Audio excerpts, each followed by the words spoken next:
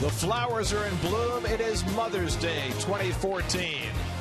The day to celebrate Mom and all that she brings. And today, she brings the kids to the ballpark. Mother's Day. Kiss your mom. At Citi Field in New York, the New York Mets play the Philadelphia Phillies. And a pleasant good afternoon and a happy Mother's Day, everybody, and welcome to Citi Field. I'm Gary Cohen. Ron Darling will join us in just a moment as the Mets wrap up their series with the Phillies. Series has not gone well for the Mets so far. They've dropped 5 games in a row. It started here on Friday night. Mets got off to a quick start. Curtis Granderson, an RBI double against Roberto Hernandez. But the Mets left the bases loaded in that first inning, and that would become a theme all night. Dominic Brown had 2 RBI hits for the Phillies and put them up 2-1, and it stayed that way till the 8th when David Wright slugged a double to drive in the tying run. 2-2 into the 11th when the former Met Marlon Burton, his first game back at Citi Field, poked one down the line to drive in the winner, and the Phillies won 3-2. Last night, the Mets fell behind early. Wright hit a 2-run homer, his first home run since opening day to get the Mets even, but Met killer Jimmy Rollins put the Phillies back in front against Dylan G. G settled down from there, and Eric Campbell in his first Major League plate appearance at a sacrifice fly to put the Mets up by a run. Early Mother's Day present. Next time up, Campbell came up in the 8th with the game tied. It looked like the Phillies were going to intentionally walk him. Then they thought better of it, and they went about striking out Campbell to get out of a big-time jam. And in the top of the 9th, Ryan Howard with 2 out singled against Kyle Farnsworth to put the Phillies in front. Jonathan Papelbon did the rest, putting on the finishing touches. Another day ending in frustration for the Mets as the Phillies had themselves a 5-4 win. And the one theme of this series so far, Ronnie, has been turn back the clock for the Phillies. Guys the Mets have had to contend with for a long, long time have had a great series. You know, there's been a lot of talk all in the offseason about how aged the Phillies were. Well, I'll tell you, the word I see in this series, energy. I mean, we've seen a lot of it. Rollins with his 6th home run here at Citi Field. I think Utley, the double he hit off Rice in the late in that game was huge. And Howard looks like he's hitting the way he was 4 or 5 seasons ago. So the energy of the 3 older guys of the Phillies has been fun to watch. And all 3 of those veteran stars will be in the lineup day game after night game against John Neese, who may be pitching the best baseball of his career right now. I think he really is. And he was none better than when he was at Citizens Bank Park, when he only gave up a run in 7 innings. You saw his last start. Neese is on a roll right now. Neese matched up in Philly against Cole Hamels, who's made only 3 starts this year, but he's really been troubled the last 2. What did you tell me? The Mets are his kryptonite? He has struggled against them his entire career. You see that start against the Mets. 7-14 on his career. So the left-handers, Neese and Hamels, match up on Mother's Day in New York. Throw it as hard as you can. It's the Mets and the Phillies. Gorgeous afternoon. Come on back. All the action coming your way on SNY.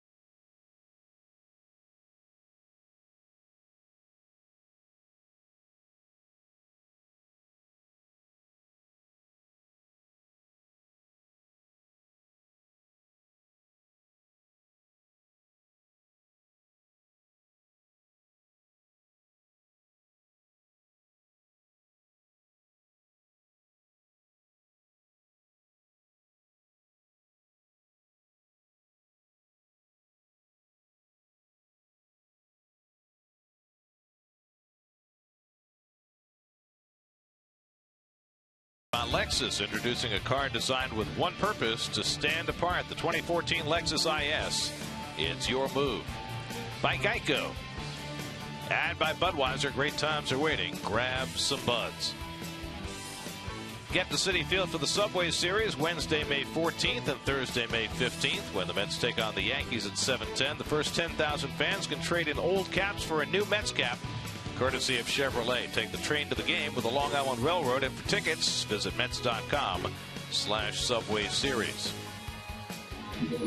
Drive Around the Majors brought to you by Honda. Adam LaRoche has been the hottest hitter for the Nats, joins Ryan Zimmerman and Bryce Harper on the disabled list as Washington's lineup depletes. Irvin Santana came back from a thumb problem, 7 scoreless. Braves beat the Cubs 2-0.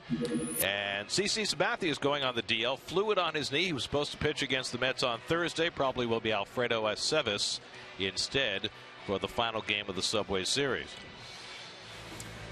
Gorgeous afternoon in New York. Temperature in the mid-70s. Bright sunny skies. Perfect day for Mother's Day. Perfect day for baseball. First pitch coming up from Citi Field.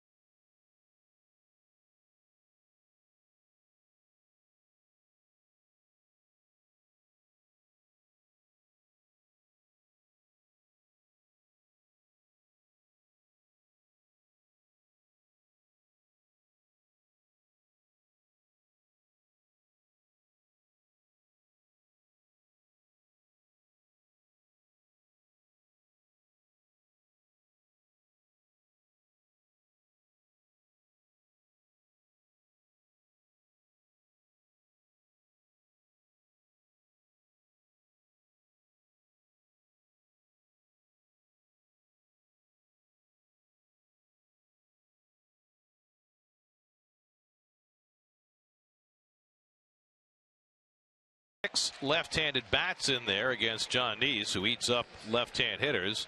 Will Nieves starting day game after a night game, giving Carlos Ruiz a day off. And here is Neese, who's on the best stretch of his career. He's become Mr. Dependable. 10 straight starts of 3 runs or less. 45 and 42 in his career, but only 19 and 25 here at Citi Field. And if you're wondering why he's 2-2, just look to his last start. 7 scoreless innings against Miami. No decision. Tony Gwynn Jr. leads off. Neese throws up and in, and we're underway. Gwynn making his 9th start of the year, giving Ben Revere a day off. Left-hander for a left-hander. Gwynn now 31 years of age with his 4th major league team. And he pops one up. Ruben Tejada getting the start at shortstop. Retreats, looks through the sunglasses, and that's the first out of the day. Here's the Mets defense brought to you by Lexus. Eric Young in left field getting the start. Lagares in center, and Chris Young moving over to right field. His first start there. David Wright, Ruben Tejada, Daniel Murphy, Eric Campbell. You know it's got to be his first start. And Anthony Recker, who's got that good 1-loss percentage. Only lost once now, starting behind the plate. Here's Jimmy Rollins, who's having a terrific series, 3 for 8, including a home run. Now has 2,209 hits. He's 25 behind Mike Schmidt for the Phillies' all-time hits record. And he starts him off with a fastball for a strike. You know, I was looking up today. He's hitting .314 at Citi Field. I was shocked because I thought it was higher. It seems like he's always getting a hit here. And he lines one down the left field line. He's got himself a 1-out hit. Eric Young cuts it off. Rollins is going to try for 2. Eric's thrown to second, skips by Murphy, and Rollins has a double. Eric did a great job cutting it off, but couldn't make connection with Murphy for what could have been a close play. You know, Jimmy is a middle of the plate in hitter from the right hand side, so Jonathan with that cutter plays right into his power game. Nice job there by Eric to get to it. Accurate throw would have made that play very close. Sliding to the outside of that bag is Jimmy. It's one of the toughest plays. There's very few right-handed left fielders that can make that throw accurately. Why? It's because you're throwing almost across your shoulder. Here's Chase Utley. Utley 5 for 8 in this series with 3 doubles. And he pops one foul. Jimmy was feeling it right out of the box. Love how he cuts the bags. Dude, did he touch first base? Close. Utley starts the day 3rd in the. We're leading the league in doubles with 15. And he takes the curveball low. A ball and a strike. Did he touch it? What I mean by cutting the base. Let's see here. Take a look at his left foot. Yeah, he might have caught the back heel on it. But cutting the base is the ability to get that turn and get yourself propelled to the next base. Tejada right behind Rollins, keeping an eye on him. And the curveball poked to second as Utley breaks his bat. That's one pink bat shattered. A lot of pink today with Mother's Day. Pink laces, pink wristbands, pink bats. All in deference to breast cancer research. I love it. I think it's become one of my favorite days to in baseball. You know, when I played, we did not do any of this stuff. There would be a lot of things in the stands for mothers, and you know, roses given to a mom as she came into the ballpark. But many more things now the players do, and I think that's fantastic. In recent years, they limited the number of players who could use the pink bats. This year, they said everybody can use the pink bats. Here's Ryan Howard, who had the game-winning hit in the 9th inning last night. Bats with a runner at 3rd and 2 out, and the Mets do not shift as drastically against him with a left-hander on the mound. I think the line of demarcation was when Bill Hall hit a game-winning home run with his mom in the stands. After that, they said everyone can use the pink bat. That's cool.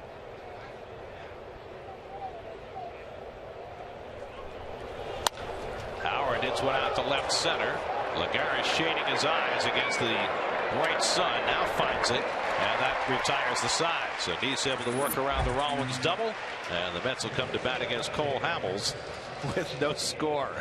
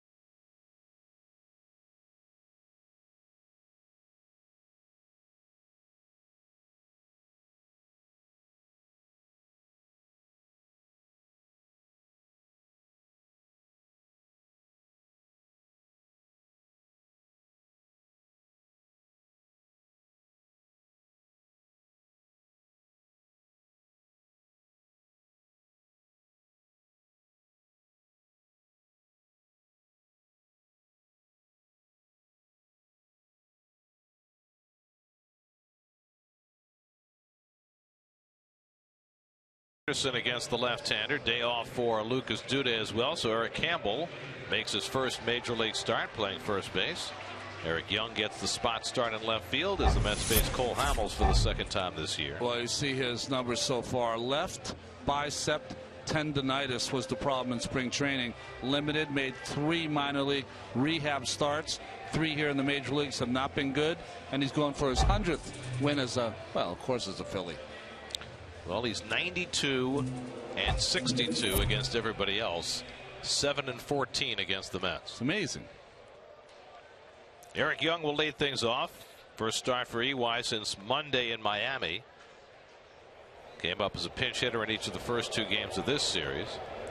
Hamels now 30 years old, and Phillies badly need for him to kick things into gear. His first pitch to Young is a strike.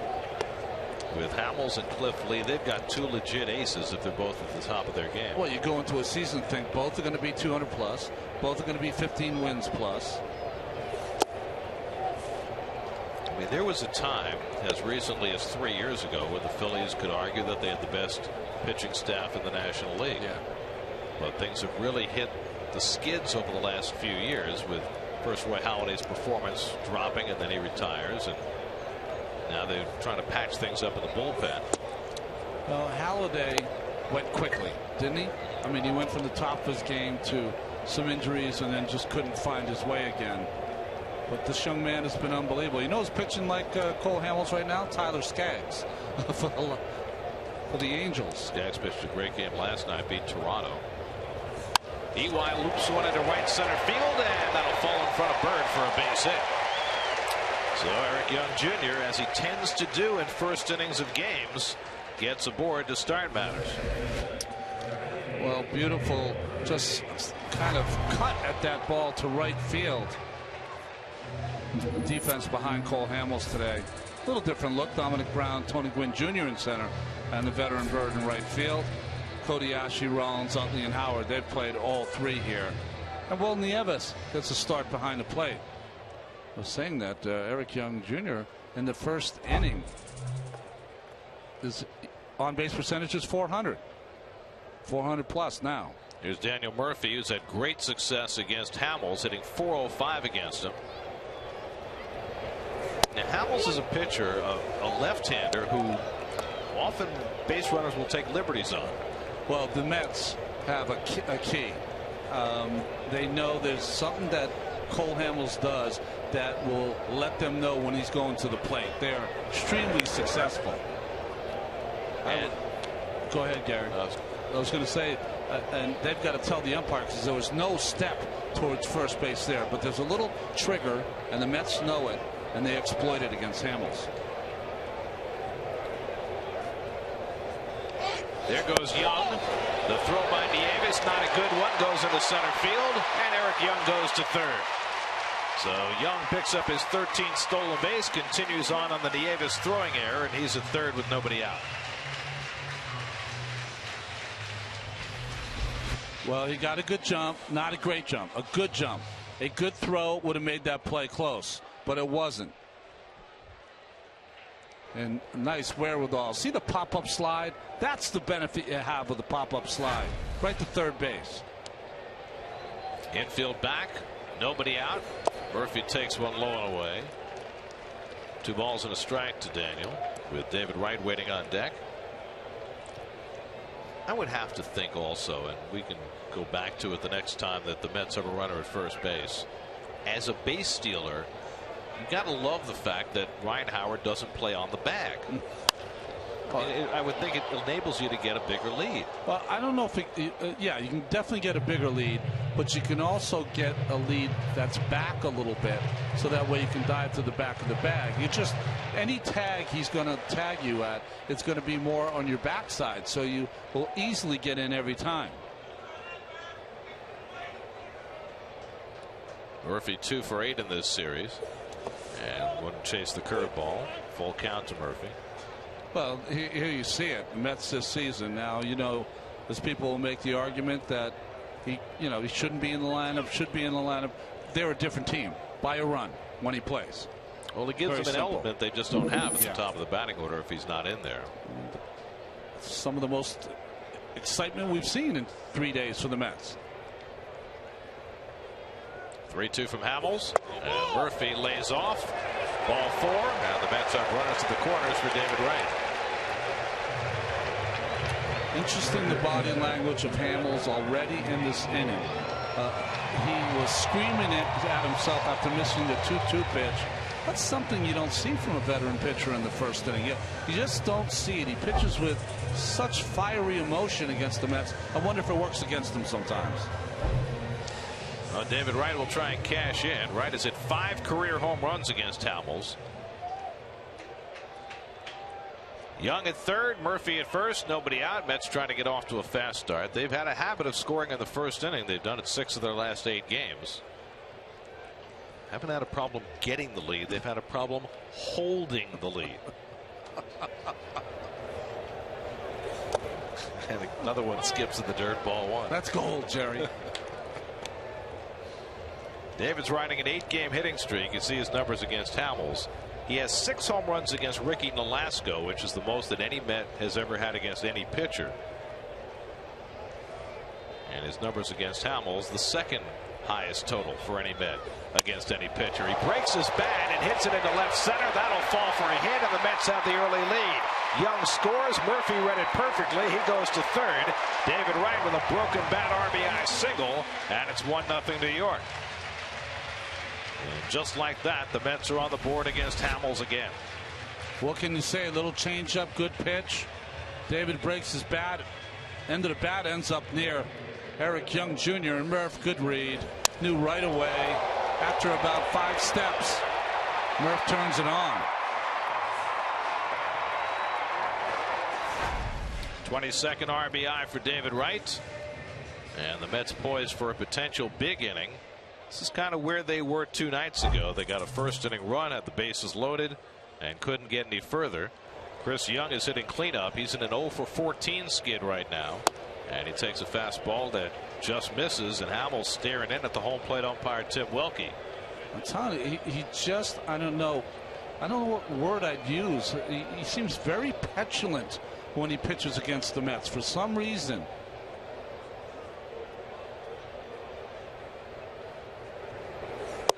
His first start of the year didn't come till the 23rd of April because of that biceps tendonitis, and he pitched well against the Dodgers, 6 strong innings. Then he had that cold, rainy night in Philadelphia where he matched up against Nice, and he didn't have any command at all.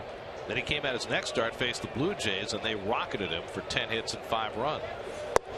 Half swing by Young, and he goes around 1-2. So he's yet to settle in on his season. And here the Mets have put up another fast start against Hamels. But in this game, Gary, when a guy's struggling, you got to take advantage of that situation. Eric Campbell on deck. 1-2 to Chris Young, and he goes down swinging for the first out. So Young's troubles continue. Now 0 for his last 15, and Hamels finally has the first out. It's not even all Young's problem. It's the Mets' problem with runners on base, when really all you have to do is put the ball in play. They continue not to. Well, Campbell was successful with that last night. His first big league plate appearance came with the bases loaded in the 6th inning. Second pitch he saw, first swing he had a sacrifice fly to get a run in. And a similar situation his second at bat, and struck out after that fake intentional walk. And Campbell takes outside for ball 1. Eric Campbell was tearing it up at Las Vegas, hitting .355 in 33 games, .442 on base percentage. He was the Mets' top rookie in spring training this year. And a good changeup by Hamels, a ball and a strike.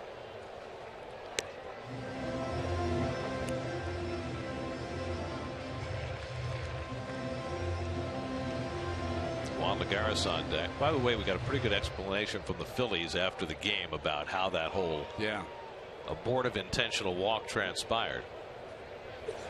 Campbell, it's a dribbler. Holding at third is Murphy, so Hamels will go to first with it, and Howard stays on the bag, and they get Campbell for the second out. Good base running by Murphy, because if he breaks for the plate, Hamels has him easily.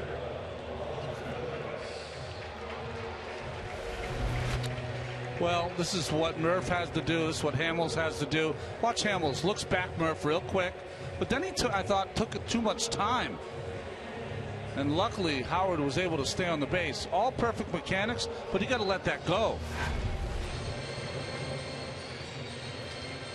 So the inning is left to Juan Lagares now with second and third and 2 out. Lagares, who's been batting leadoff with Young out of the lineup, hitting in the 6th hole today, so in an RBI spot. Juan is hitting .435 against lefties this year. This is a huge spot very early in this game for a Mets team that has had trouble putting up crooked numbers. A run home, second and third, 2 out. And Lagares takes a fastball strike. Lagares hitting .364 with runners in scoring position and 2 outs. So he's been top of the board for the Mets.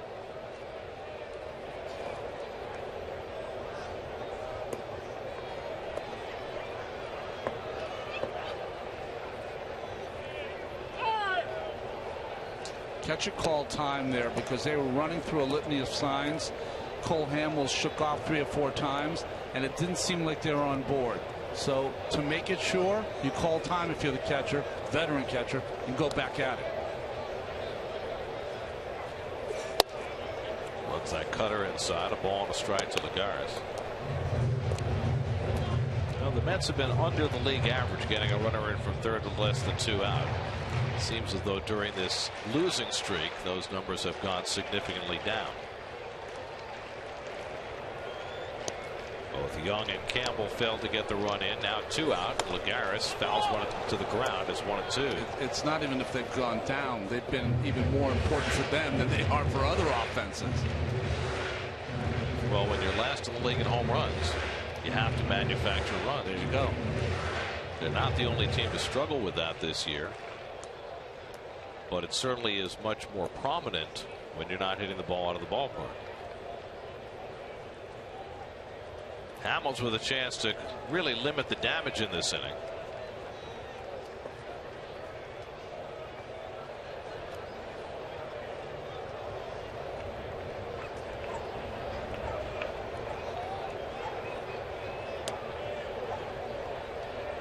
One-two to Lagares.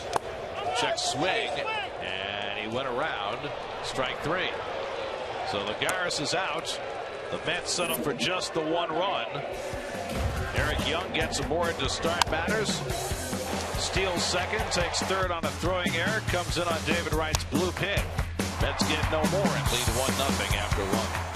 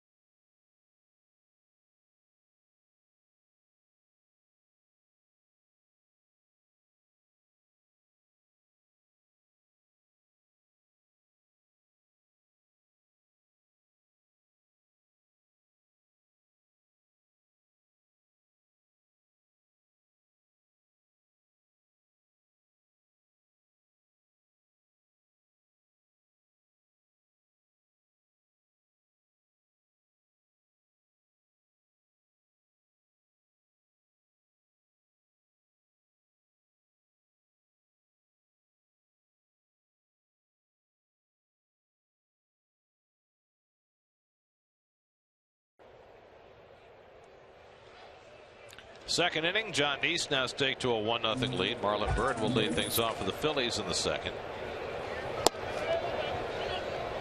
Byrd 1 for 8 in the series, but the one was a big one. It was the game-winning hit on Friday night in the 11th inning.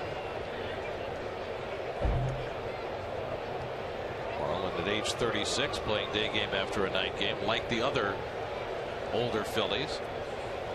But then again, Marlon did that all last year with the Mets as well. Remember early in the season last year we thought, you know, maybe Marlon needs to get more rest. Can't play him every day. It was just the opposite. The more he played, the better he played. And he's having that kind of season again with the Phillies, hitting a .306.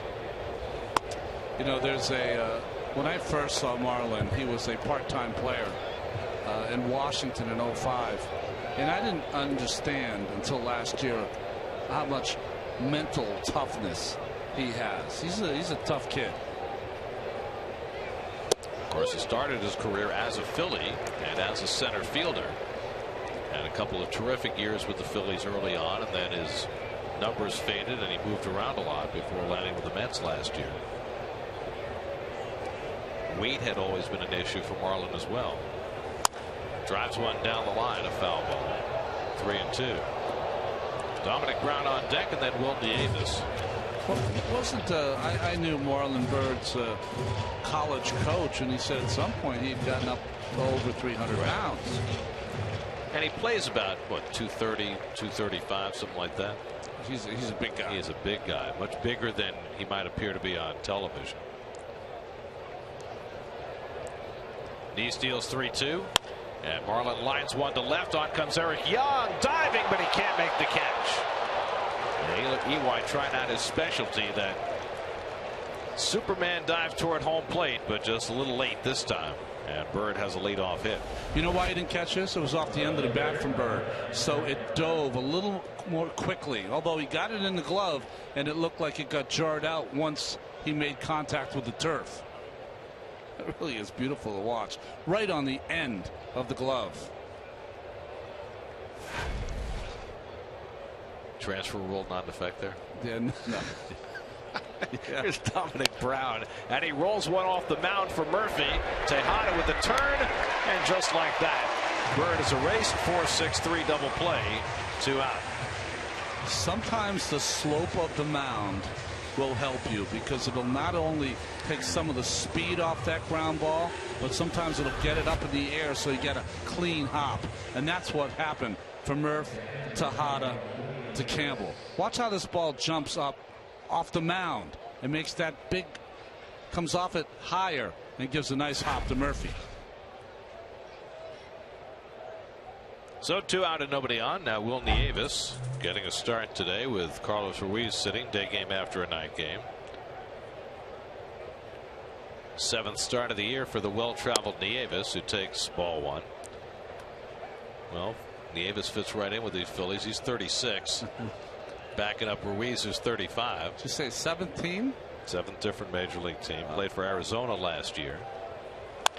He rockets one down the left field line. That heads for the corner and hits at the base of the fence. Nieves heads to second. And Young's throw sails over Murphy. If he was double for Nieves. If he was throwing to Campbell, he threw a strike. Well, I don't think he had any chance to get Nieves anyway, but it was quite a throw. Jonathan has been leaving a couple of those cutters over the middle of the plate so far.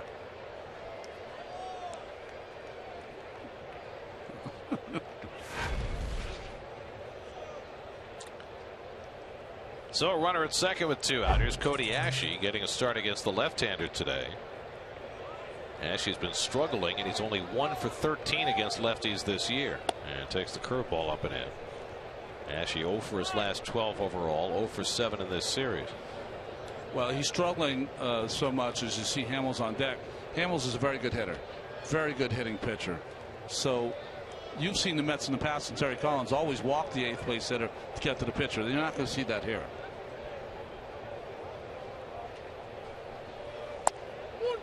Automatically walk, you know what I'm saying? Right. Ashe just 23 years old, still trying to make his mark with the Phillies. Got off to a difficult start this year, got hot for a while, but now back in the doldrums. high curveball. He just doesn't have a feel for that pitch yet. He had a great curveball his last time out of Miami. Went 7 scoreless against the Marlins.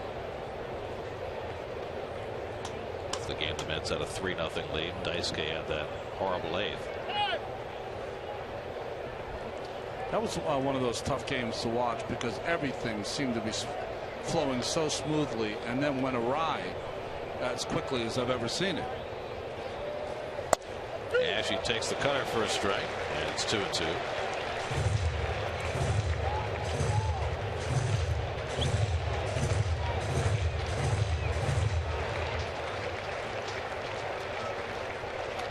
He's dealing with runners in scoring position each of the first 2 innings.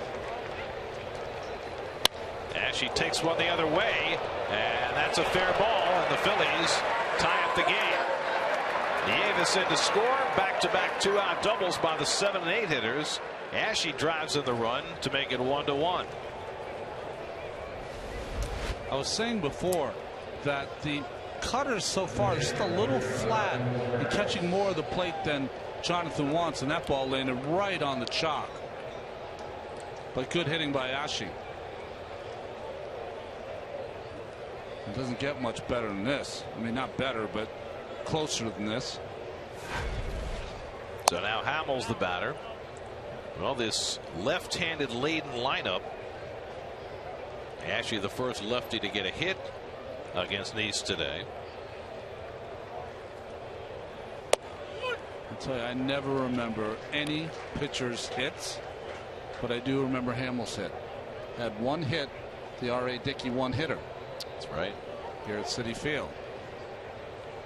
Hamels 1 for 5 this year. Gets jammed. Ball and 2 strikes. He's a lifetime 170 hitter. 1 home run in his career. Very good athlete. Grew up in San Diego. It's a San Diego kind of day today. Really 70s, is. low humidity. Hamels should feel right at home. Curveball strikes him out. And that'll do it for the Phillies in the second, but they get even. Cody Ashe an RBI double. It's 1-1 in the second.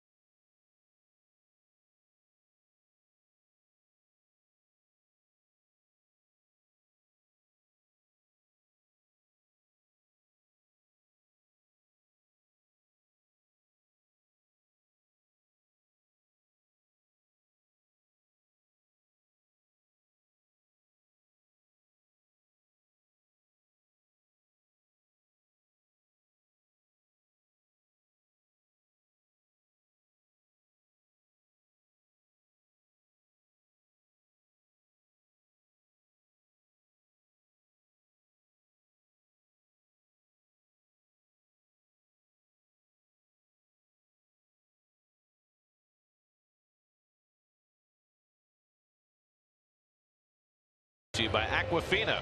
Aquafina is a proud supporter of the Drink Up initiative. Take the pledge at MLB.com/Aquafina. That looks like fun. That looks like a maze, right?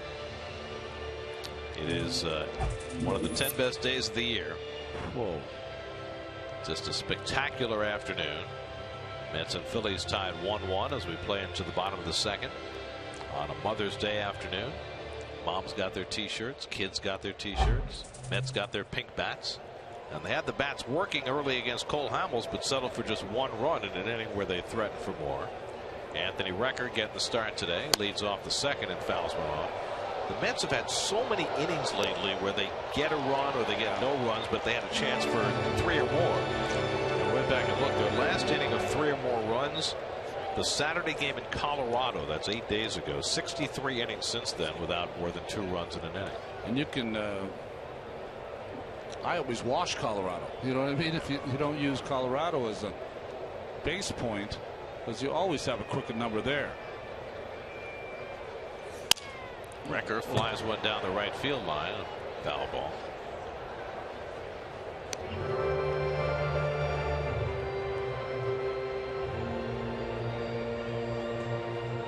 Another broken bat. We've seen a bunch of those early. Mostly it's been the pink bats that are breaking. Recker broke a conventional bat.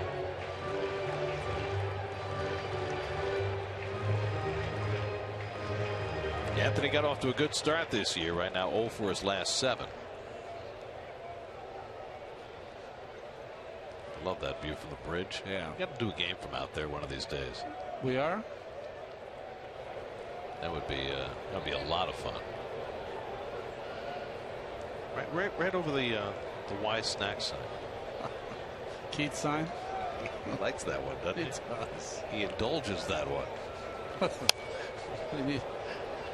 He needs his snacks for the football season. Well, in between the ice cream and the gummy bears, he likes to go for the savory snacks. So right in the middle there, right over the eye, I guess, is what you're saying, right? Right there? Right between the Y's and the Dunkin' Donuts? Yeah. Nice.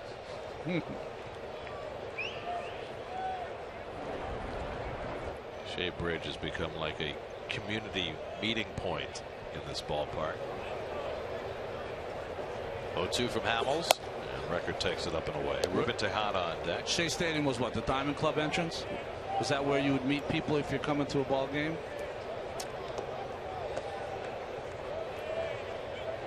You know, when I went to games, it was more, I'll meet you in section 1 of the upper deck. Okay, I get it. Or gate A or something. Record caught looking, and Hamels has his 3rd strikeout. Well, here's Ruben Tejada, and Tejada's getting the start tonight because of the way he is hit against Hamels. Well, he's hit against the Phillies. This ball down the line when they're playing him for a bunt, and then he gets that gapper. Well, not gapper, just drops it in front of Ben Revere. But he's gotten some big hits also. So after Wilmer Flores started the last 2 days, going 2 for 8, making every play available to him, Tejada back in the lineup for the first time since Flores came up. Let's see if Hamels tries to buzz him inside to change up the mojo. Well, right now, there's not much mojo going for Tejada. He's 0 for his last 16, which is one of the reasons, well, really the main reason why Flores is here. It has been a puzzling descent for Ruben Tejada. That's made no secret of the fact they weren't happy with him last year. He did what was asked of him this winter, going to get in better shape. And it still made no secret of the fact that they wanted to upgrade the position, but never did. So he was almost like the default guy at the start of the season. Now they're again looking for other options.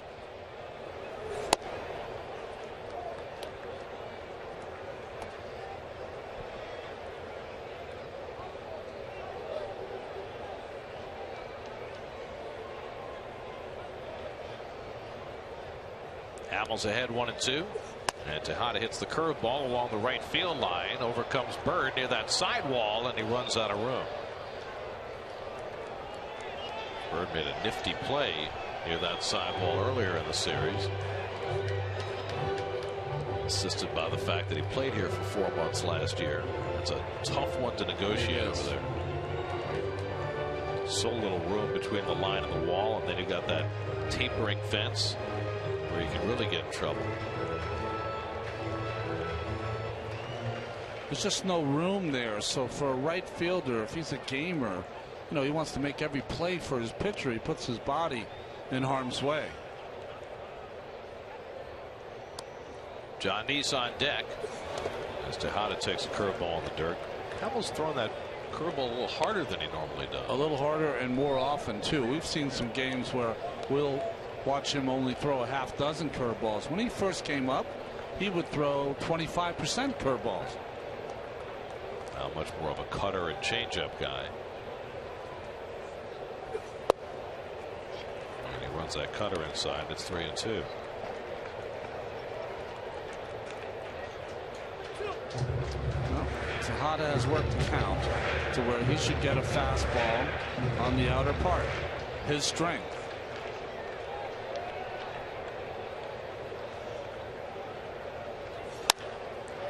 Takes another one the other way, and that's foul. Follow every Mets game with MLB.com and bat on your favorite mobile phone or tablet. Get live look-ins, instant replay, scores, stats, audio, free MLB.tv game of the day, and more. Download on the App Store or visit Mets.com today. We're getting artistic now. Eighth pitch of the at-bat from Hamels to Tejada, and he rolls one out to Utley. And that's the second out. So Hamels has retired 5 in a row after the Mets' initial flurry, and now John Neese will come to the plate. The number for the Met pitchers has now reached 0 for 61, which is not only the longest 0 for to start a season in modern Major League history, it also matches the longest 0 for the Mets pitching staff at any point ever. 2011, they had an 0 for 61 stretch in the middle of the season. If anyone's going to end it, it'll be Jonathan. He's the best hitter of the bunch. Probably has better chance against a right-hander. And Hamels gets ahead of him 0-2. Well, it's going to end sometime. And I agree. Neese is the best candidate to end. You have an acute sense of the obvious, well, my friend. I mean, if you can go 6 weeks, you can go 26 weeks. That's 0 for 62. That's another new record. 4 strikeouts for Hamels. 1-1 after 2.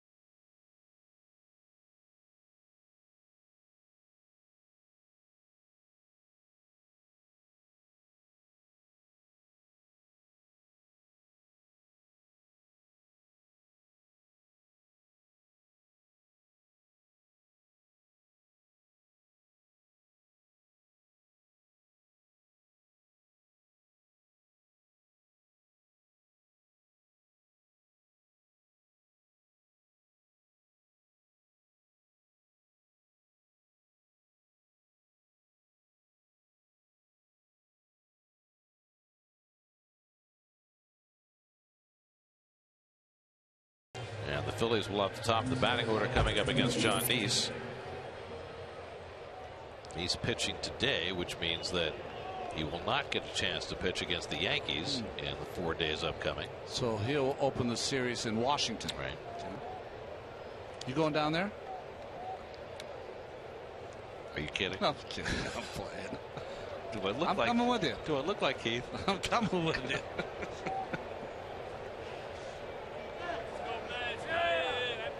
Tony Gwynn popped up to short to open the ball game.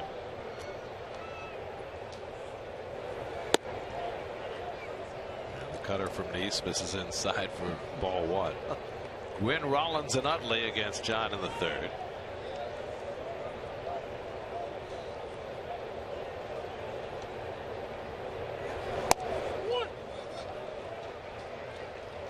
It's got to be an honor and a burden at the same time to carry the name Tony Gwynn with you through your major league career. Went to the same college at San Diego State, played for the same franchise in San Diego. It's like your dad had 3,141 hits. Go get him. It's tough. It's tough. But he's embraced it. I mean, he really has. Well, he's such a good kid too. Just a good human being. I always think, I've been around a lot of players that fathers were players, and they became really great players.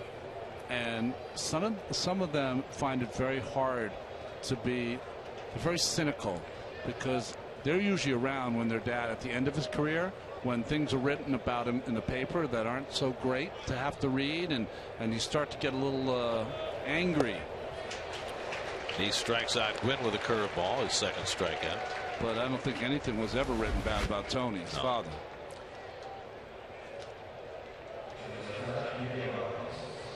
Non-roster invitee, made the team, started on opening day. Good curveball there by Nees. So Gwynn retired, one away. Here's Jimmy Rollins, who doubled down the left field line his first time up. Phillies now have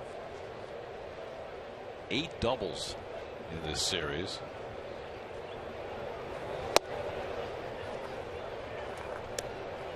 I like that by John. He's such a strike thrower, Gary, that you start to get a little comfortable as a hitter. Every once in a while, pop one in there. Throws that changeup, and Rollins fouls it off 1-1. Well, he hasn't hit a batter this year. He hasn't thrown a wild pitch this year. That's a pretty good measure of just how much of a strike thrower he is. Chase Utley on deck.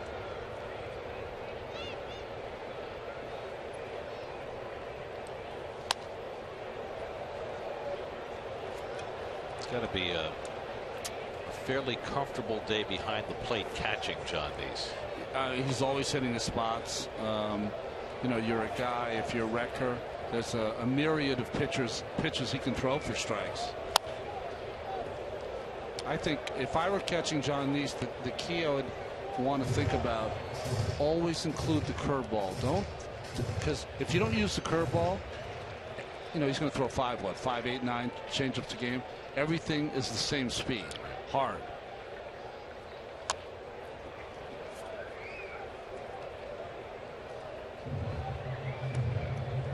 Well, he's moving up the list among pitchers the Mets have drafted over the last 30 years. Wow.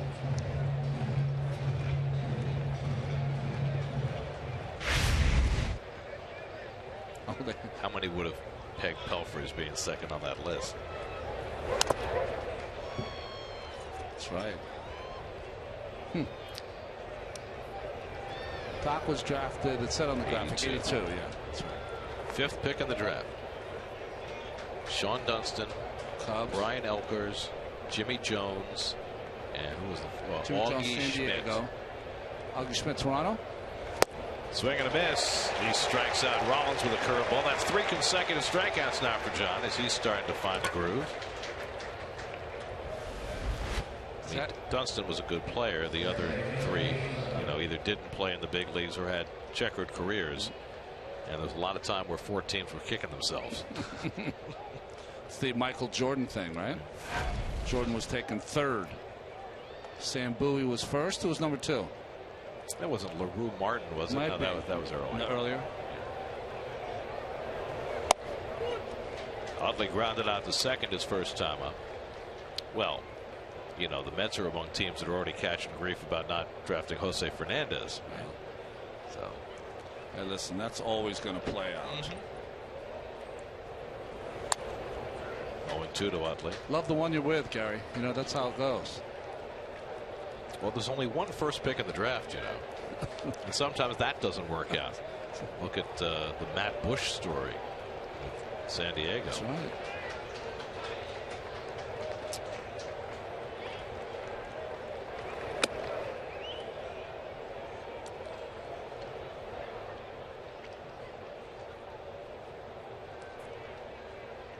Chase Utley in this series has looked reminiscent of the Utley who tore up the league for several years. He's had so many injury problems the last few years. But in this series, boy, has he looked good. There was a guy I faced in my career, Hall of Famer Paul Molitor. I used to say he had a slump-proof swing. Why? Because he had the shortest stroke I've ever seen. And if you have that short stroke like Utley does, what it allows you to do is what no other player has to do. It gives you that extra click to be able to watch the ball a little further, a little longer, let it go a little deeper. And that's what helps a guy like Utley, is that he stands there and he knows that that ball is 3 inches closer than anyone else on his team before he has to start his swing. That's the advantage. But there was a time there for a couple of years with the hip and the knee. He just wasn't able to generate any torque. And he takes the curveball for strike 3 called, and John Neese strikes out the side in the 3rd inning. That's 4 consecutive strikeouts now for Neese, as he strikes out the top of the Phillies batting order. Keeps it a 1-1 game in the 3rd.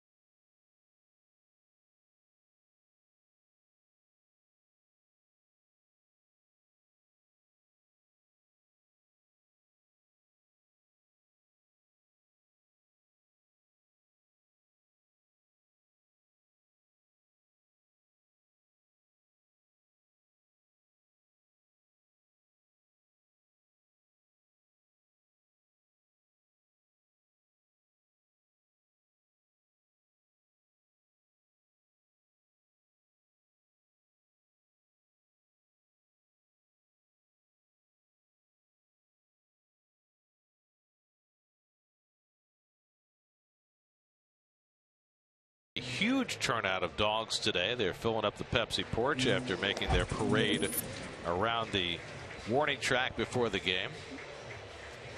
All manner of dogs, and one special one on hand. That is Laka, as you can see there just to the right of that guy in the red shirt. Laka is a very special dog, a service dog, a diabetic alert dog. His charge is 3.5-year-old Colton Stafford, who's sitting on his mom's lap there. And what Laka is able to do is he's able to detect the scent when Colton's blood sugar drops or goes up. Look, Colton's a type 1 diabetic and he has an insulin pump, but rather than waiting to have some kind of reaction when the blood sugar goes up and down, the dog recognizes almost immediately when the blood sugar level changes. See, for parents of youngsters with type 1 diabetes, what they have to do, Gary, is in the middle of the night they have to get up and test their son or daughter to make sure that they're not in harm's way. So when you have a push bunt by Eric Young, and Hamels throws him out. When you have a dog like Laka, I mean, it just changes the whole dynamic for the family, for Colton, for everyone involved, and it's just it's amazing. You guys know my son Jordan's a type 1 diabetic, and I would have loved to have an opportunity to have a dog like Laka. And in fact, I've even talked to my son, who's 20 now, lives by himself at college, of maybe doing it even now. Well, if you're interested in learning more about diabetic alert dogs, go to www.sdwr.org. That's www.sdwr.org. Daniel Murphy takes a strike. Murph drew a walk his first time up. So Hamels, after giving up 2 hits and a walk to the first 3 batters, he was down 1-0. Mets at first and third and nobody out. Since then, he's retired 7 in a row without the ball leaving the infield. A guy like Hamels, and I love the approach by EY to be aggressive, try to make a play happen. He's just such a great athlete. It's got to be a perfect bunt, and it wasn't. Over the bag, and Murphy's got himself an opposite field hit. Played at the line by Brown. Murph's going to try for 2, and he pulls in standing. I wonder if they'll give him a single or an error there. Brown definitely misplayed that ball. I thought he was going to be able to hold him to a single if he makes the play clean. 1 first. Nice hitting by Murphy. Ball upstairs, goes with it. I mean, he almost hits that ball out of the glove of Will Nieves. And, of course, that's down the line. We'll watch the play by Brown. Well, we're not going to watch it. But when he got to it, Murphy easily would have had a single. I don't know if he would have had a double. Let's see if he gets to the ball. Yeah, but he misplays it. See that? Kind of kicks it into the corner. That allowed Murph to go to 2. Nonetheless, they're going to score a double for Murphy. His 11th double of the year. So the Mets have the tie-breaking run at second for David Wright. And he takes one at his feet for ball 1. David broke his bat and blooped a base hit to drive in a run in the first. I guess he broke his only pink bat. Now he's back to conventional lumber.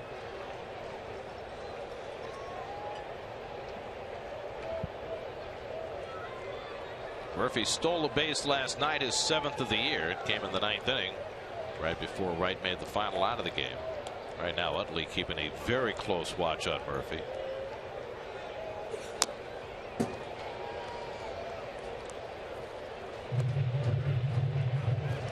Well, the pink bats interspersed with all manner of bats on Mother's Day.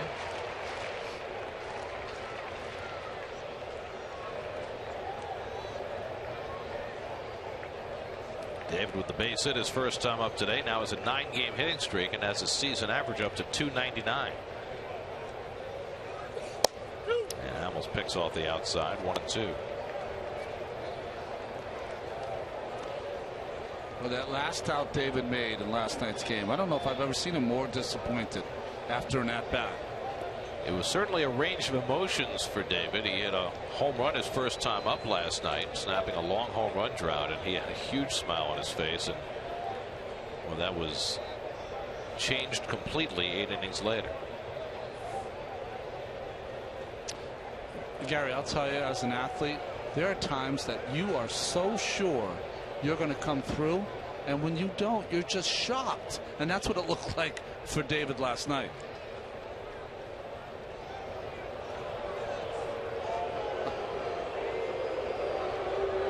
They're paying more attention to Murphy on the base paths these days. That is something I never thought I'd hear you say. Wright pops it up. In comes Marlon Byrd, side saddling it against the sun, and he's got it. And Murphy holds at second. And I'm talking about early in his career. You know, Murph, you never thought would be a base runner, but he's a student of the game, and he's made himself into not only a good base runner on the base paths, but a guy who can steal a base, right. Obviously. Well, he is about as good as there is, going first to third on base hits to the outfield. We saw that in the first inning on Wright's broken bat single, how well he read it. And then you see his base stealing numbers. Anything above 75% is terrific. So he's picked his spots well. Had a stretch of 28 consecutive successful steals before he was caught. Chris Young held the swing in time, ball 1. It's been a rough road for Young. Struck out his first time up with a runner at third in the first inning. A rare pass that time from Todd Titchener on that half swing. I thought it was a good call, but we've seen less. And Hamels with another turn to chase Murphy back. There's really no need to turn. One, Murph's not being held on. But I guess you never know with Murph. 99% of the base runners don't run here because you're on second in scoring position. But Well, with 1 out, there was every chance he was going to go. With 2 out, there shouldn't be. This was my feeling, Gary, when I pitched in the day. 2 outs, you want to steal third base, steal third base. I'm concentrating on the hitter. I'm not going to bounce the ball back to the cage. So do whatever you want to do out there. I don't care.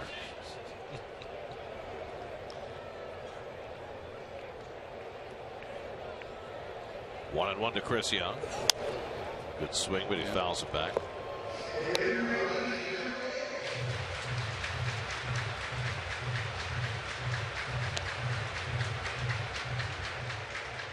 Young, remember, missed a couple of weeks with a quad injury, so he's only had a dozen at bats against lefties this year, but just 2 for 12 in those dozen at bats. Mets are facing a lefty starter for only the 8th time. He's got that curveball grip. Look at the blister on his middle finger. Late swing foul. It's kind of an old blister that now has turned kind of old and decrepit purple. More callous than blister. Yeah. But he has it in that curveball grip. You can see because that pointer finger is in the air, kind of. See it? Kind of just dug into the ball. See how he's wrapping his arm around his back? I can't do that anymore. Strike 3 call. Chris Young caught looking. Second time he struck out today. 5 strikeouts for Hamels. We played 3 at Citi Field on Mother's Day, tied at 1.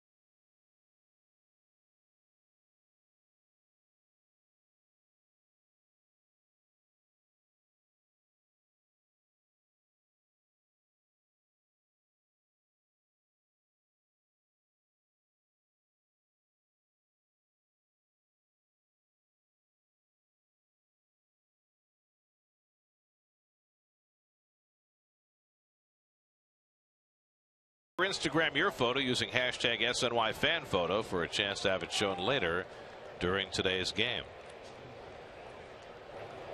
Ryan Howard leads off for the Phillies in the 4th inning in a 1-1 game.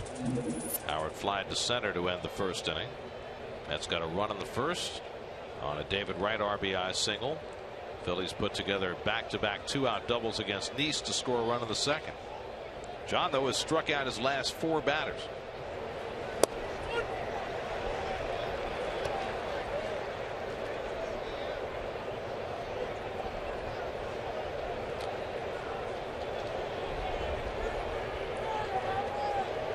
Bird and Brown to follow after Howard, who rolls one slowly. Tejada gets to it, but Howard able to beat it out. So much space in the middle of the diamond. That slow ground ball results in an infield hit for Howard. A what?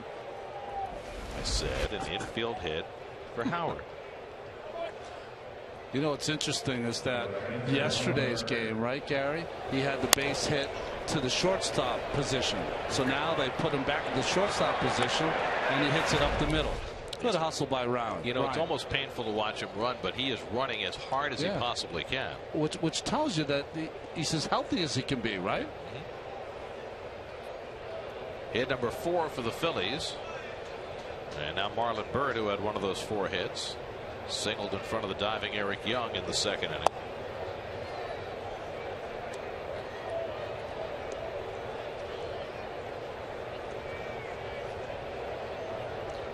Byrd has become doubly important to this Phillies lineup. Not only has he hit early in the season, and that's obviously important, but this is such a left-hand laden team. The Phillies have gotten 65% of their plate appearances from left-hand batters this season. That's second in the major leagues, tops in the National League. So to have a potent right-hand bat between them is so important.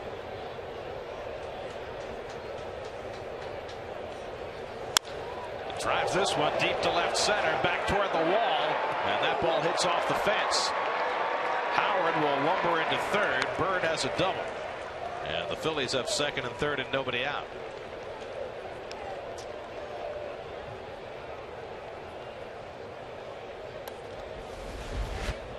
Well, Marlon loves that ball down. Always has, always will. Quick stroke and laces it in the gap. You know what's an interesting dynamic of this? It just stays in the ballpark. You know, you get the easiest, slowest of ground balls by Ryan Howard, and he gets a base hit. You've got to really check yourself to not let that affect you. Infield back for Dominic Brown, who takes a curve for a strike. You know what I'm saying? Is that he gets the easiest of hits. Your job is to get him to hit the ball soft. He did. You have a shift on, okay, whatever. Doesn't work out. You have to make sure that you get right back at it instead of being angry at the base hit. Down to first. Campbell thinks about home. Now throws home, and Howard eludes the tag, and he's safe. Well, the ball was there in plenty of time after Campbell hesitated on the throw home, but Howard able to get around Recker's tag, and the Phillies lead 2-1. Well, Campbell has it in plenty of time. If he throws a strike, Howard is out easily. Runs up the line, and Howard somehow with that big body is able to elude the tag. What was interesting about it is that you think, why wouldn't Terry Collins come out? The reason is that his catcher Anthony Recker answered the question. Did you get him? No, I didn't. He misses the arm, pulls the arm in, misses the hip, just misses the shoulder, and that big mitt just gets on the plate. Well, Ryan Howard executing evasive action. Now a slow ground ball off the bat of Nieves, and Tejada able to throw him out, but Byrd comes in to score the second run of the inning. 1 ball hit hard, 3 balls hit incredibly softly, and 2 runs have ensued. It's now 3-1 Philadelphia.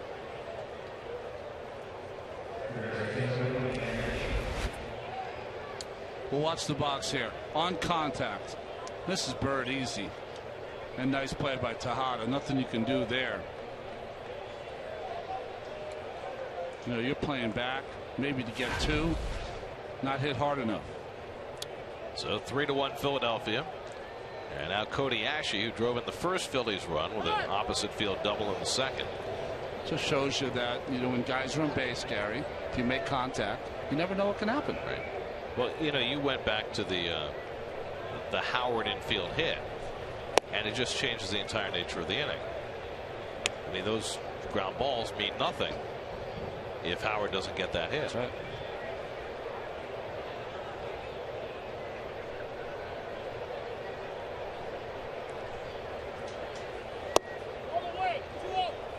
Two and 0 to Ashe.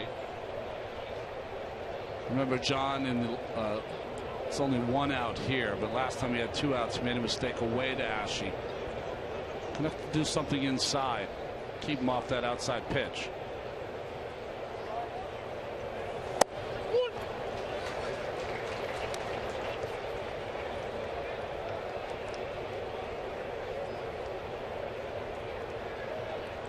Cole Hamels waiting on deck.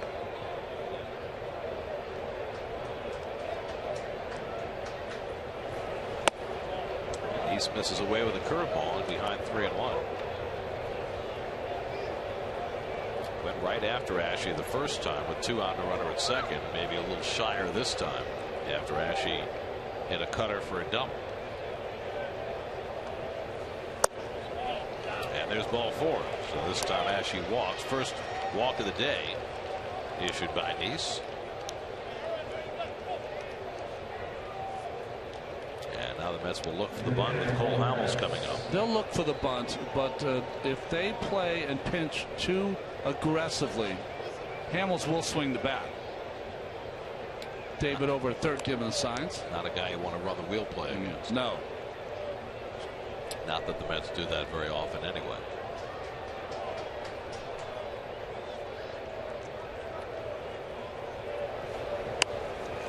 Hamels deads it nicely, and Nice makes the play. And that's the second out as the runner moves to second and third. 1-4 on the sacrifice for Hamels, his first of the year.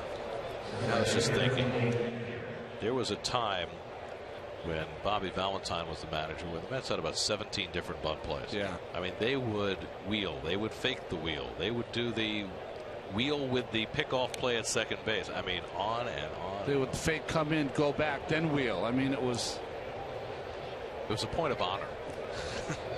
Bobby liked to have more going on than anybody else, and he did. So a huge moment for Nice. He's given up 1 hard hit ball in the inning. It's resulted in 2 runs against him, a base hit here, and it could be a 4-run inning. Tony Gwynn, the batter, has popped up and struck out 0 for 2.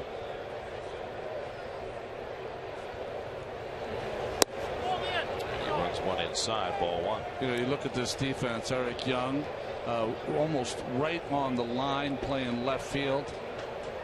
In center field, Lagares, of course, has the shade to left center on Gwynn. And Chris Young is pretty deep on Tony Gwynn Jr. Now is Gwynn Jr. a 5.5 hole guy? He wants to be right now. And you see David moved over. He's trying to take that hole away. That's what his dad was famous for, hitting it through the 5.5 hole, as he called it, between the shortstop and the third baseman. That's a good looking cutter for a strike, 1-2.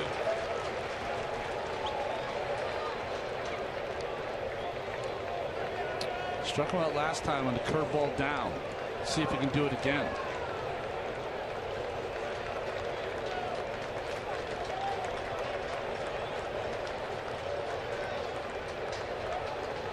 Now the 1-2.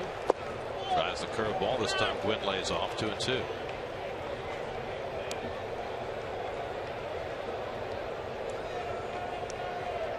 Jimmy Rollins would be next.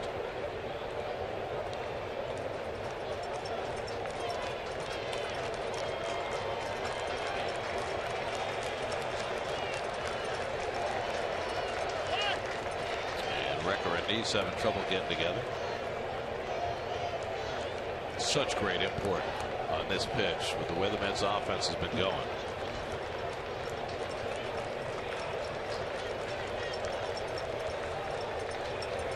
Two. Left center. Lagares over. Inning over. The Phillies get 2. Nice gets a huge out there. Ryan Howard. The evasive action puts the Phillies in front. 3-1 Philadelphia.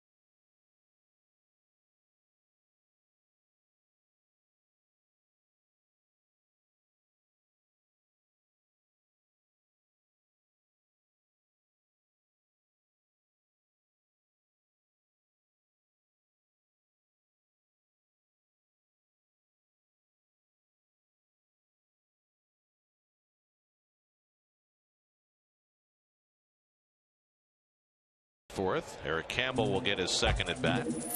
Campbell with a runner at third in the first inning and a comebacker to Hamels. And he takes a strike. You know, I was intimating that John would be upset, or he was upset during that inning. You can see he kind of carried it into the dugout. Dan Warthen just nodding his head. Up the middle, and Eric Campbell's got his first major league hit. They'll save that baseball for the mantelpiece of Eric Campbell. In his third official at bat, he picks up his first major league hit. Special moment. Okay, there's Mom. Amy, right? Awesome. The Major League Authenticator will take care of the ball. I don't got anything better for my mom than a base hit, I'll tell you that. On Mother's Day. Oh, man. Got his first RBI last night as a warm-up, and now his first hit. Nice job by Nieves to knock down that breaking ball.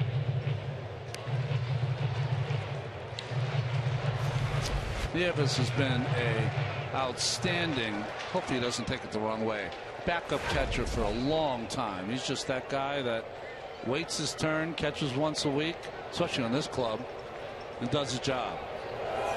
Lagares bounces one toward the hole, base hit. So Campbell and Lagares each able to sneak one through against the Phillies infield. And now the Mets have the tying runs on with nobody out. Sometimes it's just well placed. You know, you move that over 12 feet, it's a double play, and the guy's struggling. Move it over there, and it becomes a base hit just out of the reach of Rollins. Hitting is mercurial also, isn't it? Wow. So here's Anthony Recker, who took a call third strike his first time up. That's now with 5 hits against Hamels.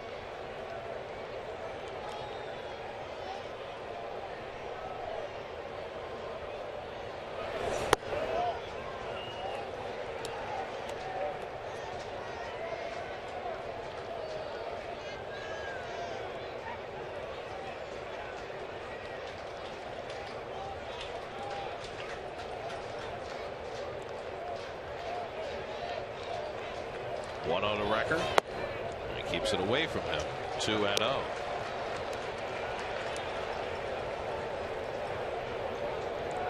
Campbell at second. Lagares the tying run at first with nobody out. Ruben Tejada on deck.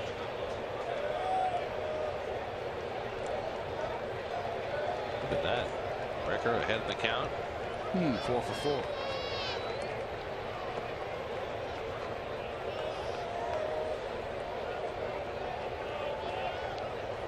Anthony with 2 home runs this year. And again, Hamels keeps it away, and now it's 3-0. And Nieves barked something out at Hamels.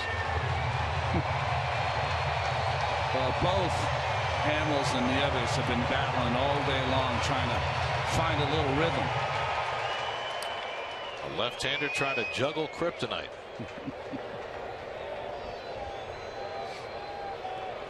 By the way, that word came from the Phillies media relations department. They referred to the Mets as Hamels kryptonite. What'd you say, 92 and 62 against everyone else? 7 and 14 against the Mets with a 4.65 ERA. That's a full run plus over his career ERA. Behind on Recker, 3-0.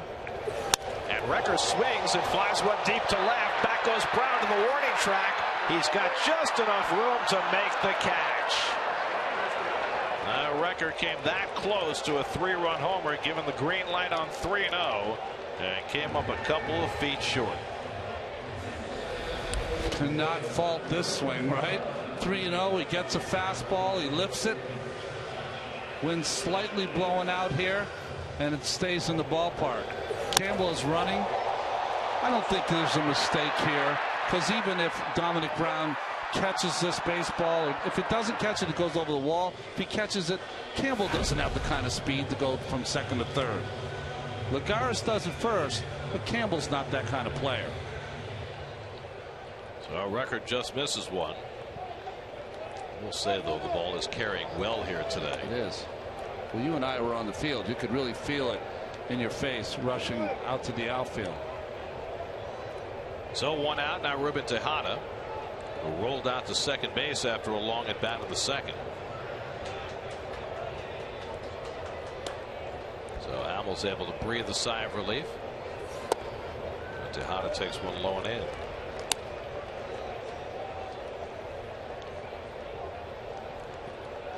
John Neese on deck.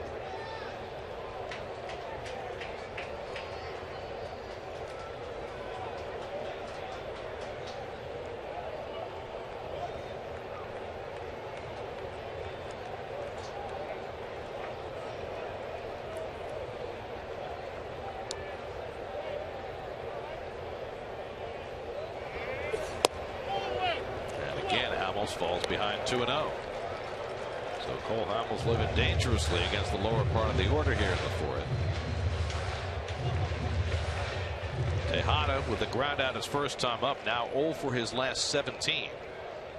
Should be a fine time for him to crack out of that against a pitcher he has swung well against. Pulls one foul. Tim Tuffle almost reacted too late. 2-1. Well, Tuff comes all the way down that line with a guy on second, so he's out of the coach's box, which is not a big deal. All the coaches stay out of that coach's box, trying to get a better angle on the runner Campbell. And then right before the pitch comes, he'll take a peek over his right shoulder at the Tejada to make sure that he can elude a foul ball.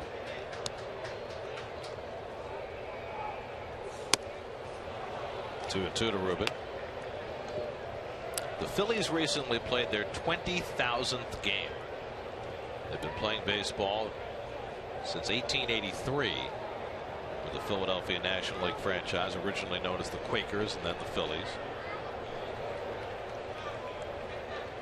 Cole Hamels is trying to become only the 5th pitcher to debut with the Phillies and win 100 games for them.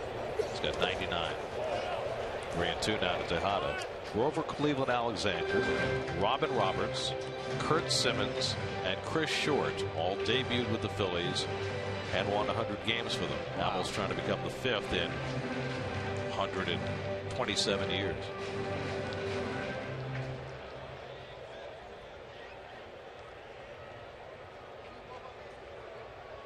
He's already been a World Series hero. I mean, that entire playoffs, he was the MVP. 3-2 to Tejada with Campbell and Lagares aboard. They're not running, and it's ball 4, and the bases are loaded. So there's the second walk issued by Hamels, and if a Met pitcher is ever going to get a hit, this would be an awfully good spot for it. John Neese comes up with the bases loaded and 1 out. You know, I was mentioning it before. Jonathan has 4 doubles, a triple, 35 hits in his career. His big year was in 2012 when he won 13 games, when he had 12 hits. Hit over 200 last year, and anytime a pitcher hits 200, he's done a terrific job. So Campbell's at third, Lagares at second, and Tejada at first with 1 out. Neese went down looking his first time up. And John watches a cutter for a strike. I'm sure he thought so. Well, Hamels is getting that outside corner to lefties from Tim Welke, the home plate umpire, so he can go out there anytime he wants.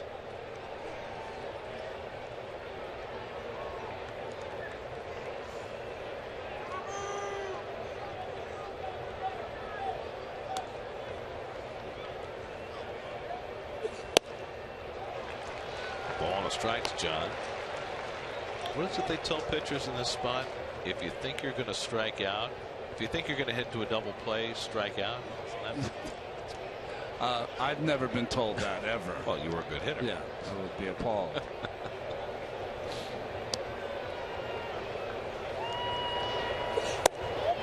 Just off the corner, 2-1. You know what's interesting when you watch Nieves is that before he gives a sign, he'll touch various parts of his mask, his chest protector. That sometimes is supposed to tell you what sign's coming. It's all a facade. It means nothing. They're staying with the same sign all the time. 2-1 to Neese. And John Lease's one foul. Just a little late. 2-2.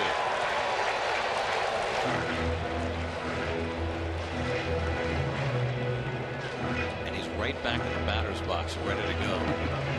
Hamels is wandering around the mound. Neese wants another crack at it. Eric Young waiting on deck. 2-2 from Hamels. And Neese lines one toward the left field line, and that goes foul. Started a little earlier, John, because he's on it. It's getting closer. Good contact. I mean, he is not dawdling outside that box. He's angry. He wants at it. He's angry from last inning, I'm telling you. He's like, you know what? You want to put 1 point on the board? I'll do it myself. Again, the 2-2. Strike 3 call. He walks away unhappy. I thought that was outside. We'll see it here. I told you before, Welke will give him that pitch on the outside part. First, let's see it this way. I don't know if we have over the top. A little cutter, and the overhead's going to show it's outside. Thank you.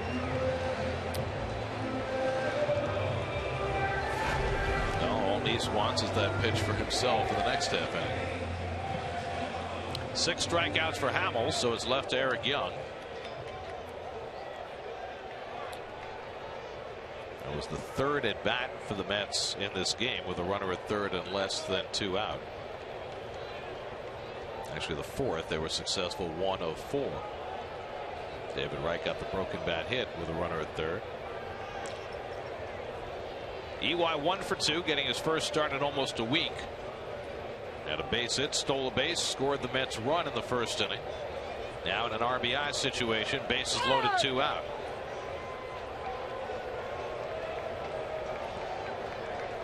Mets are already 1 for 8 with runners in scoring position today. Campbell singled, Lagares singled, Tejada walked, and Hamels trying to get himself out of a jam.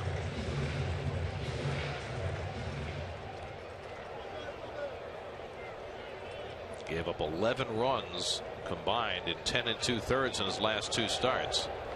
Trying to keep himself in front in this one. How many times has Hamels gone into the stretch, broke his hands, and stepped off? Half dozen at least. What does that tell you? It tells a pitcher that's in between, not comfortable with he and Nieves yet.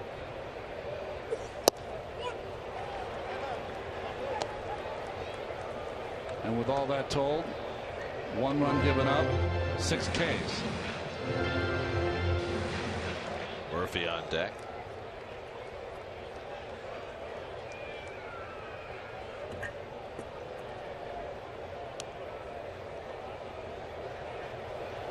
And Eric pushes a bunt. Wow.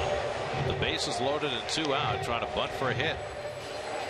Tried it his last time up, and Hamels threw him out. Trying to go the same way this time. Well, Ryan Howard, of course, is playing as far back as you can. That's what he's supposed to be doing. I mean, certainly a surprise play, but maybe that's how desperate it's become. Now Hamels has a 2-strike advantage.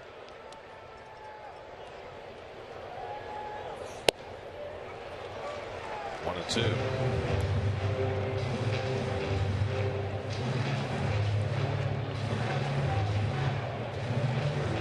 I mean, you can hear Hamels grunting and groaning as he releases every single pitch.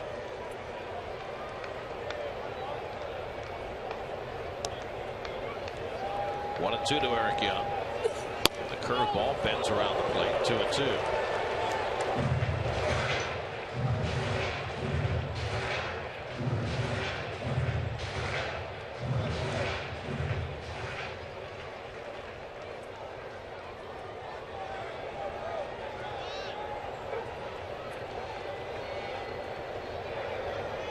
Bases loaded, 2 down. 2-2 to Young. He stays alive. Terry Collins talking of Eric Young today. He has not been happy.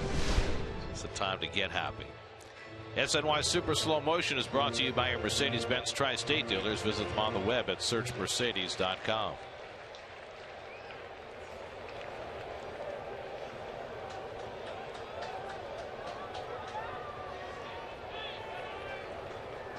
Again, the 2-2. Grounded down to third. Ashe handles it and gets the force to end the inning. And Hamels gets himself out of trouble. Mets leave 3-1 Phillies after 4.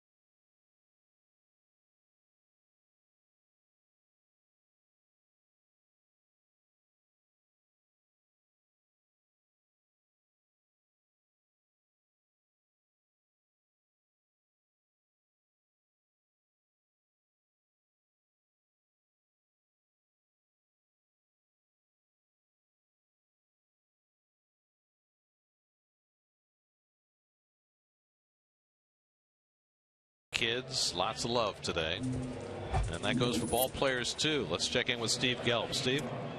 That it does, Gary. And, you know, I was speaking to Eric Young Jr. yesterday, actually, about his mother. You got to remember when Eli was growing up, his father was a professional ball player, so oftentimes it was just his mother around, especially during the summers while Eric was playing baseball. She was the one driving him around everywhere, making sure he was in the right.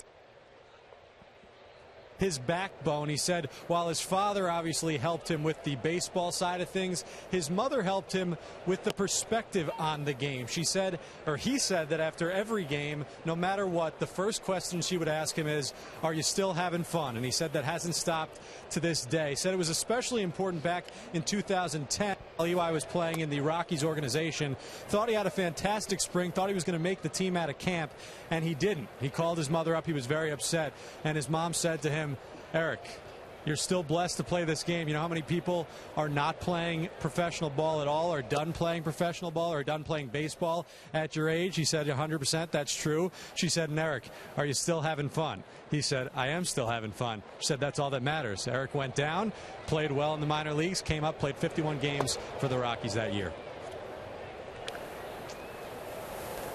I mean, that's an amazing story.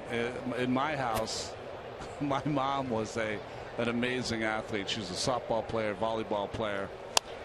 And the conversation in our house would be, don't you two know how to play? Sometimes. So it's nice to hear that story by Eric's mom. Well, what's interesting, of course, is that you get a lot of second-generation big league players. Yeah. And their stories are almost all the same. Rollins hits one deep to left center, but playable for Lagares. Onto the warning track. One long out. I mean, if you're the son of a major league player, you might have the good genes of your dad, but the fact of the matter is your dad is gone all summer playing baseball, so your mom does a lot of the work. Yeah, she's the biggest influence in your life, and the one that really is I don't know, the teaching you the game sometimes. And well, it's a much more relaxed situation now, because when I was a player, kids weren't allowed near the clubhouse, and in some organizations now you see kids running all around the clubhouse and in uniform and taking batting practice early with their fathers. So it's a much more relaxed atmosphere now than it was when I played. But if nothing else, mom is transporting you to the game. That's right. Holding your hand after you strike out after the game. Taking you for ice cream while dad is doing his job. With the Jimmies, remember.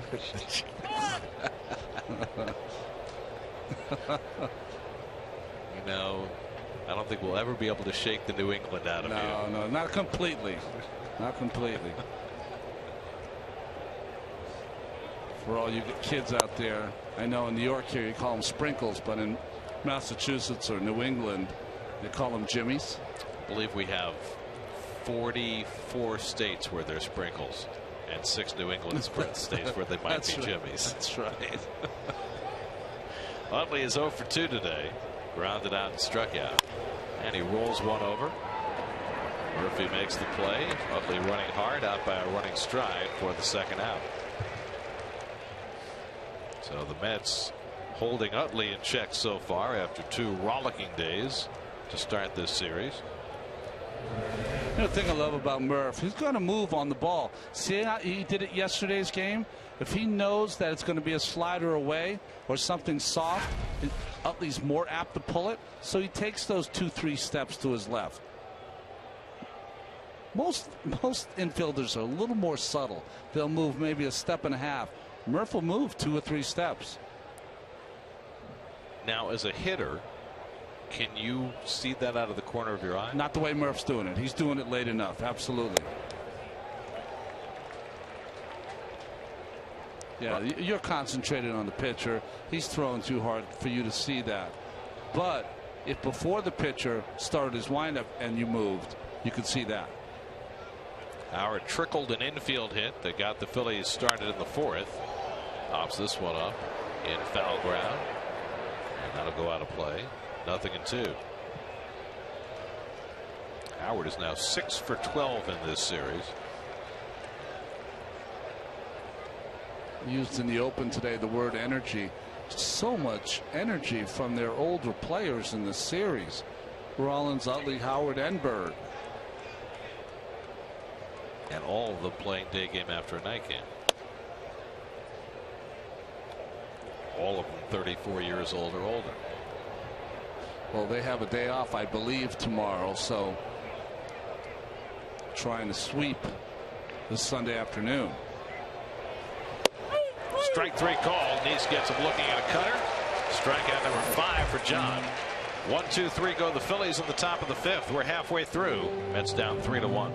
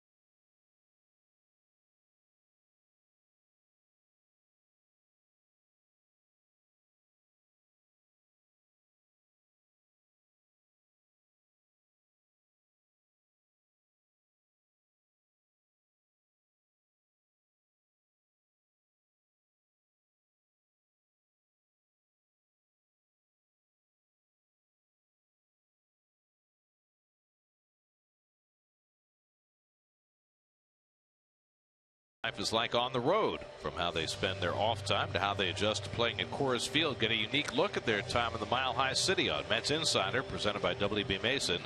Today after postgame, only on SNY. That makes it. That shot makes it look like an older stadium, right? It really does. Love it. Home fifth inning. Daniel Murphy leads off against Cole Hamels. Murphy's been aboard twice, a walk and an opposite field double. It'll be Murphy, Wright, and Young as the Mets try and fight back in the fifth. The Mets threatened in the fourth, got the first two men on, loaded him up with one out, but Hamels was able to get out of it. Took him a lot of effort to get there, and so he's at 80 pitches now, starting the fifth. Ball and a strike to Murphy. See that strike there? I mean, Murph knows it's not a strike. Well, you know, to Murph strike zone, it's not a strike. There's David. But Hamels is going to start to exploit that. Ties up Murphy, 2-1. Well, the Mets had the early lead today. It's been their habit. Mets have now had a lead in 30 of 36 games this year, and yet they're 3 games under 500. It's almost unbelievable. Ashe handles the bouncer and throws out Murphy, one away. Get to Citi Field Saturday, May 24th, when the Mets take on the Diamondbacks at 4:10 p.m. The first 20,000 fans will receive a David Wright canvas print, courtesy of Pepsi. For tickets, visit Mets.com/tickets. And just coincidentally enough, there's the man depicted in the canvas print. Our timing is usually brutal, so very good today. We had a 1 in 9 chance. That's right. David drove in the Mets run with a broken bat single in the first inning, 1 for 2 on the day. And he pokes this one out to right. Marlon Byrd is there. 2 out. So after a very difficult fourth inning, Hamels gets 2 quick outs in the fifth. And now he'll take on Chris Young. It's been another rough day for Young. He's been up twice, struck out twice, both times with runners in scoring position. Now 0 for his last 16.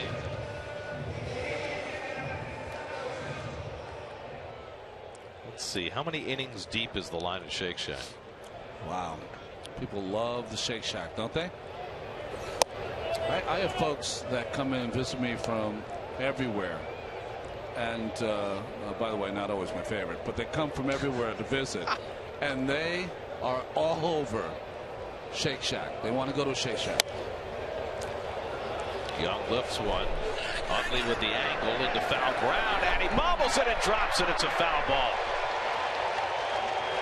Well, Utley trying to make the play, coming down over his shoulder, and you might see that once every couple of years. Utley dropping a pop-up. Well, he calls off Howard. That's a good move. And right here, Tough Son tries to cradle it kind of against his chest and doesn't catch it in the pocket. Just over. And oh boy, it just hit him straight in the chest. Never got any leather on it. Now we know it's a foul ball because he is on the foul part of the territory. You can tell when it hit his chest. The umpire is looking where the ball is going to come down, not where the ball bounces off Utley. Right, it's not where Utley is. It's where the ball is and where it would have fallen. Don't believe they've charged an error. Young chases a changeup, and it's 1-2. He went too far to charge him an error. I mean, when he moved over, it looked like he had the thing lined up. It just, he ran too far. He overran it. Yeah, exactly.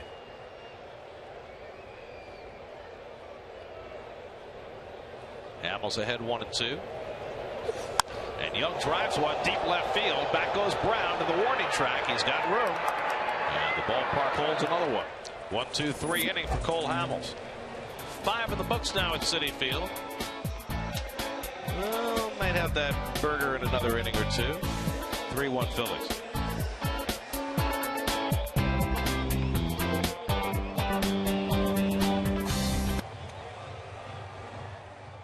Phenomenon. It's amazing, right?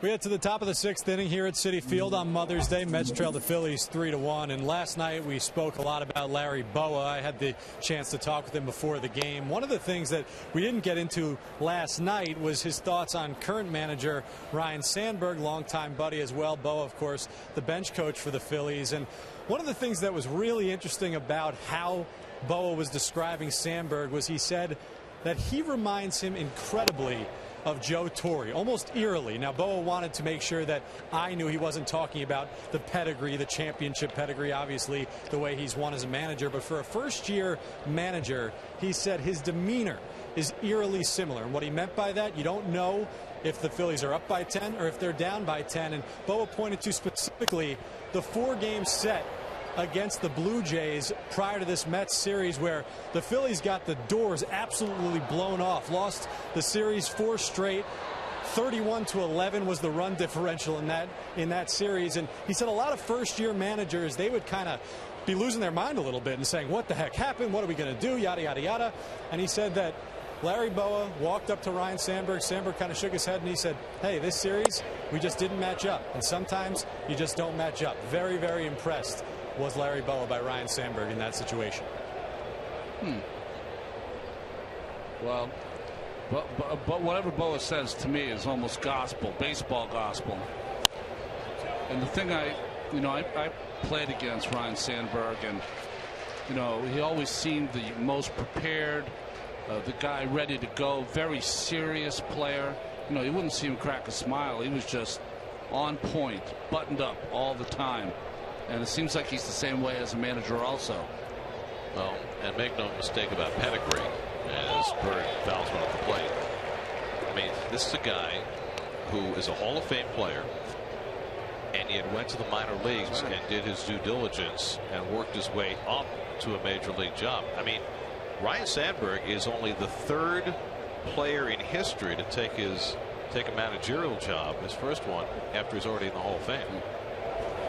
The only other 2 to do that were Lou Gapling back in the 60s and Ted Williams, who had a brief tenure managing the Senators. I mean, he could have easily gone home. He could have easily worked the weight of his Hall of Fame credentials into a big league job when he may not have been prepared for it. But he did it the right way. And Bird strikes out. 6 strikeouts for John Neese. I would say, though, here's the defensively, Rhino. 9-time Gold Glover. Could throw in the run as well, and do not throw in, because I tried it a couple times. 40 home run hitter. He just had that little leg kick that generated the power and a quick bat. And took advantage of that. Wrigley Field. I was going to say played the right ball. Yeah, yes, he certainly did. helped him. But he was a terrific player, and we never got into the details of what happened last night. And I thought it was fascinating as Dominic Brown takes a strike. Kind of got cut off when we were going to talk about it earlier. The intentional walk that wasn't, and really the faith that Sandberg put in his veteran players in that situation. What was great about it is that they had the option. It was really Mike Adams, who was the veteran pitcher, who had the option. Did he want to pitch to Campbell with a base open, or walk him intentionally and then go to Wilmer Flores?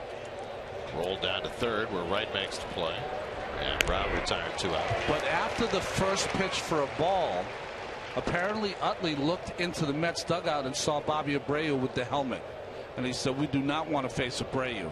He ran in, Ruiz ran out, and they talked with Adams and said, hey, listen, I think we should really go after this guy. They all agreed, and they went after Campbell, got through Campbell, but still walked Flores and had to face Abreu and got through it. But Sandberg's response to it was pretty amazing. Yeah, he said he was delighted with the whole thing. And, he put the faith in his veterans much as he would have wanted that faith to be put in him as a veteran player. And it worked out for him. Well, Nieves takes outside ball 1. And, Steve made the point about Bowa commenting on Sandberg's status as a first-year manager, first full year. A lot of managers would feel threatened by putting that much faith in their players making that kind of decision. Well, what I find interesting is that, I come from a generation of managers that had their thumb over everything. Players didn't decide anything. They would have come out and said, this is what we're going to do. Walk this guy, pitch to this guy. We're going to, if you get through him, you're going to walk him. To let Utley, and I was kiddingly saying that was Utley's first managerial move last night, I think takes a lot of inner confidence, doesn't it? That I'm fine with you guys. You've been out here enough. You know Mike Adams. You know what kind of guy he is. Can he get out of this situation? Let him go. That was pretty cool. The funny thing about that is that Utley's decision, if you want to call it that, is Nice loses his glove trying to flag down that shot by Nieves, and it's a base hit. Certainly didn't throw his glove at the ball, but just lost the glove as he tried to wave at that ball going by. So it's a 2-out hit for Nieves. Tried to do a Dylan G backhanded it, but nice try. No cigar. That's funny. Anyway, Utley's decision, such as it was based on a wrong assumption. Yeah. He assumed that Abreu was going to hit for Flores, that he was going to be the next batter. So they wanted to go after Campbell so they could walk Abreu and then pitch to the next batter, yeah. would have been d'Arnaud. But as it turned out, that wasn't the Mets' plan, and quite accidentally, Adams winds up walking Flores, and they end up facing Abreu anyway with the bases loaded. But it had to confuse Campbell at the very least. No question. I mean, you got a kid in his second major league plate appearance.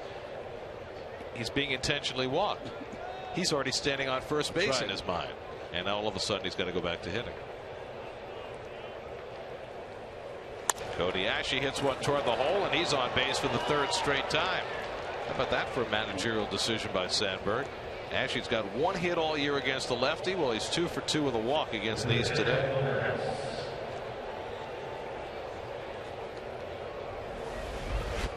Again, fastball away. Sometimes when you're struggling against right-handers, you face a tough lefty, and you keep that front shoulder in, and your swing looks better than it has the first couple of days for Ashe. He's now given up 8 hits, and he'll face Hamels with 2 out and 2 on. Pulled down to first.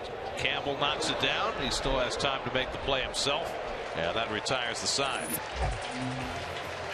2 stranded. Campbell will lead off for the Mets when they come up at the bottom of the 6th, down 3-1.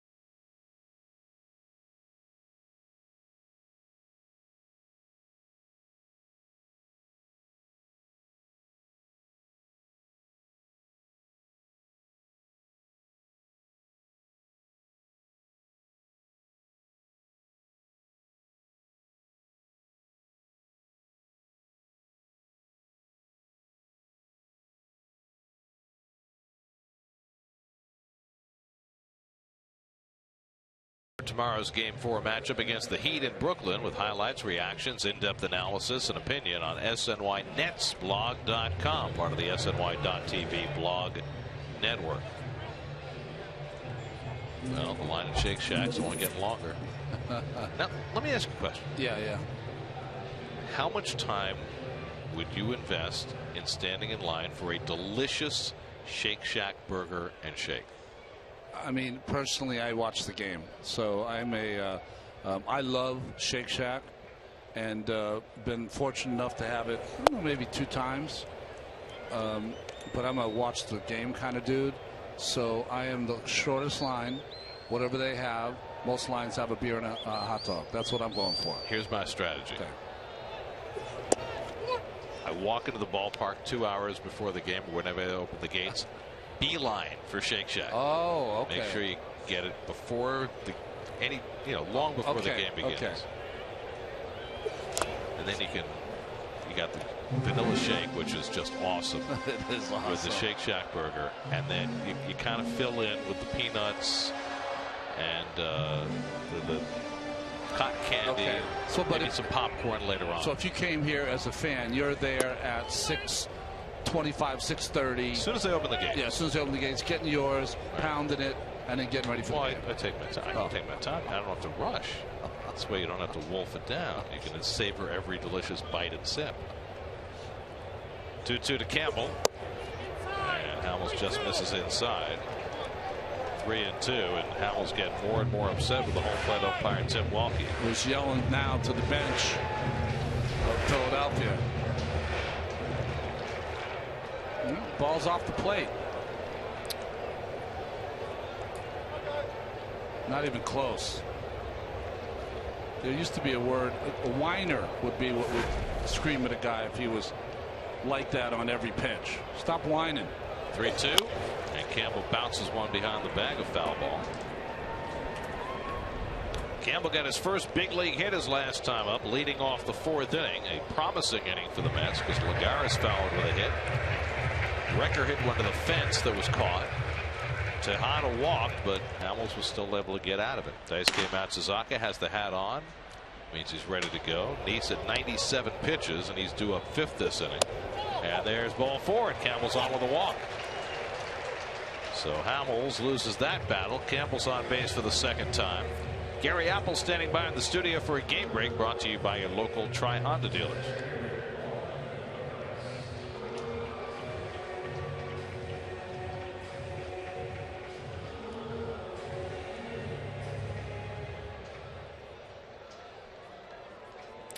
Have we mentioned before that Evan Gattis is pretty strong? Yes. If they're in harangue pitching for the Braves today. Here's Lagares, and he takes a strike. Speaking of former Met pitchers, I love this pitching matchup yesterday in the game between Kansas City and Seattle. Yordano Ventura starts for Kansas City throwing 100 miles an hour. The starter for Seattle's throwing 82. That would be former Met Chris Young, who threw 8 scoreless innings last night. The first time he's gone 8 innings since 2008. Good for him. I mean, one of the all-time great guys. And he's fought hard, hasn't he? Back to get on the mound. Well, he had the same injury that Santana did. The capsule surgery. And Lagares had poor at bat there as he strikes out on the changeup. 7 strikeouts for Hamels, a season high. I mean, easier said than done. That's one of his best changeups today. Ball almost takes a left turn on Lagares. I mean, when you watch this game, right, you have seen that dot of a fastball from Hamels. You've seen that turnover changeup, unbelievable. A couple of strikeouts on a curveball. So you see it's there. It just hasn't been able to put it all together, and that's why he's pitch counts up and why it seems like he's struggling, even though he's only given up 1 run. John Neese at 97 pitches. He wants to stay in this ball game. I'll tell you, the intensity that Jonathan Neese has shown this afternoon has been fun to watch. You know, okay, he might be down, but he took that at bat like he was a normal player. He's been angry when he hasn't made the right pitch. in certain situations. You know, when a team is struggling, the Mets have lost 5, obviously. Okay, that's a stat. But you feel that as one of the veteran leader pitchers on your team, and you feel like, hey, it's up to me. I can do it by myself. If I throw a gem, maybe get a knock, but more, throw a gem, I'm going to put myself in position, or our team in position, to win a game. The onus is on me, and I want it on myself. That's how it looks like when you watch him today. And he's still down a couple of runs. I like the way he's come out of the box this year. Well, this has been his best stretch as a big leaguer. And a couple of rough innings today. But the Mets just are not scoring right now, and it makes life that much tougher for all the starting pitchers. You know, it's interesting, Gary, just from because I started here in Flushing for so long. When the team is really doing well, you almost want to perpetuate that streak. And when the team is struggling to score runs, you want to be the guy. If you have any of that competitive feeling in you, you want to be the guy to end it, because you get the respect of your teammates when you end it.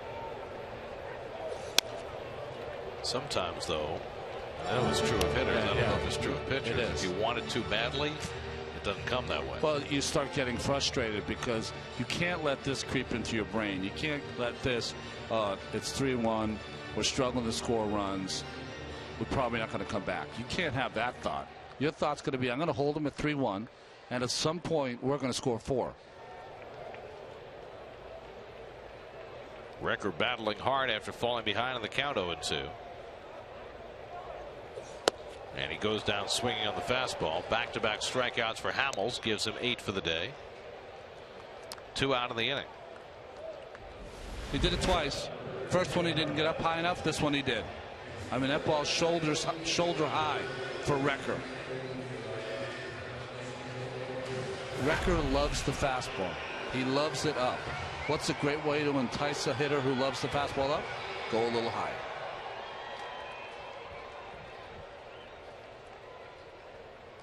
So 2 out for Tejada, who's grounded out and walked.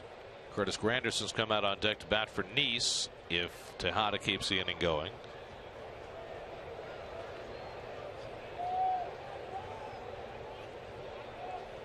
Campbell at first and 2 out.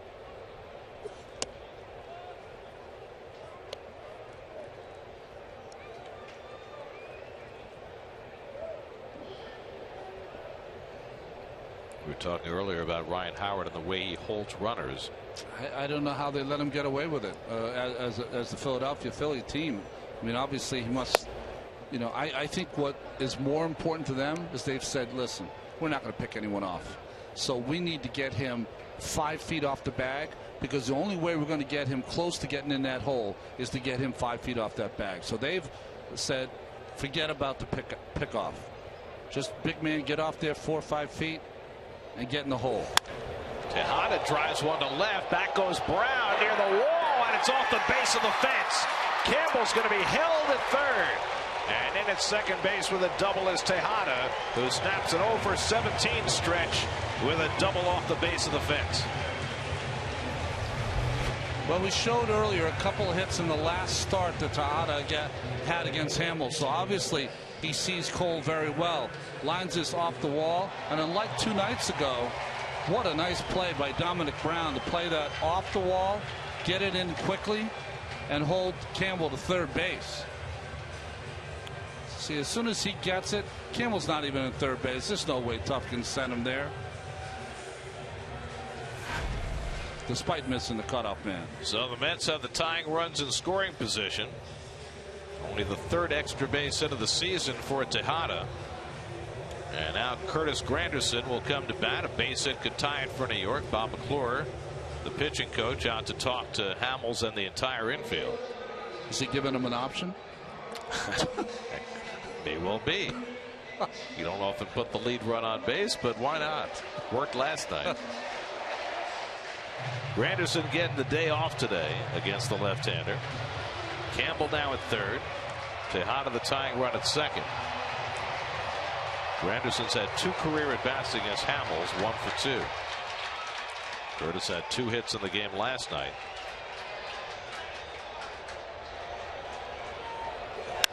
And he hits one down the left field line, a foul ball. 0-1.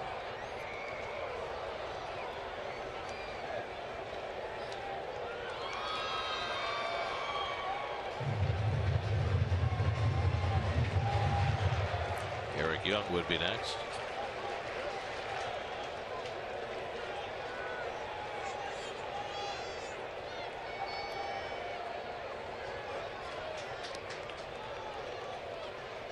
One from Hamels. Stopped by Nieves. The ball on a strike.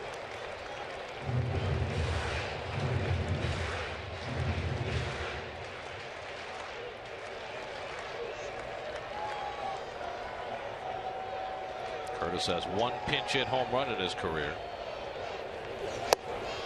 Chases that cutter, and it's 1-2. Mario Hollins, the left-hander, gets up in the Phillies bullpen. With Hamels up to 110 pitches, most he's thrown in the game this year.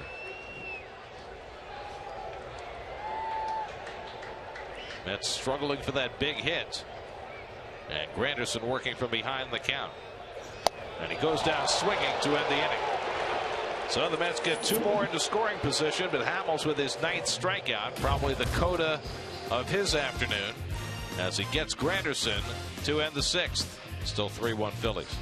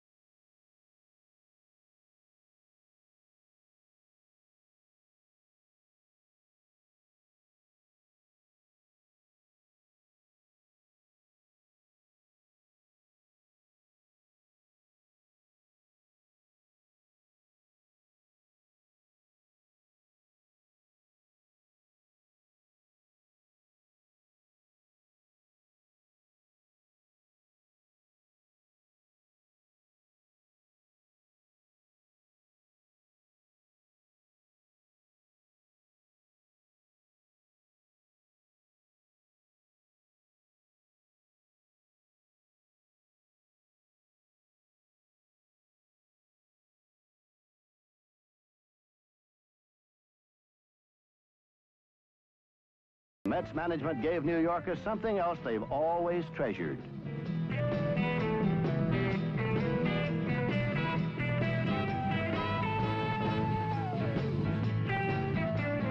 Hello, Willie. It's great to have you back where you belong. Infinity brings us this date in baseball history. It was on this date, May 11th, 1972, that the Mets made the trade that brought Willie Mays back to New York. They traded a mediocre pitcher named Charlie Williams at $50,000 to the Giants. Wow. And got back one of the greatest players of all time. Willie would make his debut on Mother's Day 3 days later and hit a home run in his first game as a Met. Wow. To give the Mets a victory over the Giants. Really? At the home run of Don Carithers in the 5th inning. And the Mets won 5-4. And there's Willie with Joe Torre and Lee Mazzilli. It was the next year in 1973 that Willie played his final season as he joined the Mets in the World Series that year against Oakland.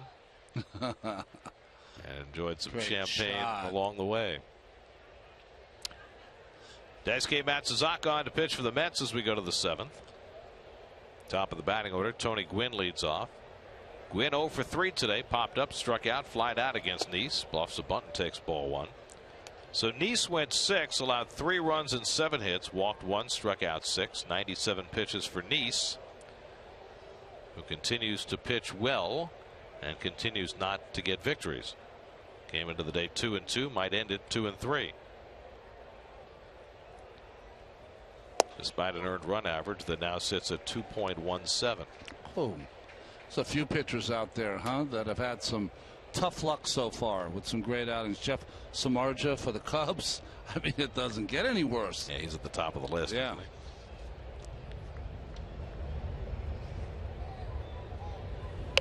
Drag bunt by Gwynn, but right to Campbell. And Gwynn can't get away. 1 out.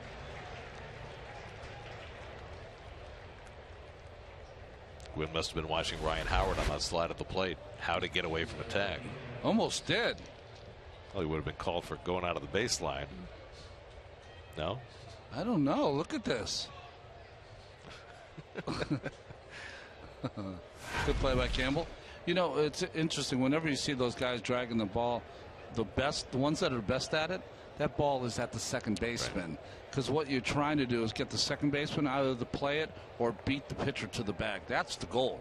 Get it past the pitcher. Yep. Jimmy Rollins 1 for 3, batting left-handed for the first time today. Had a double, batting right-handed in the first inning.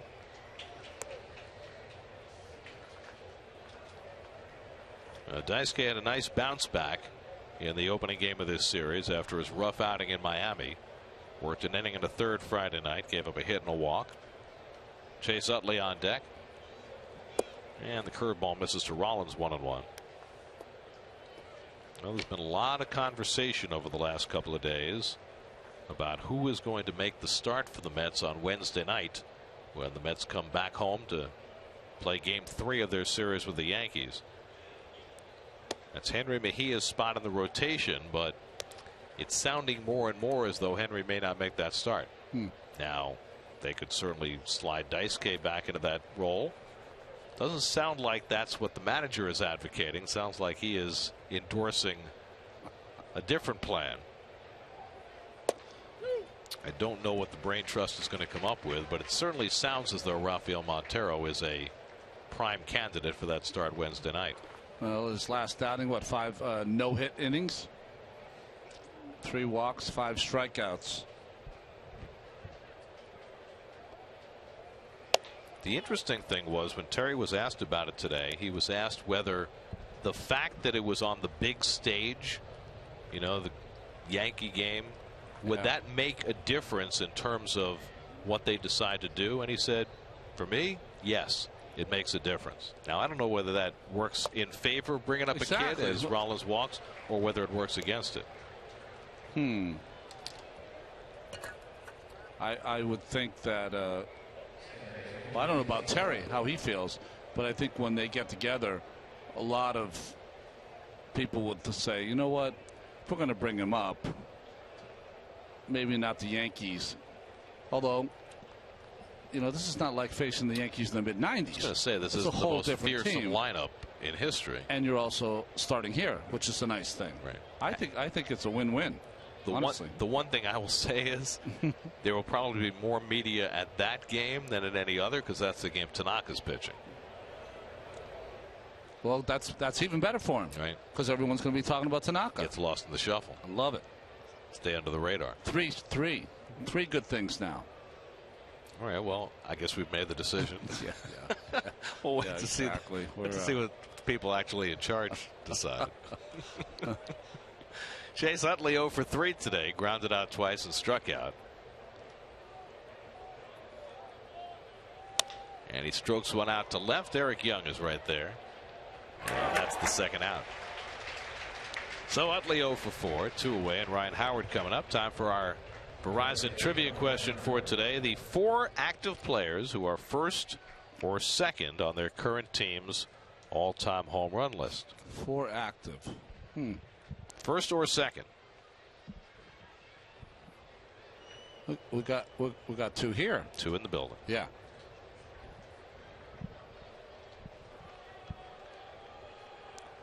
Ryan Howard's 1 for 3, had an infield single and scored the go-ahead run in the 4th inning with a slide that you didn't know that Howard had in him. Got around the tag of Anthony Recker to score the go-ahead run, and the Phillies have been in front ever since. Mets have the full shift on against Howard this time.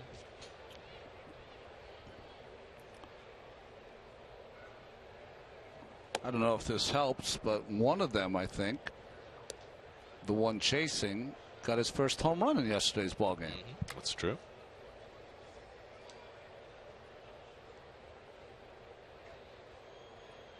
Sorry, not yesterday's ball game. It sounds like it's here. In a game yesterday. Right.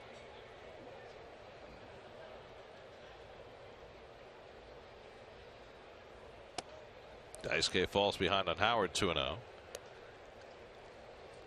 You see a pitcher pat his leg like that, slam his hand against his leg. He's telling himself to stay back. That means that Daisuke is jumping at the hitter. He wants himself to stay back, stay on that back leg just a little longer before he pushes off.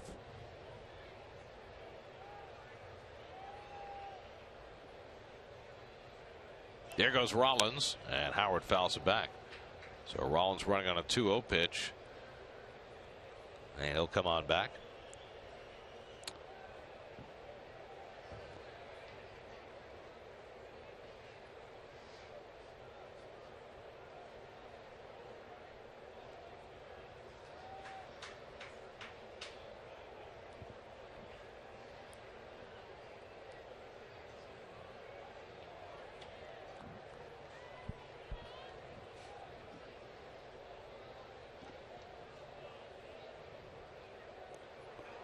Close play, but Rollins gets the hand back.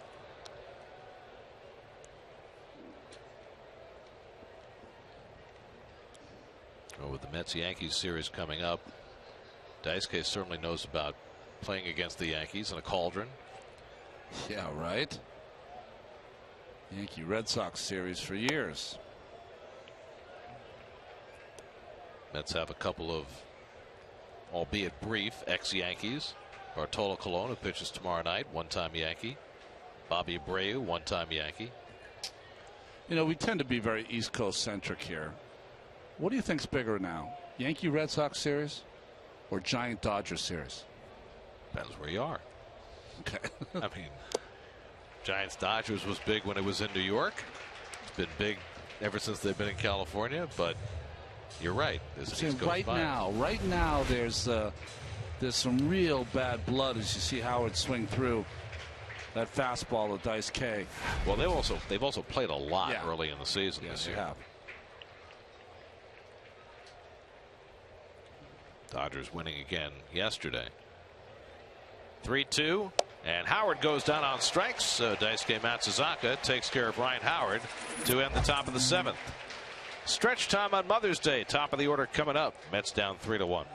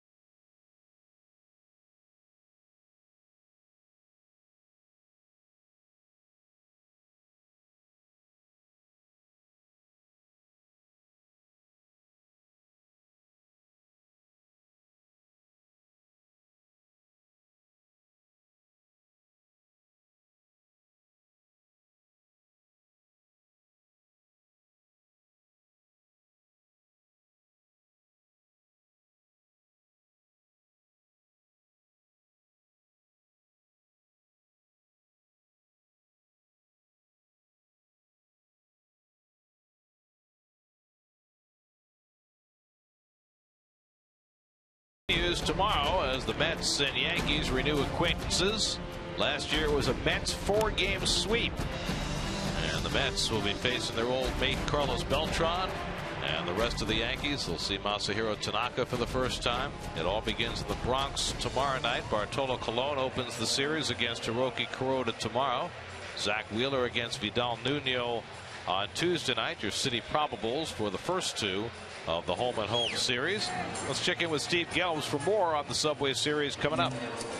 Well, for Curtis Granderson, it's his return back to a place he played the last 4 years. Spoke to him a little bit about it yesterday, and he said he's really excited. Keeps in touch with a lot of those guys over there with the Yankees, so he's really excited to get back and play in the stadium once again. Not sure of the reception he's going to receive, but he said he's sure it's going to be passionate either way. I did ask him if from the Yankees perspective and from the Mets perspective the Subway Series is any different. He said on both sides it's just another game. He said that until they start making the playoffs where interleague matters for the playoff seedings, it's not going to change. He said he worries a lot more about the AL East when he was with the Yankees and the NL East now that he's with the Mets. Not everyone shares in that belief, though. Spoke to Chris Young today, and Chris Young is fired up to be a part of the Subway Series. He said, first of all, he's been playing in the National League most of his career, so just to play against the Yankees, not something he generally gets to do that often. But he also said that last year when he was in Oakland playing against the Giants, a similar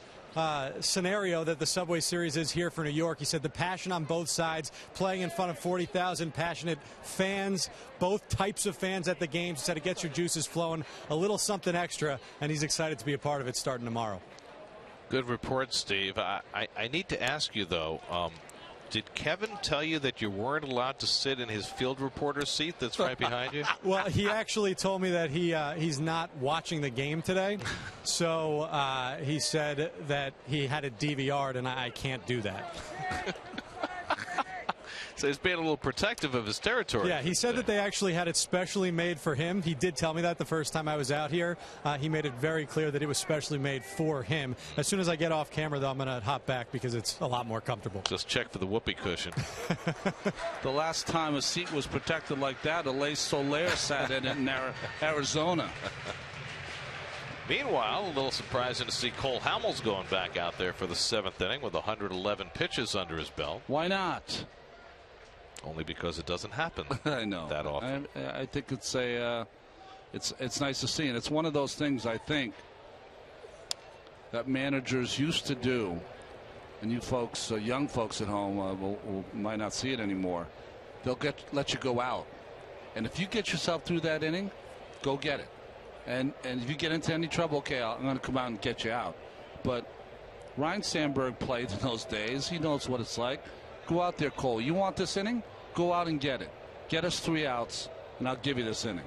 So often you'll hear in situations like this with a pitcher who's been struggling, as Hamels has, he gets through that 6th inning, and you want to get him out of there to leave with a good feeling, is what they say. He doesn't need a good feeling. He wants to go out there and win this game outright. He's been around. He's going for his 100th win. Eric Young 1 for 3, and he pulls 1 foul. You can hear the epithets from Cole Hamels all day long. He's just, I don't know, he's been fighting himself every time. I guess it's kind of being a perfectionist. Every time he makes a mistake, he gets angry at himself. 8th pitch of the at-bat coming to Eric Young. And he bounces one down to third. Ashe gives some ground, taking his time, and a close play, and he just got him if he did. Eric Young wants Terry Collins to come out and challenge. Cody Ashe seemed to have no idea who was running and took a lot of time before unleashing that throw, and we'll see whether the Mets decide to challenge. Here we go. Yep, challenge. Bob Guerin giving the thumbs up after word from the video coordinator. And we will go to the challenge.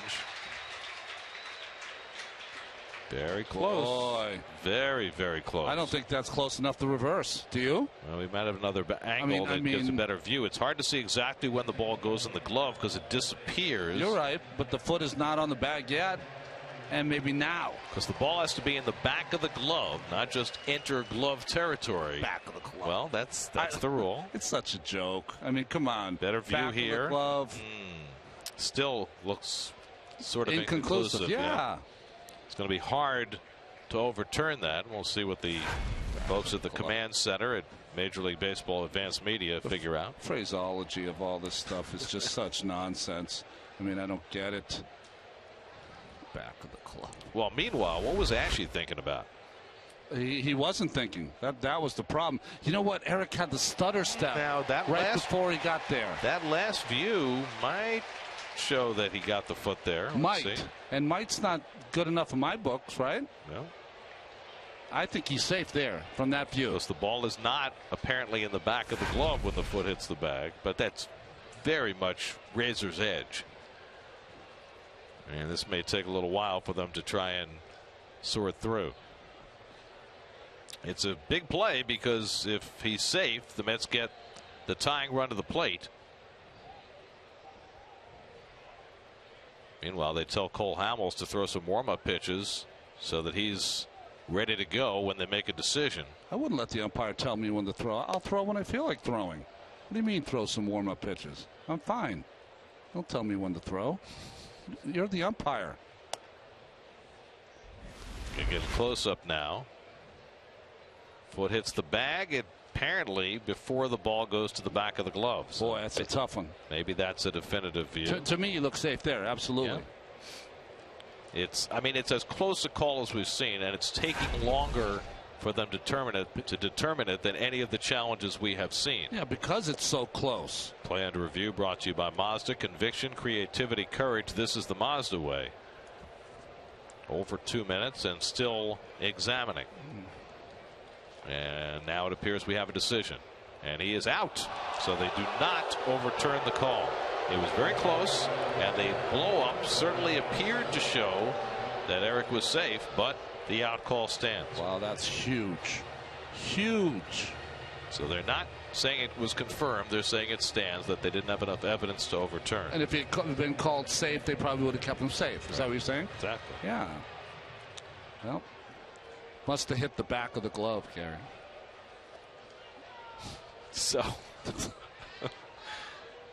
So one out, and now Murphy with Hamels about to throw his 120th pitch, and it's low and away for ball one. Now Hamels' career high for pitches is 128. He did that 2 years ago. The most pitches by any pitcher in a major league game this year is 128 by Cliff Lee. So Ryan Sandberg has shown no compunction about pushing his veteran starters deep into games. Your 3-1 lead here. You go right after Murphy. Murphy has home run power, of course, but he's not a home run hitter. So you go right after him with fastball. Challenge him.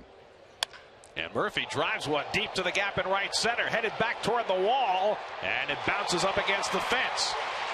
And Murphy pulls into second base with a one-out double. And that'll get the tying run to the plate. Murphy's second double of the day. Fastball challenged him, and Murphy was up to the challenge. Nice hitting here by Murph. Gapper. So the Mets lose a challenge. Murphy responds to a challenge. And now David Wright will step in. And no move by Sandberg. Well, they had the left-hander up in the bullpen, Bastardo, with no right-hander. You're not going to bring in Bastardo to face Wright, so they'd rather have Hamels face him. David drove in a run with a broken bat single in the first. Or Hollins. Excuse me, not Bastardo. Right. 3 lefties in that Philly bullpen. So, Wright the tying run at the plate. And Hamels, again, paying a lot of attention to Murphy at second base, as he did the first time Murph got there. Certainly would be a terrible play to for Murph to try to steal, down 2 runs in the 7th.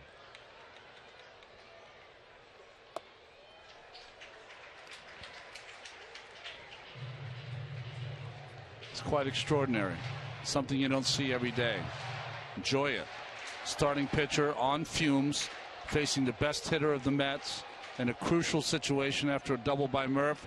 How does he get out of it? Maybe he doesn't. And facing a batter who has hit 5 home runs against him. 69 at bats for Wright against Hamels with those 5 home runs. Well, the Mets are going to see Philadelphia Phillies 18, 19 times a year. You can already tell how Sandberg, it's going to be hard to peg him as a manager. Unconventional. Hamels behind 2-0. And David swings and fouls off the changeup, 2-1. Well, that's how you do it, right? You're running on fumes. You fall behind 2-0. You go off speed. You throw a pitch that you haven't thrown all game. Maybe a fastball in. There's all kind of tricks that you can use late in the game to just try to plow through it. You know, bullpen spent.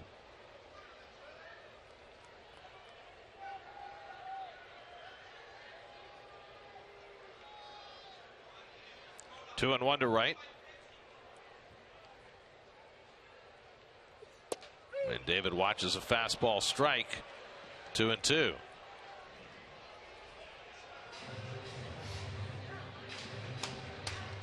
Now the pitch here, and it takes a lot of courage, is fastball in. Can he do it here late in the game? And Wright takes that fastball inside. Full count. Well, through the pitch. Well, it's all the setup. The reason that's the pitch, because 2-2 fastball in sets up changeup away. I mean, that's the two-pitch sequence. If he made that pitch, wow. But since he didn't, 3-2 changeup away. And Wright fouls it off, which means that Hamels will have the highest pitch count of his career this afternoon. He's at 128, which matches his career high. And I was wrong. He came right back after him.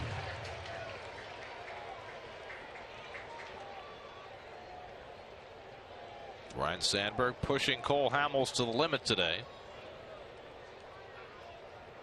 3-2 to Wright. On the inside corner, and Hamels comes inside to get him. 10 strikeouts for Hamels. 2 out of the inning. Well, that fastball in is the courageous pitch to throw. It's a pitch that David can't look for.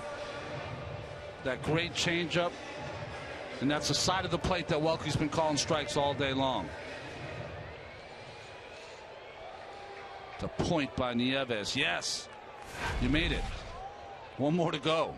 And still Hamels stays in to throw his 130th pitch, most of any pitcher in the majors this year. And Chris Young takes outside. Well, Hamels got beat around in back-to-back starts against the Mets and the Blue Jays. Looking for his 100th career win and working overtime today. Falls behind on Young, 2-0. Well, you have to believe if he doesn't get Young out, this has got to be his last batter. Eric Campbell on deck. There are some organizations that would frown greatly on this. Just the other day, Jeff Samardzija threw 126 for the Cubs, and the general manager reacted negatively. 2-1, which got Samardzija all in a tizzy. It's called the Kerry Wood syndrome. Your best, other than your closers, guys at the end of the bullpen, your best pitchers are the guys that you throw out there once every fifth day and ask them to get 21 plus outs.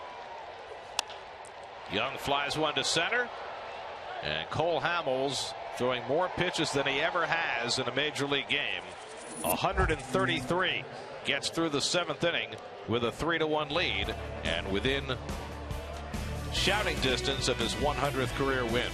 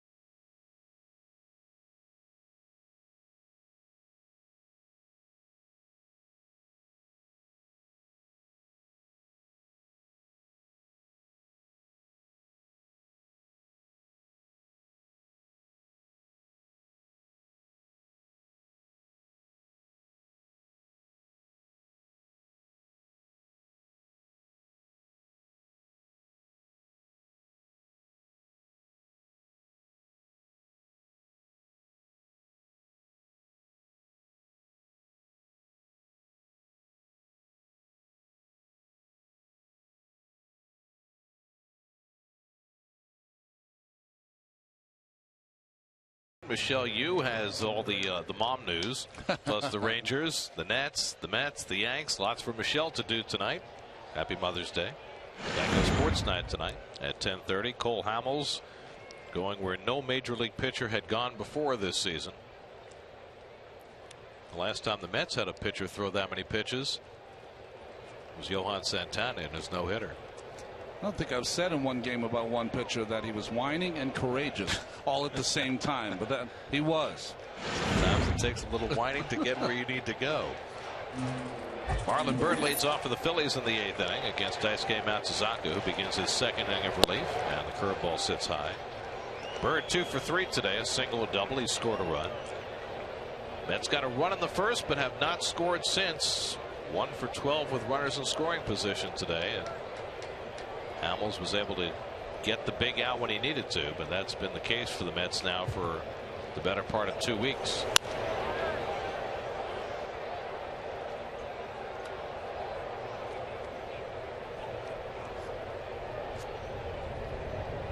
Dominic Brown on deck, and then Will Nieves for the Phillies in the 8th. Philadelphia 3 runs, 8 hits. The Mets 1 run and 7 hits.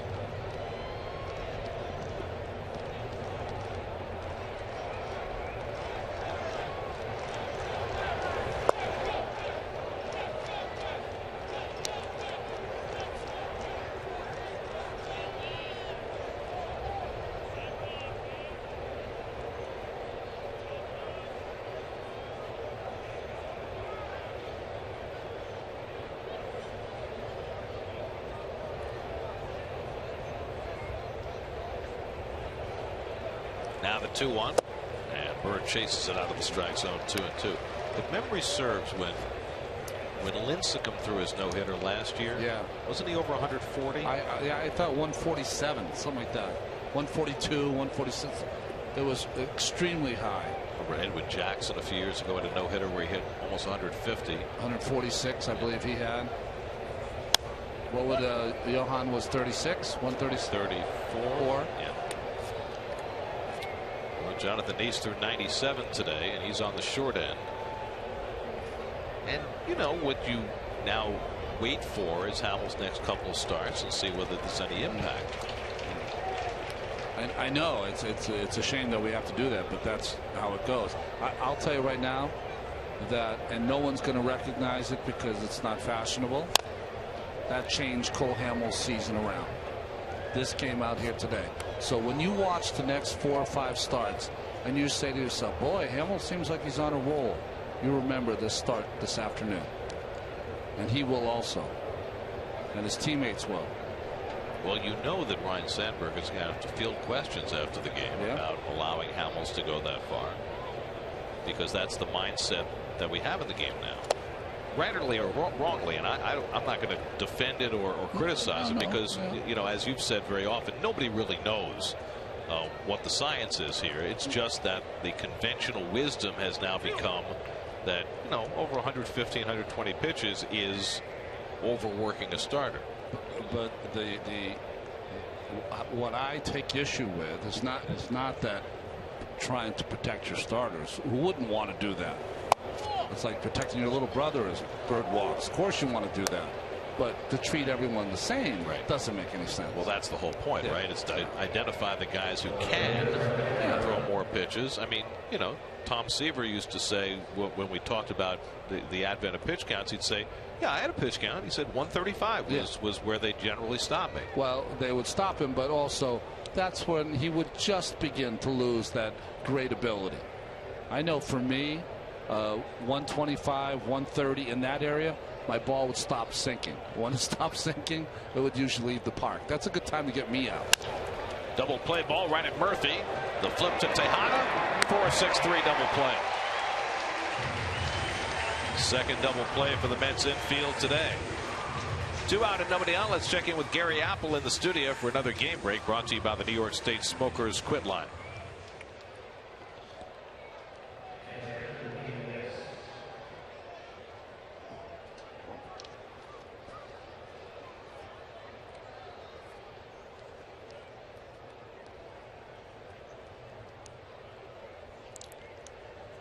You know, we saw Arenado make an error against the Mets on a routine grounder, and there a bad throw on a routine grounder. He's much better on the hard plays. Yeah. Well, he did the same thing that Ashley did, right? Took his time. Here's Will Nieves, who's 2 for 3 and an RBI. See, the reason that you're taught not to take your time to get the ball over there, in case you're not perfect, it allows the first baseman to move around and make a play for you.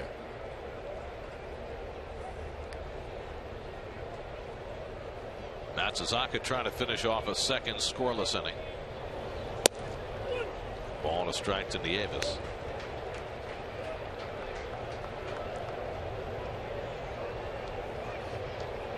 I think what will also be interesting watching Hamels going forward is after 133 pitches today, and I think he gets an extra day of rest before the next start, which I'm sure factored into Sandberg's decision. Will Sandberg then limit him somewhat his next start? Let's make sure we watch that, okay? You and I will be on the road, right, in Washington? Probably be Saturday. I think would be his next start. Keep an eye on that. Watch him throw like an 88 pitch complete game. Well, that works too. 2-1 from Daisuke, and Nieves takes inside. 3-1.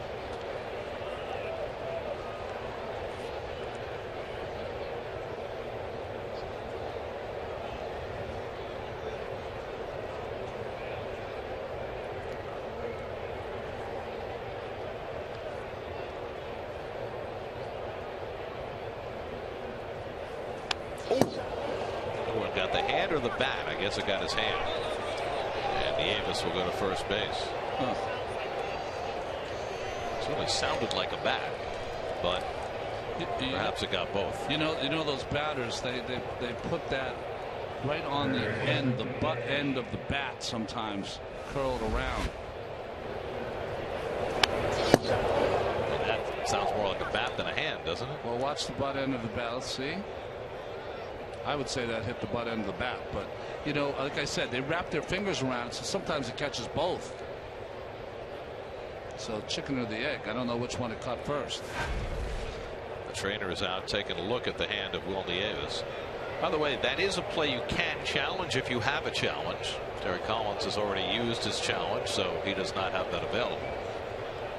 I don't know how you would discern that on replay. Wouldn't, yeah. Hey, Gary, Ron, you hear some great things down in the well right here. A fan to my left was yelling at Terry Collins in the dugout, "Go challenge that. Trust me, it hit the bat. It hit the bat." Terry looks at him. He says, "I can't, man. I already used my challenge. Can't do it. Can't do it." And so it goes.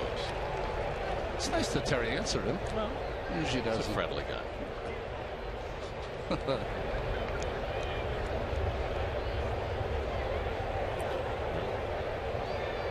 Cody Ashe 2 for 2 and a walk today, and a slow ground ball. If it stays fair, a very tough play, so Ryan will let it roll, and it goes foul.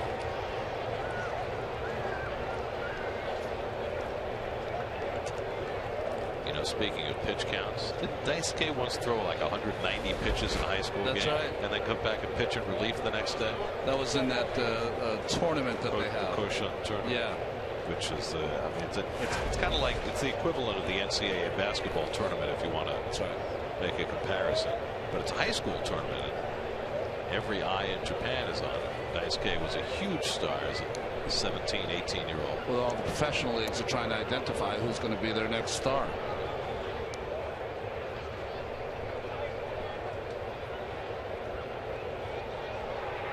Ben Revere has come out on deck. He'll pinch hit if Ashe keeps the inning going. But Matsuzaka ahead on the count 0-2. There goes the runner. Recker's throw is a terrible one. And Nieves is not going to try to go to third. That ball really sailed on Recker. Nieves' first stolen base. And the first one against Recker. He's been 2 for 2. And this was probably the easiest one he could ever have. See, Recker has, it's a pretty easy one for him. But like you said, he just got on the wrong side of that ball. You can see him. Just wrong mechanics. Last stolen base for Will Nieves was in 2009 as a Washington National. 5 years since his last stolen base. But we said it earlier in the series, the Phillies have been very aggressive on the base paths in these games against the Mets. 1-2 now to Ashe, and he gets him with a curveball. So Daisuke with a couple of strikeouts, 2 hitless innings in relief. Mets will try and get some offense going in the bottom of the 8th against the Phillies bullpen. After 7 innings from Hamels, it's 3-1 Philadelphia.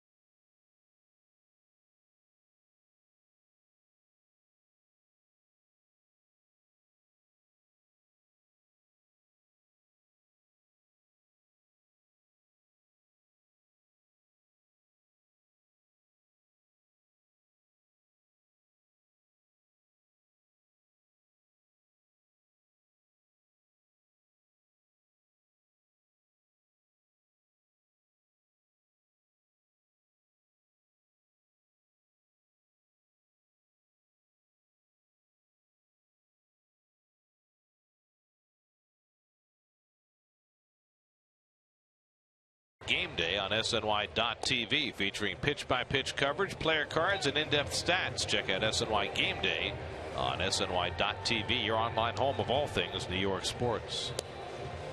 Let's answer our Verizon trivia question. 4 players who are first or second on their team's all-time home run list. Well, Wright and Howard are 2 of them. Evan Longoria is actually number 1 on the Rays list. That's right. And Paul Konerko is second behind Frank Thomas on the White Sox list. Konerko hit a home run in yesterday's game.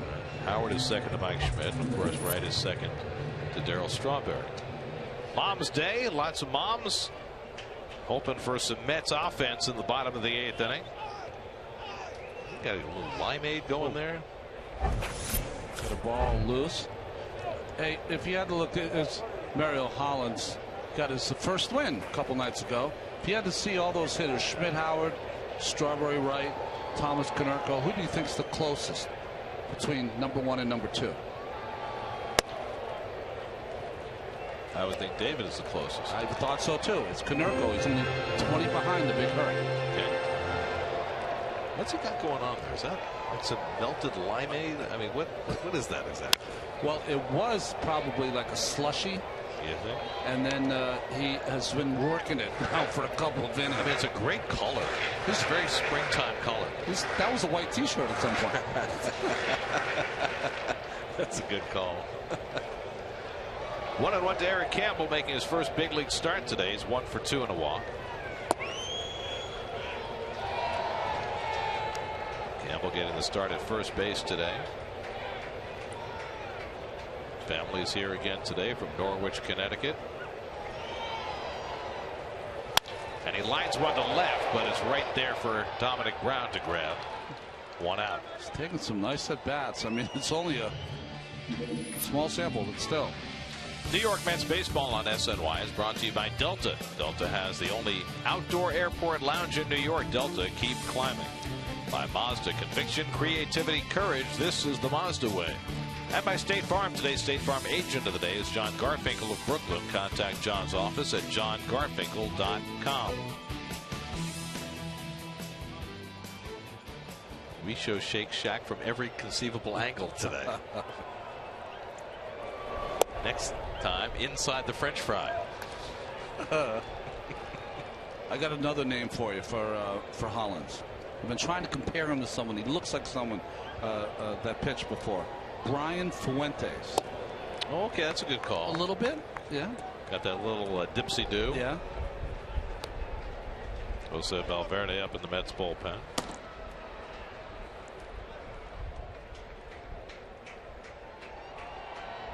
Well, it's been another LOB-filled day for the Mets. They've left 9 runners on base. First game of the series, they left 15. Merely 8 last night. So what is that? 32 left on base already in this series. Lagares grounds one for Rollins. 2 out. So Holland sets down the first 2. Let's check in with Steve Gelb. Steve. Well, keeping along with this Mother's Day theme, Anthony Recker's mother, Alicia, she was a single mom for most of the time that Anthony was growing up. He said that she taught him to put self second and other people first, but he said it was a really special moment back in 2011 when he got called up to the big leagues. He's from Allentown, Pennsylvania, and obviously the first call goes to his mother. It just so happened that it was going to be at Yankee Stadium that Recker was playing his first game. He said to his mom, "What are you doing Tuesday?" She got really nervous. She said, "What's the matter? You hurt? You coming home?" He said, No, calm down. I'm playing at Yankee Stadium. I want you to be there." Started hysterically crying. He said it was a very, very special moment for him and his mom. Wow. Really cool.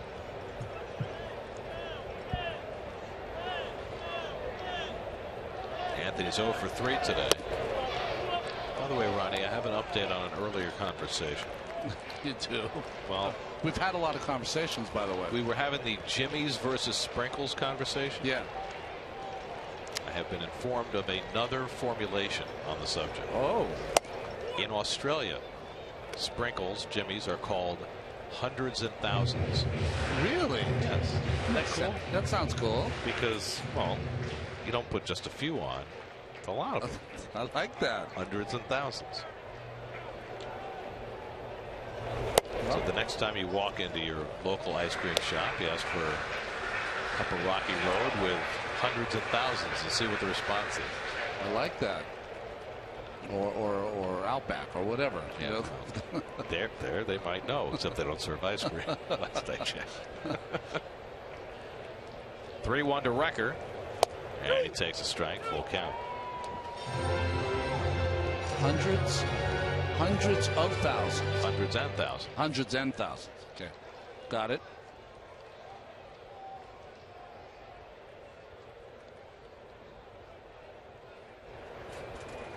Three-2 to Recker with 2 out and nobody on. Ruben Tejada would be next. And Recker pops one up behind the plate. The aim is back, but not a lot of room back there, and it's in the 3rd row. Playing the bounce off the chair, that's the perfect way to get yourself a foul ball. That was really well executed. He waited for the perfect hop off the seat, and there it was. That little pearl. You don't have to worry about hurting your hands. Always play the carom. It's your best bet. Anthony Recker sporting the pink shoes today on Mother's Day. He lines one right through the originator, and Recker has himself a 2-out hit. It snaps an 0 for 10 streak for Recker, and against the tying run to the plate.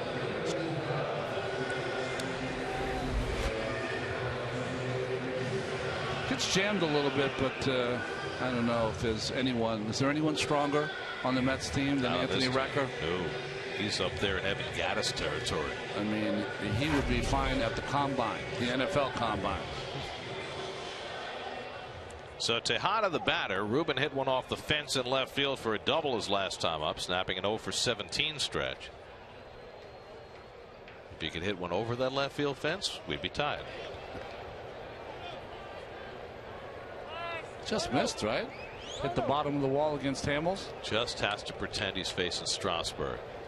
Ryan Howard letting the pitcher know he'll play behind Recker.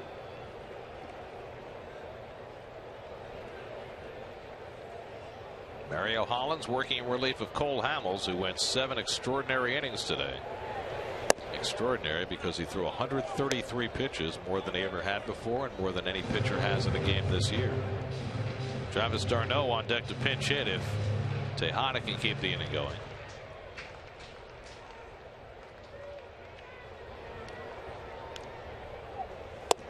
So the concept here was that Sandberg and Bob McClure took is that instead of coddling him and trying to keep him out of harm's way because he's been pitching poorly,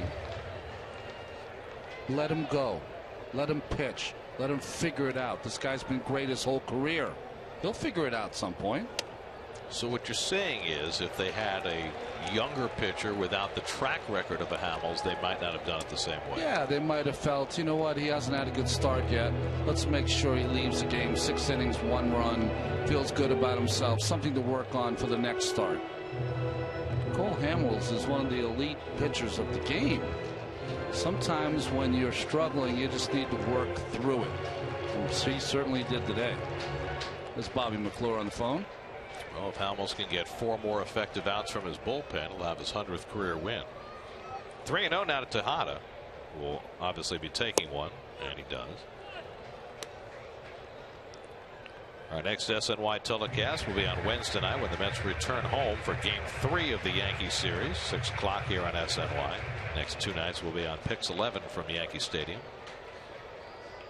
3-1 to Tejada. And there's ball 4, and the Mets have the tying runs on base. It's going to warrant a visit from the pitching coach. 2 quick outs and a little maybe lack of concentration. Maybe not. Bobby McClure is not predictable, so you never know. Well, that is Roberto Hernandez, who started the first game of this series Friday night and is now up in the bullpen. They must have some guys who are not available. You know, we never get that list. There's no list. Of course. I'm not going to tell you. Bastardo and Hernandez. I mean, they have 2 right-handers in the bullpen, Luis Garcia and Jeff Manship, who has not appeared in this series, but not guys who I think Sandberg trusts in a close game late. This will be a long visit by Bobby Mack. Well, Roberto Hernandez has worked in relief before this year.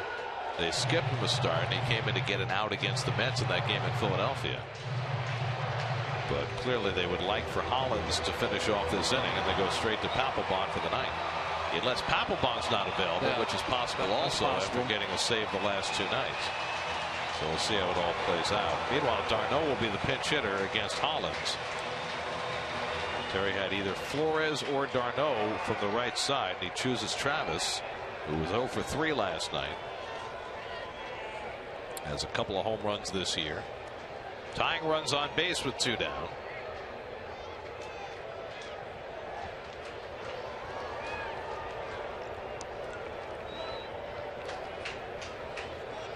And d'Arnaud goes after a high fastball, 0-1.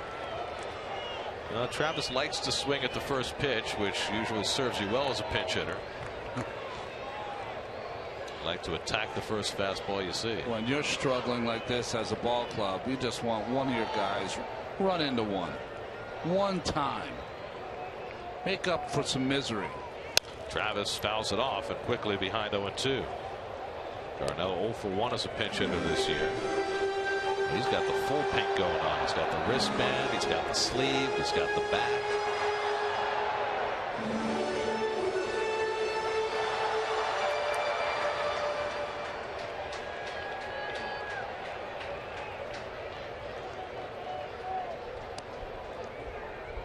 Now Hollins ahead 0-2. And throws a slider at the feet of d'Arnaud, 1-2. If Travis keeps the inning going, Eric Young would be next. We've seen Nieves in this game. He likes that, calling that fastball up out of the strike zone. Let's see if he goes back to it or another breaking ball. Here's the 1-2. In there for a call, strike 3. Got him looking at a fastball right there. 11 strikeouts for Philly pitchers today. We go to the ninth, 3-1 Phillies.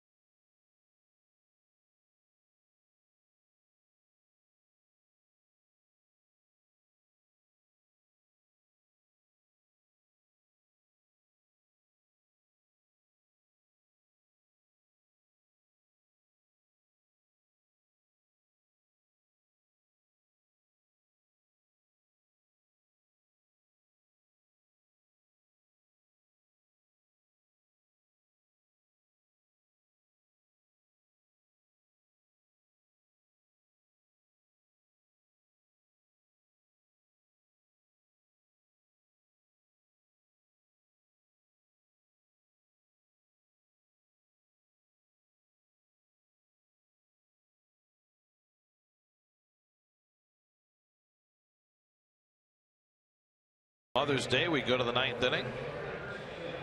Phillies leading 3-1. Jose Valverde will come in and try and keep the Phils down in the 9th. Boy, this is a big got to keep it at 3-1. Cannot afford to give up another run. See his numbers for the year. Ben Revere will pinch hit for the Phillies leading off in the 9th. And we'll see who Philly throws in the bottom of the 9th. It does not appear to be Papelbon. Looks like they have Bastardo up in the bullpen. So might be a day off for Papelbon, and the Mets may see an alternate Philly closer. But first it's up to Valverde to keep this a 2-run game. It'll be Revere, then Tony Gwynn and Jimmy Rollins for the Phils in the 9th. Each team with 8 hits. Phillies took the lead with 2 in the 4th, and they have led ever since. And Revere takes a strike. Revere started the first 2 games of the series in center field, went 2 for 9.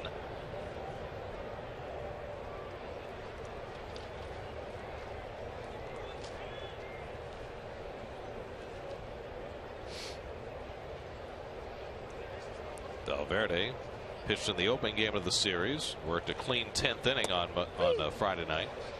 0-2 now to Revere. Valverde trying to work in his off-speed stuff more after being hit hard and losing his closer's job, relying mostly on his fastball. And so far so good for Jose. He's been throwing more off-speed stuff and getting some better results.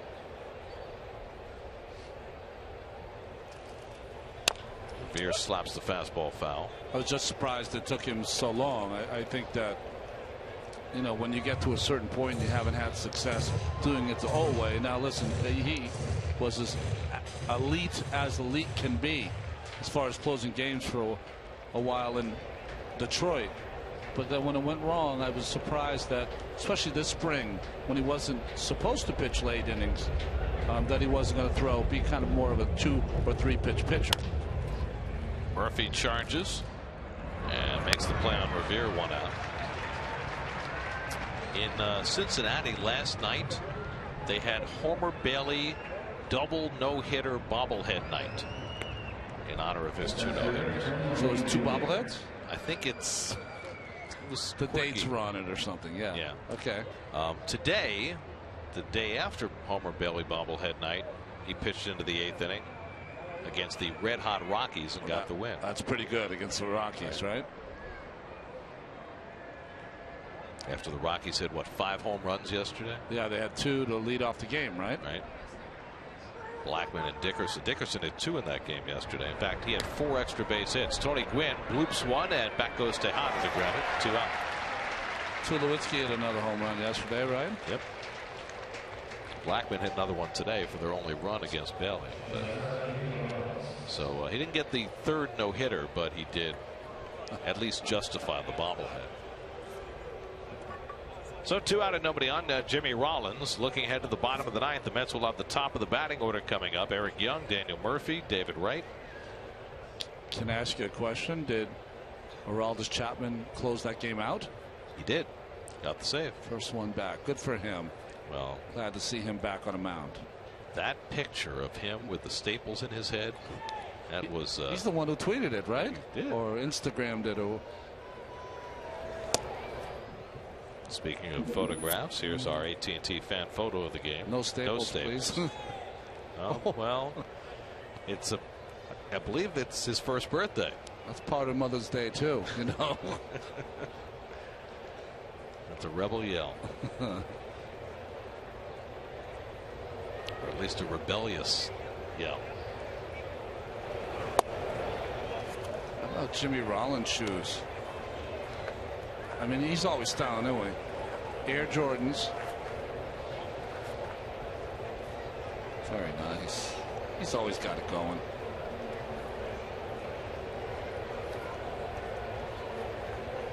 It's not a mass market product, is it? The pink Air Jordans? Probably got him straight from the source, knowing Jimmy. Verde falls behind 3-0 with Chase Utley on deck. In the day, if you were a Nike player, and I was a Nike player, you would be, I want to say it nicely, you would be compensated by getting dollars that you could spend at the Nike store. Oh, very nice. I'm telling you, there's no more fun for a dude than going to the Nike store and having unlimited buying potential when you're 25 years old. Rollins on base for the 3rd time today. Now, what would you pick up in an unlimited jaunt to the Nike store? Christmas shopping for all my brothers and everyone. That's perfect. Yeah. Now, you know, when you are a Nike guy, they give you as many shoes as you need. That's right. And you know, now they have gloves, but it was as many shoes as you wanted during the year. Most guys would get a half dozen pair. I, very strangely, would 1 pair of shoes per start. Really? So 35 pairs of shoes every season? Yeah. And what would you do with the ones? After a while, when people started to get into that, I would just sign them and they'd give them to charity. I'd go, I don't know if you want this. I gave up 6 in 5 innings. This might not be a good pair, but go ahead. I just didn't know whether you recycled them, but your shoe size probably wasn't one that like a little leaguer could use. Well, I take size, between 12.5 and 13, but I used to wear a 10.5 spike. Really? Yeah. That tight? Yeah. Wow. Didn't your toes hurt at the end of a game? No, it just you wanted it as taut could be. So you might have been able to pass them along to some Babe Ruth kid. Yeah, a big kid. Right. Utley's 0 for 4 today after 5 hits in the first 2 games of the series. Ball to strike to Utley. Here's a news flash. The Kershaw gave up a run in the first inning to the Giants. He came back from the disabled list in his last start after the back problems he developed after his first start in Australia, and he looked like Kershaw. It's going to be interesting to see, though. This is the first year that he's had a little something. He's always been a guy that makes 35 starts in no pain because he's an impeccable worker. But this is the first time.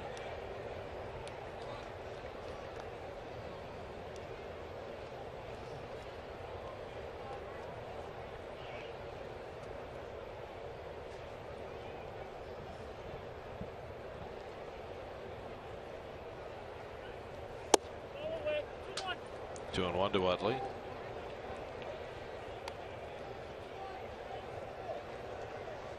Ryan Howard would be next.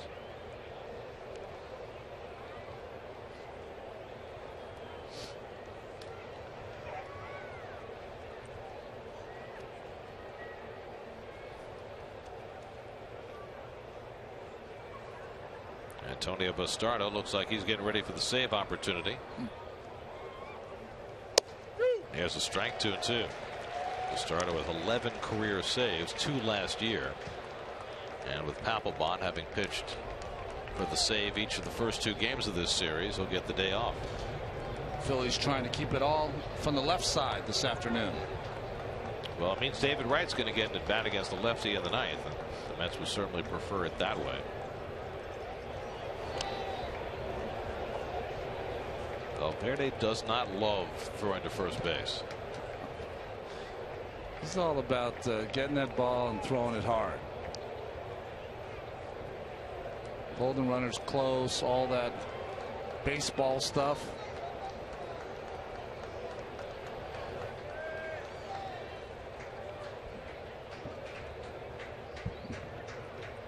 Two and 2 to Utley, and he slaps one foul. SNY Super Slow Motion is brought to you by your Mercedes-Benz Tri-State dealers. Visit them on the web at searchmercedes.com. Still can't get over that slide by Howard. Didn't realize how big a play that was going to be, huh? That was the go-ahead run in this game. Phillies got 2 in the 4th, 1 hard hit ball in the inning. Bird hit one off the fence, but an infield single, a couple of ground balls on the infield that produced runs, and that great slide by Howard. Rollins runs, Utley lines one foul, and a nice grab on a hop. That's why you bring your glove. You never know when it's going to come your way. See, I told you, son. You bring your glove. You never know. Maybe not the right hat, but we'll work on that. He's a Homer Bailey fan. Maybe.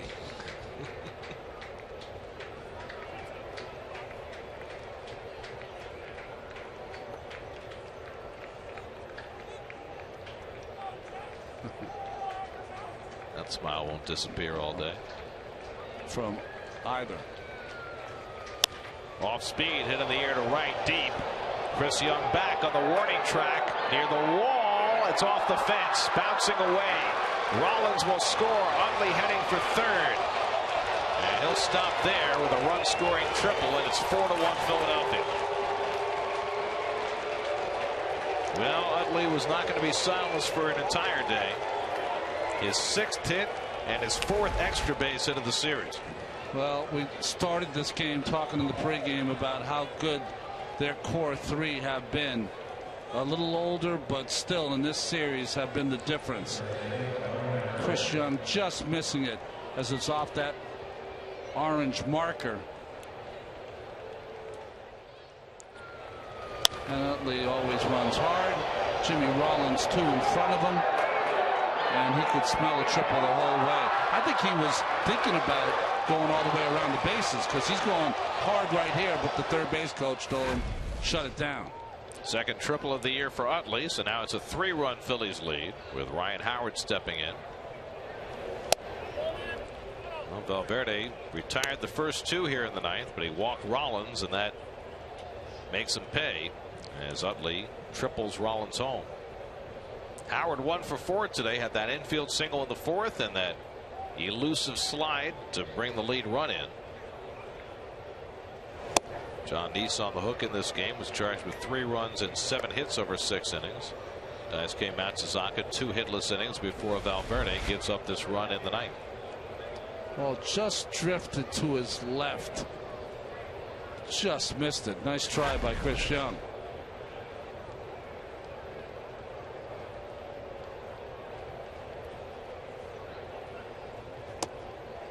And now it's 3-0 to Howard with Marlon Byrd on deck.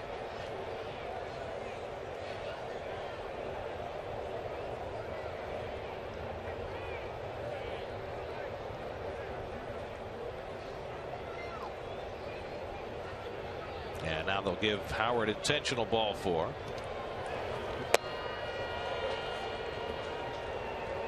And we'll see if the Phillies pinch run for him, which they've done routinely in the late innings in this series with John Mayberry. But apparently not today.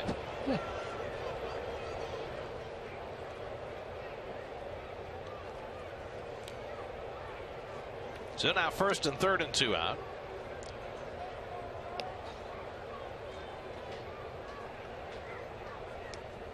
And Marlon Byrd will step in. Byrd 2 for 3 and a walk, a single and a double today. He scored a run. Utley at 3rd, Howard at 1st with 2 down. Valverde trying to find a way out of this inning. And throws one by Marlon, 0-1.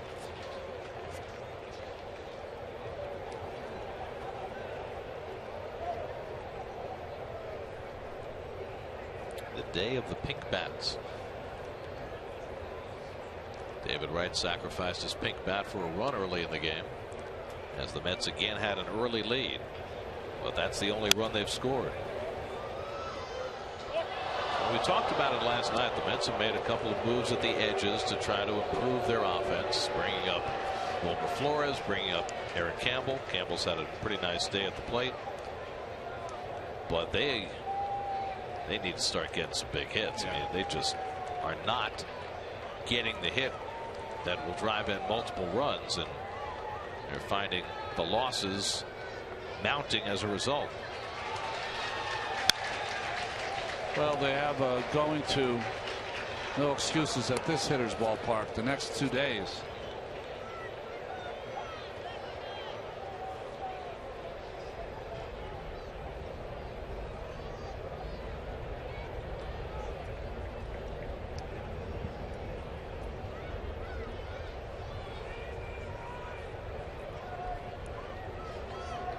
Valverde had on Byrd 0-2.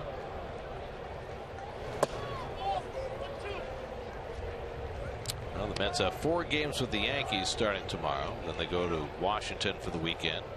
And then when they come back from Washington, the Dodgers will await. D. Gordon has turned it around, and at second base, not shortstop. Handley playing short. So Greinke listed there, 6-1 now. As Bird goes down swinging, and the inning comes to an end. Phillies had a run on Utley's RBI triple. That's along the top of the batting order, trying to climb the hill in the bottom of the ninth.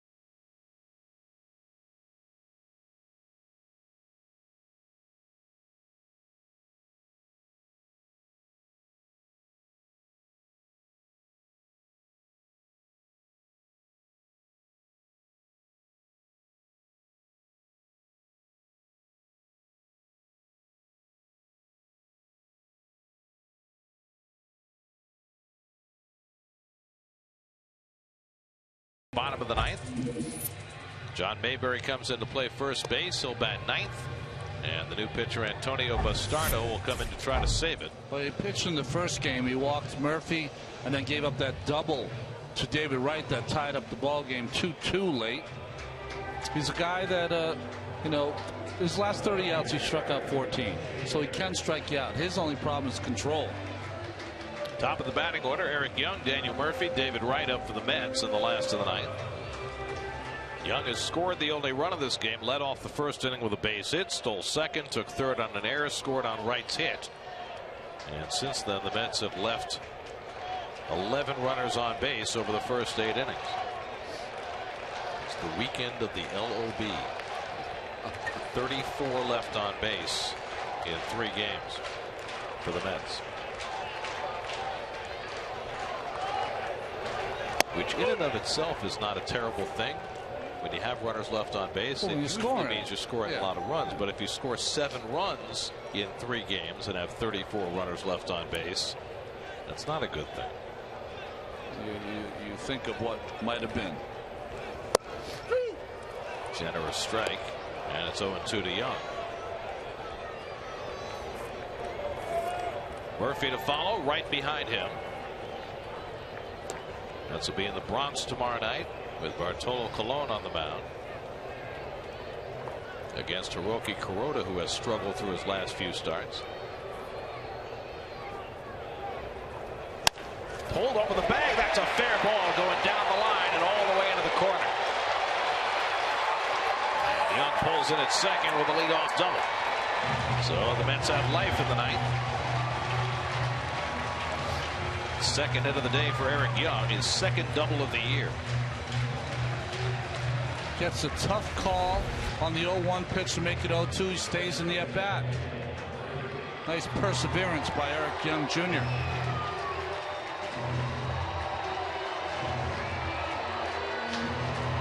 It's been 3 or 4 hits that the Phillies have given up in this series. Kendrick home run to right, probably being the biggest one on an 0-2 count. So now the Mets need one more base runner to get the tying run to the plate. Daniel Murphy has 2 doubles today and a walk. He's 2 for 3. And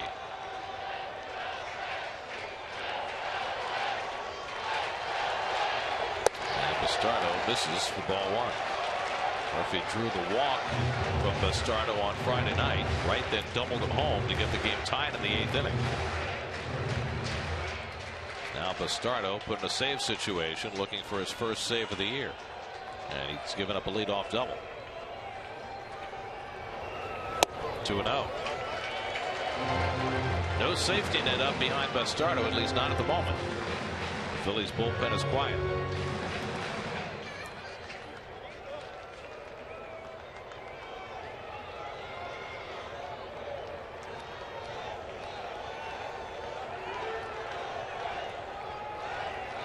Well, 3-0.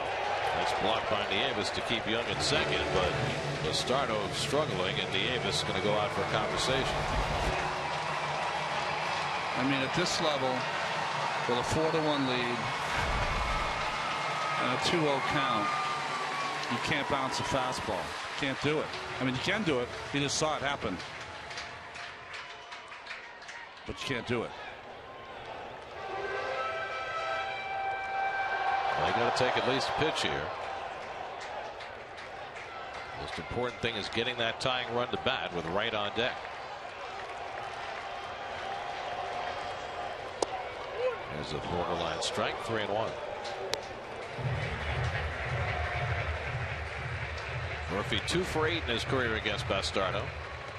It was at good years and bad for the Phillies.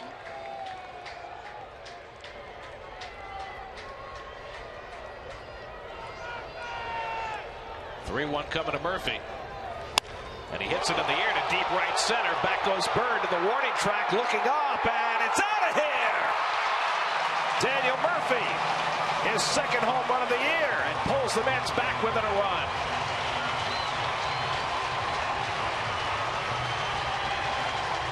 Third extra base hit of the day for Murphy. And it's now a 4-3 Philly lead.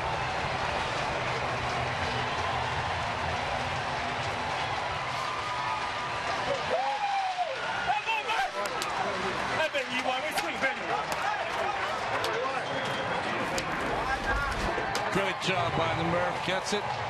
3-1 count. Fastball right there. It's about as much power as you're going to see from the Murph here at Citi Field. Before that at bat, the Mets had been 1 for 13 with runners in scoring position. Murphy drives in the run from scoring position and himself, and obviously now that run that Valverde gave up at the top of the ninth is enormous. Is the difference in this game.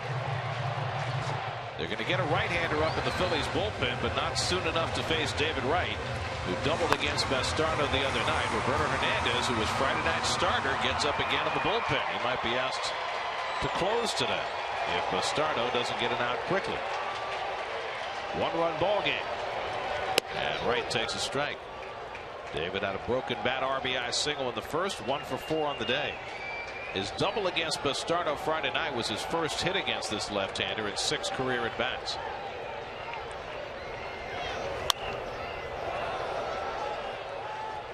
Now David has amped up lefties his entire career. Started today hitting .441 this year, .340 for his career, best among active players. But is behind in the count 0-2 against Bastardo.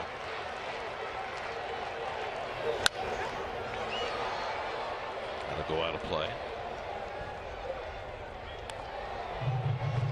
Now the Mets offense getting a late start. See if it's too late. Shadows starting to creep in, making the hitter's task a little more difficult. Jerry's Familia getting up in case there's a 10th inning. 0-2 to Wright. David lays off the breaking ball in the dirt. 1-2. Chris Young waits on deck. The Phillies have won a pair of one-run decisions in this game, in this series. In fact, the Last 3 Met losses have all been by a single run.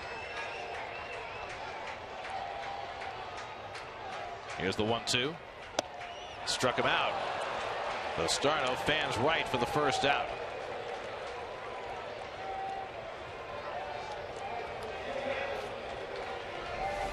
That's that slider that kind of backs up. You watch it, Gary, instead of breaking down and over the middle of the plate, it just stays up and away. Almost works its way away from David as he swings through it. So now it's Chris Young, who's gone 0 for 4 today, 0 for his last 18. And Chris fouls off the first pitch fastball, 0-1. I mean, that's what you get with Bastardo. He is either unhittable or unwatchable. Well, sometimes all in the same inning. It's remarkable to me.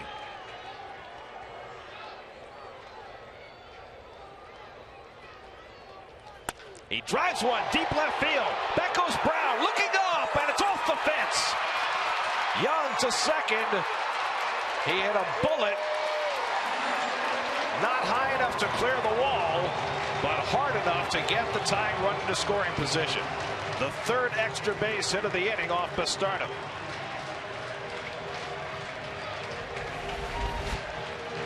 Slider right there. That's the slider that Wright was looking for, that backed up on him. Young got it, and off the D there in the left field wall.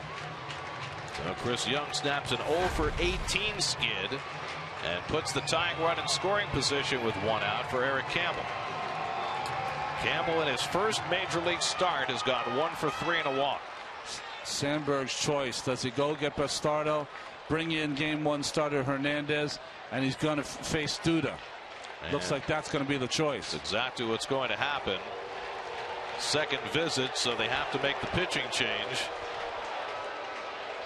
And Hernandez will come into the game. So a rare event where the starter in the first game of the series tries to be the closer in the third game of the series. Call to the bullpen brought to you by Verizon. 4-3 Phillies in the 9th. We'll be right back.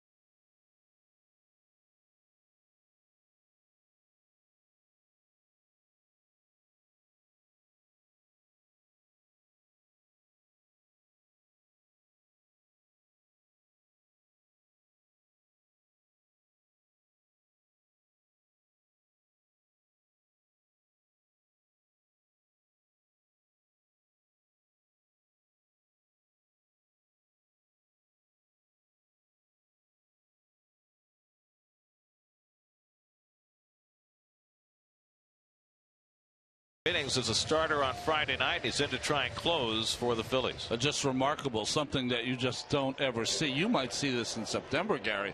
Certainly don't see it on May 11th. Maybe the day before the All-Star break it might happen, but this is unusual. The Phillies have two guys in their bullpen, Jeff Manship and Luis Garcia, who have not thrown a pitch in this series, and neither one's even been up in the bullpen. So clearly either they're not available or Ryan Sandberg has no confidence in them. So he goes to a starting pitcher here. Bobby Abreu is going to be the pinch hitter batting for Eric Campbell, with Chris Young the tying run at second and one out. Bobby Abreu, fifth at bat of a game in his prime. I'd be so careful, even though it could be the winning run. Here, coming up in a pinch hitting situation, you have to go after him.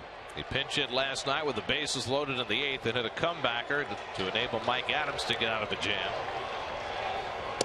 And Abreu takes a knee-high strike. Boy, the shadows couldn't have come at any worse time for the Mets. Although, hitting better with the shadows, maybe.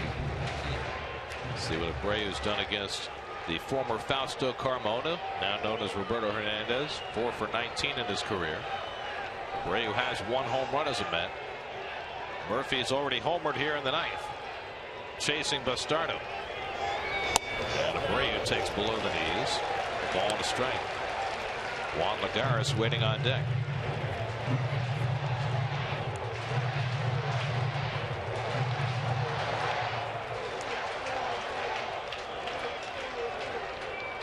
Eric Young doubled. Murphy hit a two-run homer, and after one out, Chris Young doubled off the fence and left. 3 extra base hits in the inning. Abreu looking for another, and he lines one, and Utley gets it go off his glove. Young has to hold up. He'll go to third and stop there. Utley making the lunging attempt. Got a glove on it, couldn't hold it. It's a base hit for Abreu, and the tying run is on third. First, good hitting on this changeup from Abreu. Second, great try by Utley, who just kind of overdives the baseballs and hits him on the outside of the glove on the thumb. And good bunt base running by Chris Young. Nothing you can do there. You've got to freeze, line drive, once it's through, then proceed. So now Young, the tying run, is on third. Abreu, the potential winning run, is on first with one out, and Lagares, the batter. Well, the aforementioned Jeff Manship is finally getting up now in the Phillies bullpen. So Hernandez, Friday night starter, comes in, gives up a base hit to the first man to face him. And now Lagares trying to at least get the Mets even. Lagares 1 for 4. Playing halfway on the infield. And Lagares dribbles one foul. This reminds me of that game that Jeff Francoeur hit into a triple play. I mean, Eric Bruntlett was the guy who turned the unassisted triple play. Made an error or two in the final inning.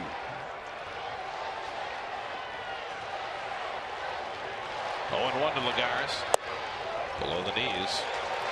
1-1. Well, Carmona is the former Carmona, now known as Hernandez, is a ground ball pitcher. That's what he does. And looking for the ground ball to get a game-ending double play. Well, we talked earlier that Lagares had found a hole to the right of Rollins. Rollins has moved in the hole. See the shadows becoming an issue. 1-1. And a good stop by Nieves to keep that tying run at third. It's tough for the hitter. It's equally as tough for the catcher. He knows what's coming, but still, nice play by Nieves to keep that in front of him. Now, Hernandez is a sinker ball pitcher. A lot of times when sinker ball pitchers are tired, their sinker has a little better movement. Well, that's what he's going to have to live and die with. He wants a sinker ball that going to take his chance with Lagares trying to get a ground ball. That's trying to pull one out of the fire in the bottom of the ninth. Lagares hits one slowly. Breaking for the plate is Young. Rollins goes to first and the game is tied. Lagares with a slow ground ball chases Chris Young home with the third run of the inning, and the Mets get even 4-4. And now the winning run is on second base with 2 out. Well, sometimes you just have to hit it soft. He got lucky here. Hernandez gets the ground ball, but not hit hard enough. Rollins makes the play. And great job on contact. Of course, Chris Young's going to be coming. And Cole Hamels, 100th win. Out the window. Not today. So now the Phillies can choose Recker or Tejada. First base open. Abreu the winning run at second. Recker had a base hit his last time up, a single to center field, and it looks like they will pitch to him. And Recker takes inside, ball 1. So the Mets have come from 3 runs down to tie in the bottom of the 9th. A 2-run homer for Murphy, and then the RBI ground out for Lagares to bring home the tying run. They're playing shallow in the outfield, hoping that on a base hit they can cut down Abreu at the plate. Outside corner to Recker. Generous call. 1-1.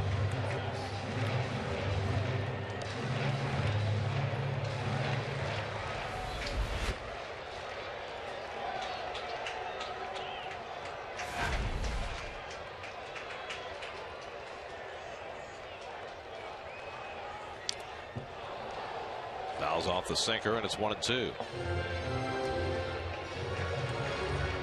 Well, on a day that Jonathan Papelbon was not available, it costs the Phillies. Mario Hollins pitched an effective 8th inning, but Antonio Bastardo faced 4 batters, gave up 3 extra base hits. And Roberto Hernandez, brought back 2 days after starting Friday night, ends up with a blown save. Now it's 1-2 to Recker. And the breaking ball strikes him out, and we're going to extra innings. The Mets rally from 3 down in the bottom of the 9th. Murphy hits a 2-run homer to get the Mets close. Chris Young with a big hit. And then Bobby Abreu hits one that just eludes Chase Utley. And the Mets wind up scoring the tying run in the bottom of the 9th. On we go, tied at 4.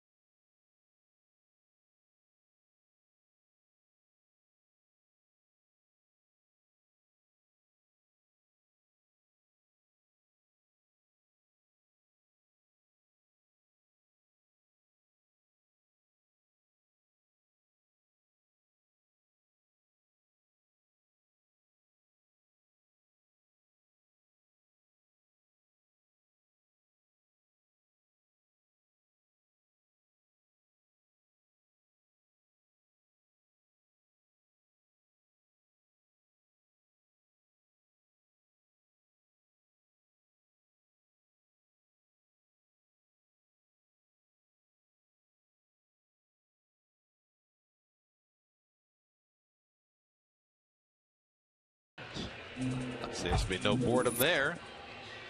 We're ready to go for another 9 or so. Lucas Duda will come into play first base. He'll bat 9th, and the new bench pitcher, Jerry's Familia, will hit in the 5 spot on the order. Well, he's been used a lot now, but only through 3 pitches yesterday, striking out Marlon Byrd. Well, we talked early in the game after the Mets let an opportunity get away in the first inning about the Mets' inability to put up that 3-run inning. Yeah. Well, they just did it. After 71 innings, without a 3 or better run inning. They just scored 3 in the bottom of the ninth to get this game even. Now it's on to extra innings for the second time in this series. Mets are 2-4 in extra inning games this year. The Phillies are 3-1. Familia working in the 4th straight game. Threw just 3 pitches last night to strike out Marlon Byrd. He faces Dominic Brown as he comes on here in the 10th.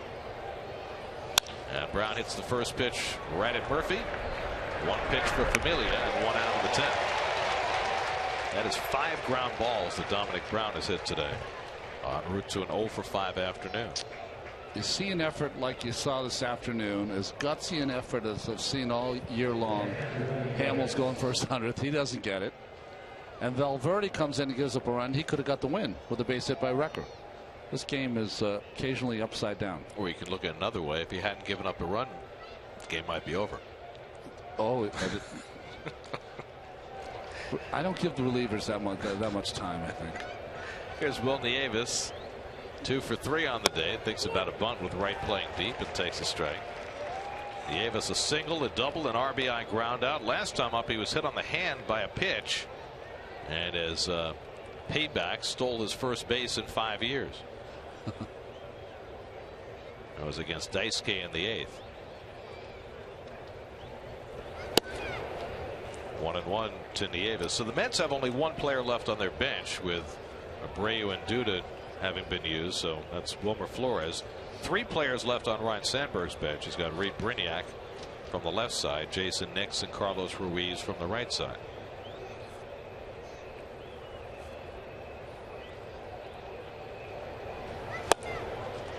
Really with a nasty slider, 1-2. It's hard enough to hit Familia on normal conditions, but with these shadows,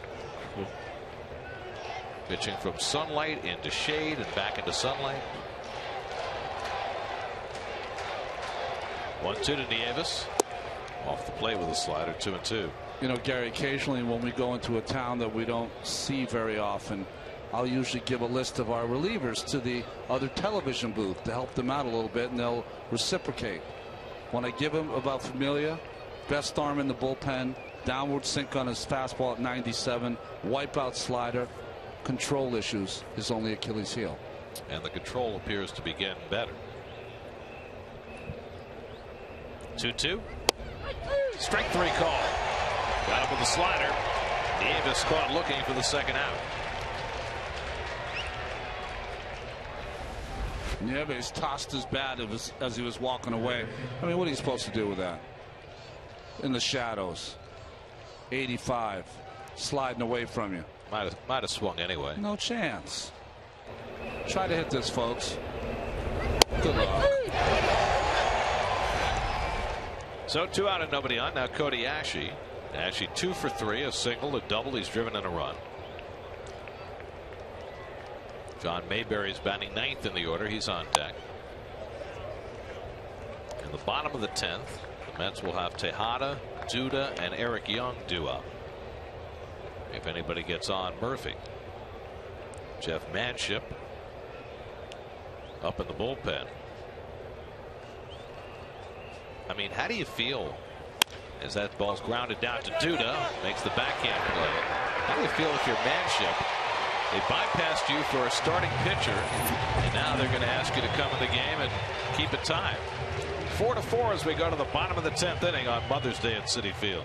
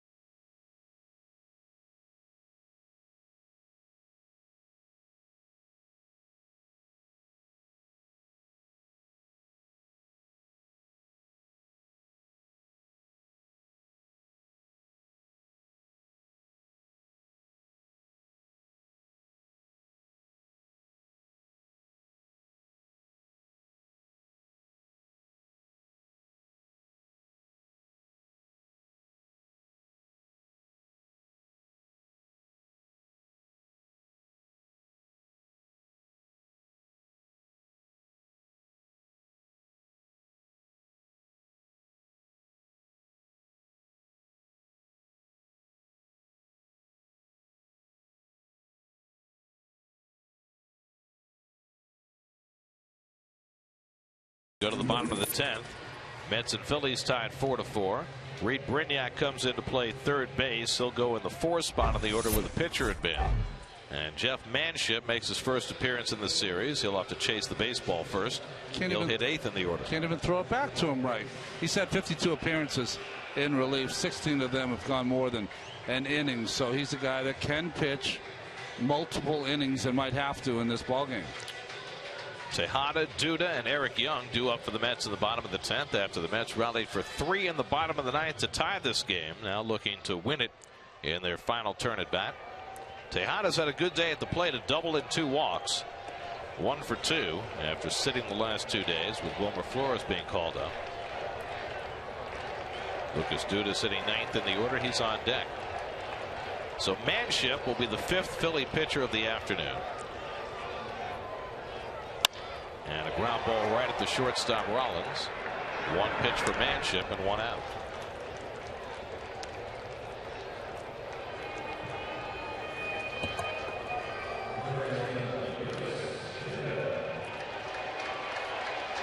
So now Duda will bat for the first time. Came in after Eric Campbell was taken out for a pinch hitter. Duda started yesterday, went 0 for 2. Mets have faced Manship before. He was with Colorado last year. I think they also faced him when he was with the Twins in interleague play. 29 years old, went to Notre Dame.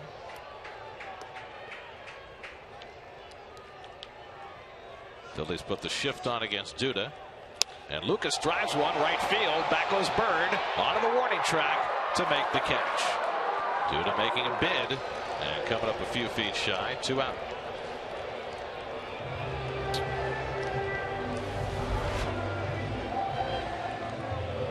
But he must have gotten off the end. Stayed in the ballpark. Didn't was it Aaron Heilman? Yep. It's a Notre Dame guy. Brad Lidge. Brad Lidge, that's right. Great counsel. Carl Yastrzemski. There you go. And that you trumped me. That's the final trick. There you go. Yep, he did. Just got it off the end. He's so strong, he hits it to the warning track. Now Eric Young, and he pops one up foul. That'll go out of play. EY 2 for 5 today, getting his first start in nearly a week. Singled and scored the first Met run of the first, and then got the 9th inning rally started with a double down the left field line. And scored a run. Murphy will homer to the 9th, would be next.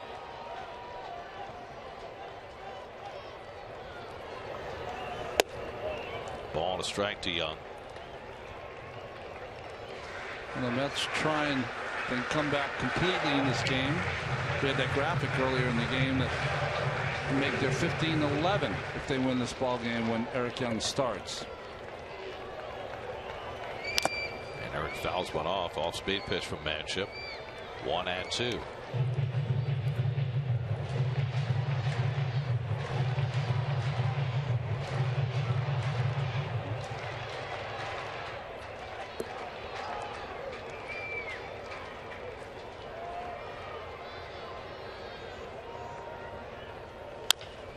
Toward the middle of the diamond. Utley gets to it, but no chance to get EY. 3rd hit of the game for Eric Young.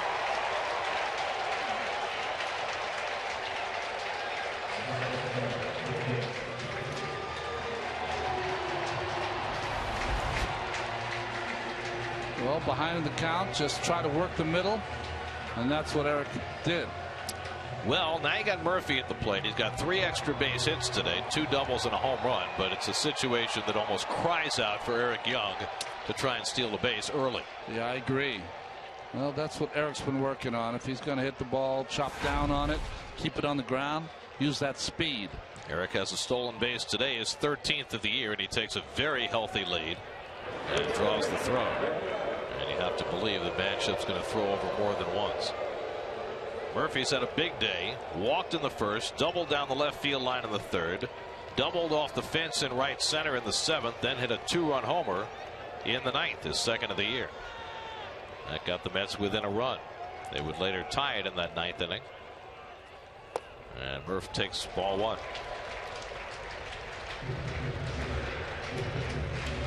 David Wright would be next. That's now with 13 hits. They've out-hit the Phillies 13-9. We always talk about it. Steal a base when you have to. Can you do it? Saw Murphy do it last night, even though the Mets fell short. In the dirt, scooped out nicely by Nieves. 2-0.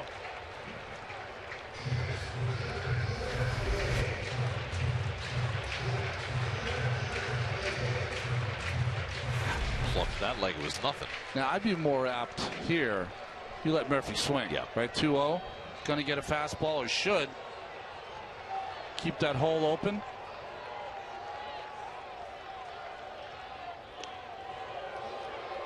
John Mayberry playing first base now. Stays a little closer to the bag than Ryan Howard does. Puts that right foot right up against the bag. Working against Mayberry is the right-handed thrower. Glove on the left hand. 2-0 to Murphy. And Young draws another throw. People love to boo when the guy throws over the first. What is that about? Are you angry that you're keeping him close, or? How about the fake to second? They really love that one. Shadows on the mound. Sunlight at first and at home. 2-0. Young runs outside. The throw by Nieves. Not in time. Second stolen base of the game for Eric Young. And now a base hit could win it for New York. 14 steals now for EY. He just made his presence felt. Sorry, Gary. You just got to really appreciate. He gets a ball, Nieves to throw, but he got such a great jump. It's not even close. And Eric Young has been making it happen all afternoon. 4 hours for making it happen. So now it's 3-0. You got Wright on deck. You got a right-hander on the mound. Would they give intentional ball forward to Murphy the way he swung the bat today and pitched to Wright? Yes, they will. And that's exactly what they're going to do. So Murph will reach base for the 5th time today, and David Wright will have the bat in his hands with a chance to win it. How many times have you seen this happen in David Wright's career? Virtually never. Yeah. Well, David had an at-bat in the 9th inning yesterday with the tying run at second base, and he popped up. In an at-bat in the 9th inning today after Murphy's home run, and he struck out. He's got another crack at it here in the bottom of the 10th.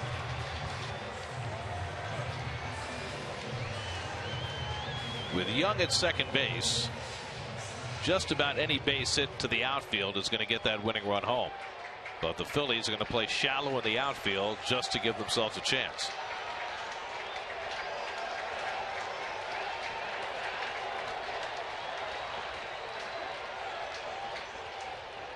And David takes a breaking ball strike. Good breaking ball. When you're looking at the outfield, Dominic Brown does not have a good arm, takes forever to throw it. Tony Gwynn in center field, decent arm, but not a great arm, and Marlon Byrd is the best by far in that outfield, arm-wise and accuracy-wise. Now quickly 0-2 to Wright. What do you think about them playing this shallow, though, with the chance that David could hit one over their head? Yeah, I don't love it. I don't love it, but, you know, what can you do? Is the manships put you in this situation. I don't like this situation because even with a base hit, you're not throwing Eric Young out. Right. I don't care how good you are. Yeah, so play your normal position. I agree. 0-2 to Wright. Off the plate. Manship, when he throws that good breaking ball, looks like the old Brad Lidge breaking ball. Maybe they teach that at Notre Dame. Maybe in Philadelphia. 1-2. Pops out of the mid of Nieves. No advance. 2-2.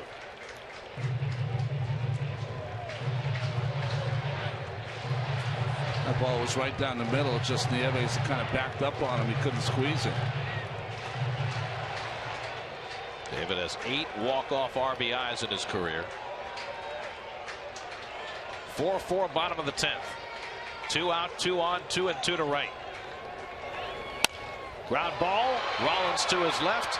Takes to the bag. Side retired. Mets leave 2 in the bottom of the 10th. And we play on Mother's Day at Citi Field. Mets have left 14 on base, tied at 4.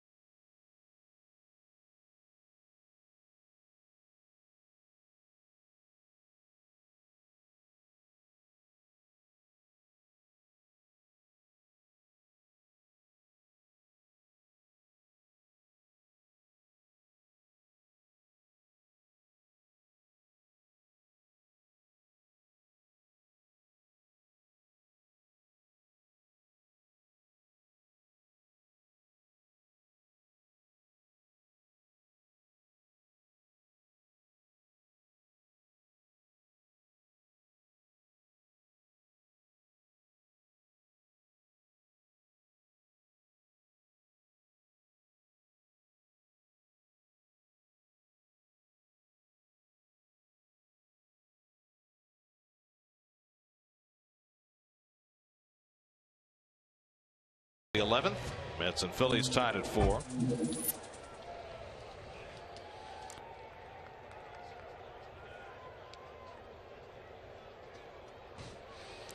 John Mayberry up for the first time for the Phillies. Came in a double switch in the 9th. It's been a tough start to the season for Mayberry, hitting just 143.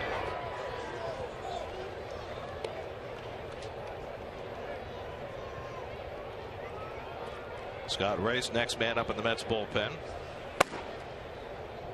with an eye toward Utley. Remember, Ryan Howard was double switched out of this game.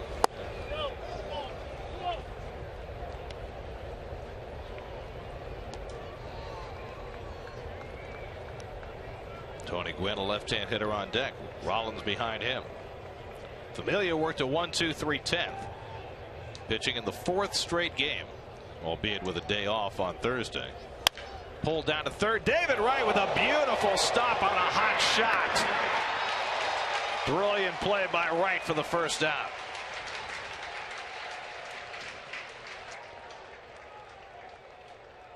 He has gotten so adept, this ball off to the side, through the shadows, sun and back into the shadows, moving to his left. And as hot a shot as you're going to see, it made that play look kind of easy. So 1 down, the 11th. Here's Tony Gwynn, who's gone 0 for 5 today, getting the start in center field. Well, the shadows are going to be an issue for a while longer. You have that first set of shadows from the light stanchions, which is just starting to pass, and then you get the shadow of the grandstand coming up behind it. Once you get to the late afternoon, there's really no escaping it for about an hour or so. And then the lights come on. Well, they're on now. They're on already. They just don't have much impact. Can't see them from the seat. Yeah.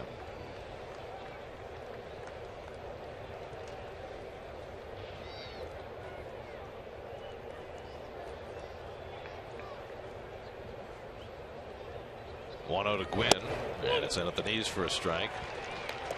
1-1.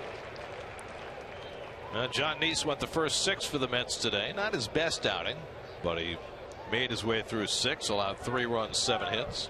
Daisuke Matsuzaka, 2 hitless innings. Jose Valverde gave up a run in the 9th before the Mets tied it with 3 in the bottom of the 9th. Brandon Murphy down to a knee. And Gwynn retired 2 away. So that's 5 in a row retired by Familia in relief. And now he'll take on Jimmy Rollins with 2 out and nobody on. The Braves won their game today. They beat the Cubs 5-2 behind Aaron Harang, who got his 4th win.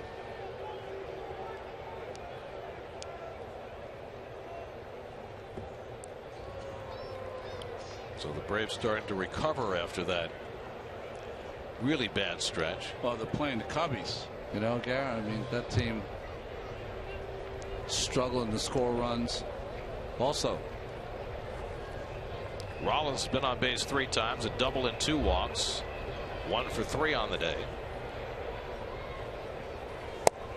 The Brewers rallied for 3 in the bottom of the 6th and lead the Yankees 5-4. They're now in the bottom of the 8th in Milwaukee. Of course, the Mets and Yankees meet up tomorrow night in the Bronx for the first of 4 in the 2-stadium series.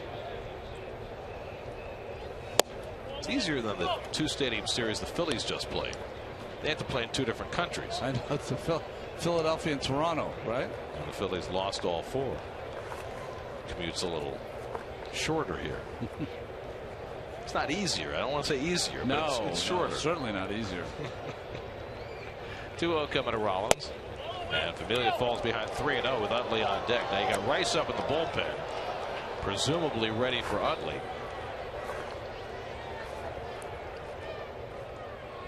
Carlos Torres joining Rice on call. See if Rollins is swinging 3-0.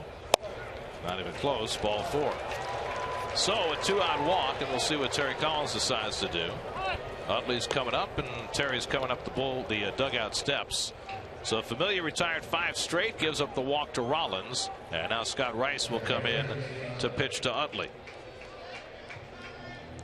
Pitching change at Citi Field, 4-4 in the 11th with Scott Rice coming on. We'll be right back.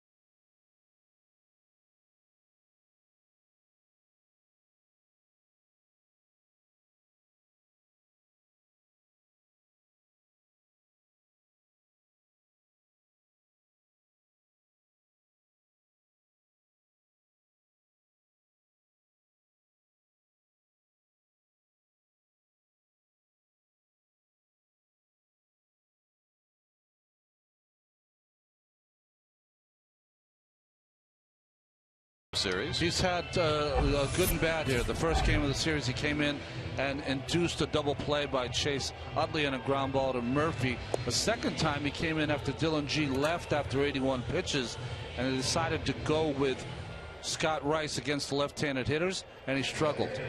Gave up a double to Utley. The only positive in that appearance for Rice was when Utley took off early for third base and he was able to throw him out.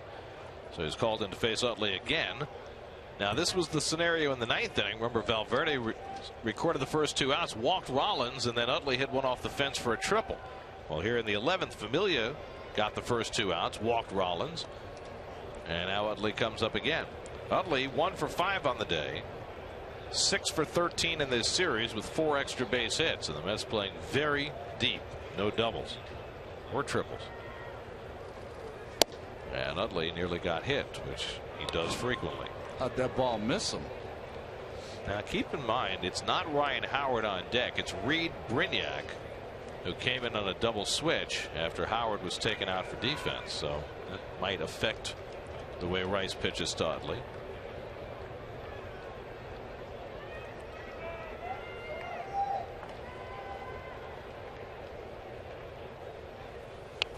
And he hits him. So the first one came close. The second one drilled him. And Utley is hit by a pitch for the 3rd time in this series. Juan Samuel, the first base coach, can't hold back his laughter. Right on the gluteus maximus. I mean, not even close. So Brignac will get the call. He was just called up this weekend when Freddie Galvis got sent down to the minor leagues. Brignac had an at bat on Friday night and flied out, his first as a Philly. Former Tampa Bay Ray, played briefly for the Yankees last year. This is a how to win friends and influence people moment, isn't it? When you're a new teammate. 2 out and 2 on, tie game, 11th inning, and Brignac chases a pitch out of the strike zone, 0-1. This is great. You've been sitting for the last 2 days, and you come in to face the lefty or left-hand batter in the shadows. In the dark, yeah.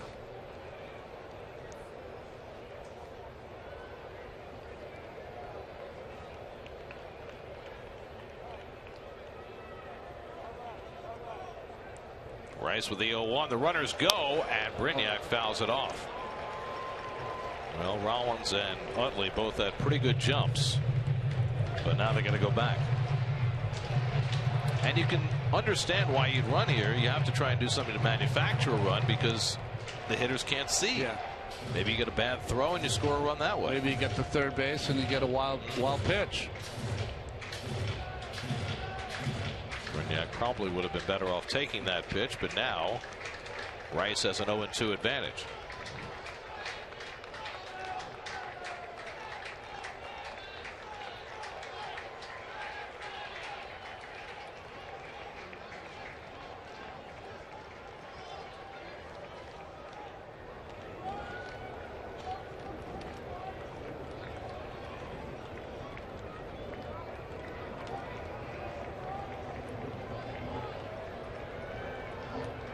Here's the 0-2. They go again, and Brignac rolls one down to Duda. He'll take it himself, and that retires the side. So Rice gets the 3rd out after hitting Utley with a pitch. Chris Young will lead off in the bottom of the 11th. Mets and Phillies still tied at 4.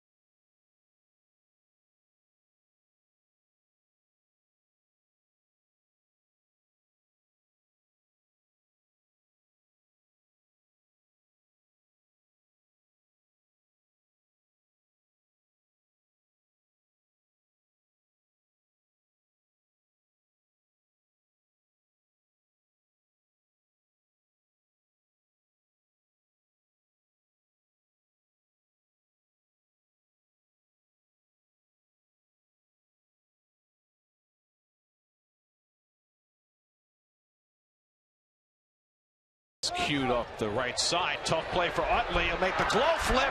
Not in time. Young beats it out for an infield hit. Right off the end of the bat. And Young, running hard, beats Utley's glove toss.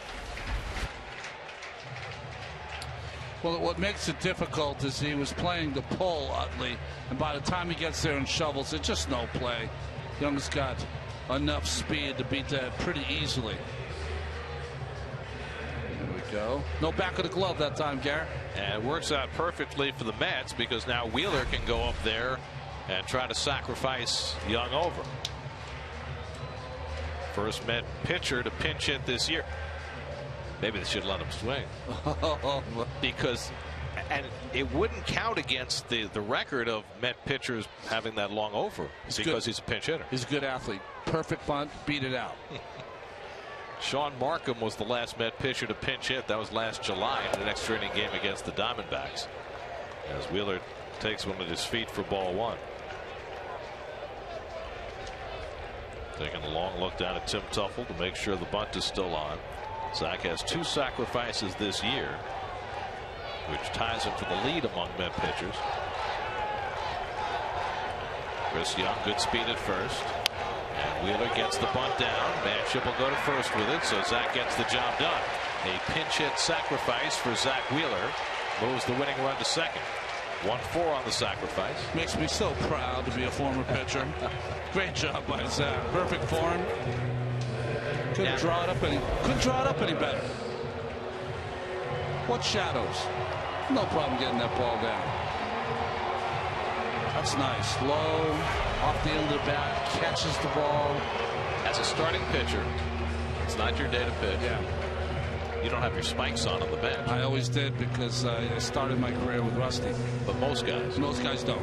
So he would have had a little notice to go in and change his shoe. Yeah, unless he wanted them on because it's Mother's Day and you're styling with the new spikes today. So Wheeler gets the job done. Now a base hit could win it for New York. Bob McClure, the pitching coach, has spent quite a bit of time at the mound in this series. Juan Lagares will be coming up, trying to get that winning run home. Bob McClure, the last time he was a pitching coach in the major leagues, was with the Red Sox and Bobby Valentine.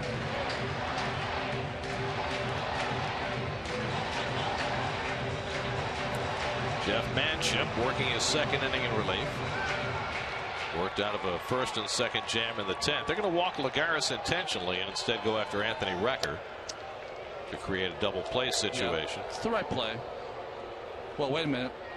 Maybe they're going to issue the intentional. We gotta wait. They could change their mind. As Eric Campbell found out last night. This time there's no Abreu to spook them in the dugout. That's a presumably out of position player since Flores does not appear to be available. It's a cool moment off the bench, to tell you the truth. Abreu with the base hit today, right? Even though it didn't score a run. Well, it's set up. Yeah. The tying run in the 9th. Base hit off Utley's glove. There's ball 4, and Lagares gets the intentional pass.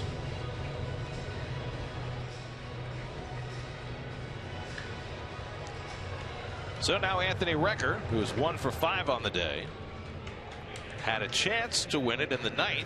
Came up with a runner at second and 2 out and struck out as the game went to extra innings. Now he gets another crack to win it in the 11th. Ruben Tejada is behind him in the batting order. Recker has never had a walk-off RBI. Let's see if he's in line for some shaving cream today. Even better, whipped cream.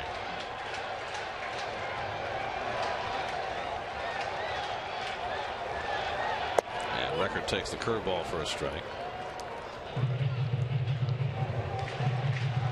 Well, they intentionally walked Murphy to get to right in the 10th, and that worked out for the Phillies. Now they intentionally walked Lagares to get to Recker, with Tejada due next.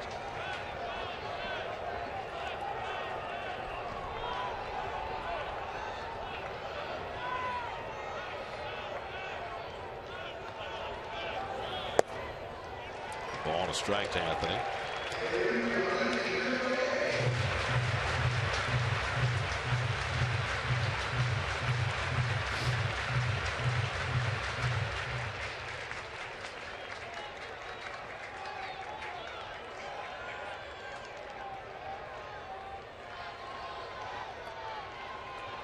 1-1 from Manship to Recker. 2-1.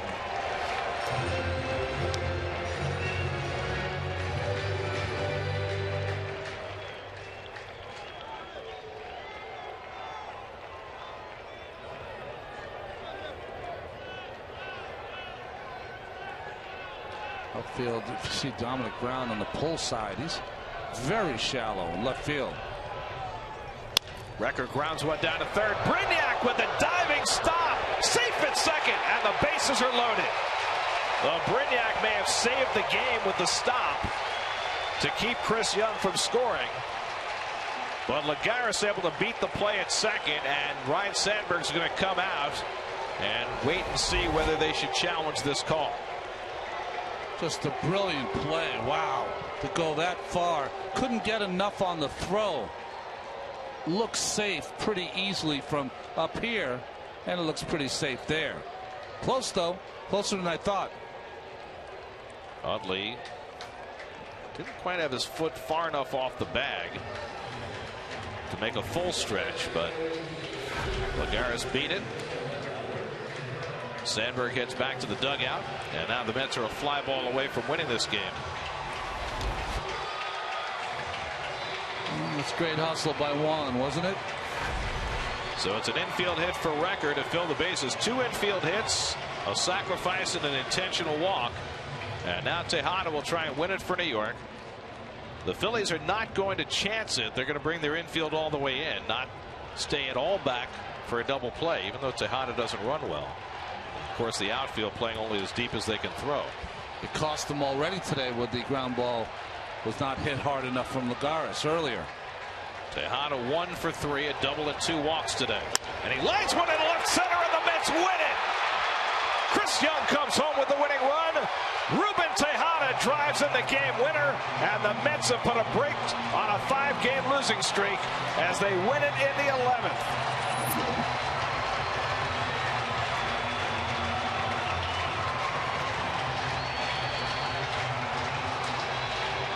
Tejada wasting no time, jumping on the first pitch he sees from Jeff Manship. And the Mets rally for a win. 3 in the 9th, and Tejada drives home the winner in the 11th, and the Mets win it 5-4. You know, there's games, very few games in May 11th that you got to have. But this was one of them, or seemed like it had to be one of them. And the Mets were left for dead there at 4-1, but made a great rally to tie it in the 9th inning. And here Tejada with the huge hit. Cole Hamels going for his 100th, not to be. 3rd career walk-off RBI for Tejada. Big day for Ruben, with Wilmer Flores apparently unavailable. He gets the start. 2 walks, a double, and the game-winning hit. Well, it's a fastball down and in, was quick enough to line that ball to left center field, and that was it. Chris Young trots home with the winning run as the Met bench is able to celebrate for the first time in almost a week. Mets snap a 5-game losing streak as Tejada plays hero, and the Mets win it in 11.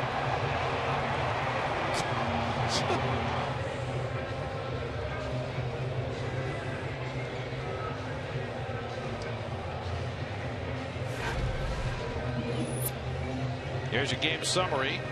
Cole Hamels threw 133 pitches trying to get that 100th win, but the Mets rallied for 3 against the Philly bullpen in the 9th and win it in the 11th as Tejada gets the walk-off hit after the Mets, who looked dead in the water going into that bottom of the 9th, were able to tie it up and send it off to the 11th, where Tejada gets the winner. Let's send it downstairs to Steve Gelb. Steve?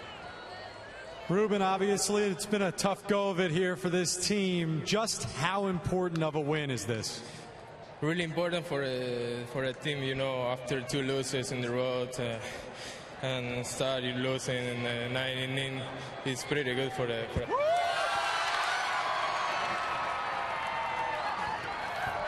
He had to know that was coming.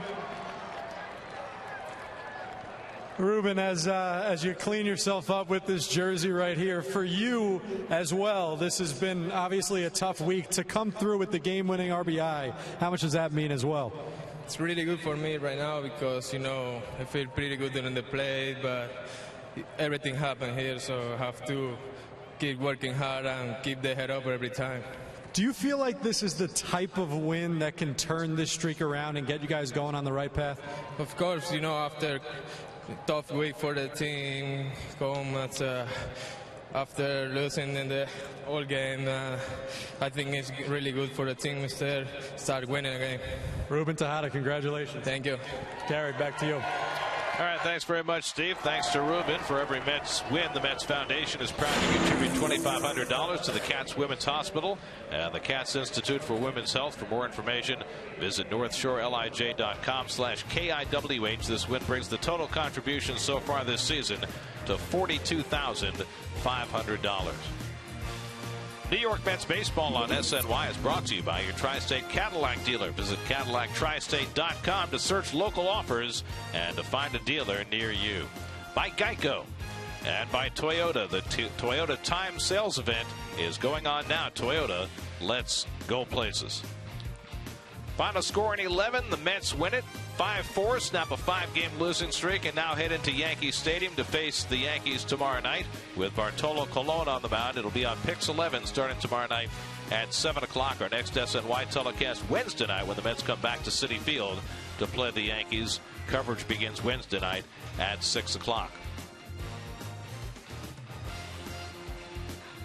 Ruben Tejada coming through with the bases loaded in the bottom of the 11th. For Ron Darling, Steve Gelbs, and our entire SNY crew, I'm Gary Cohen at Citi Field. Time for WB Mason Post Game Live.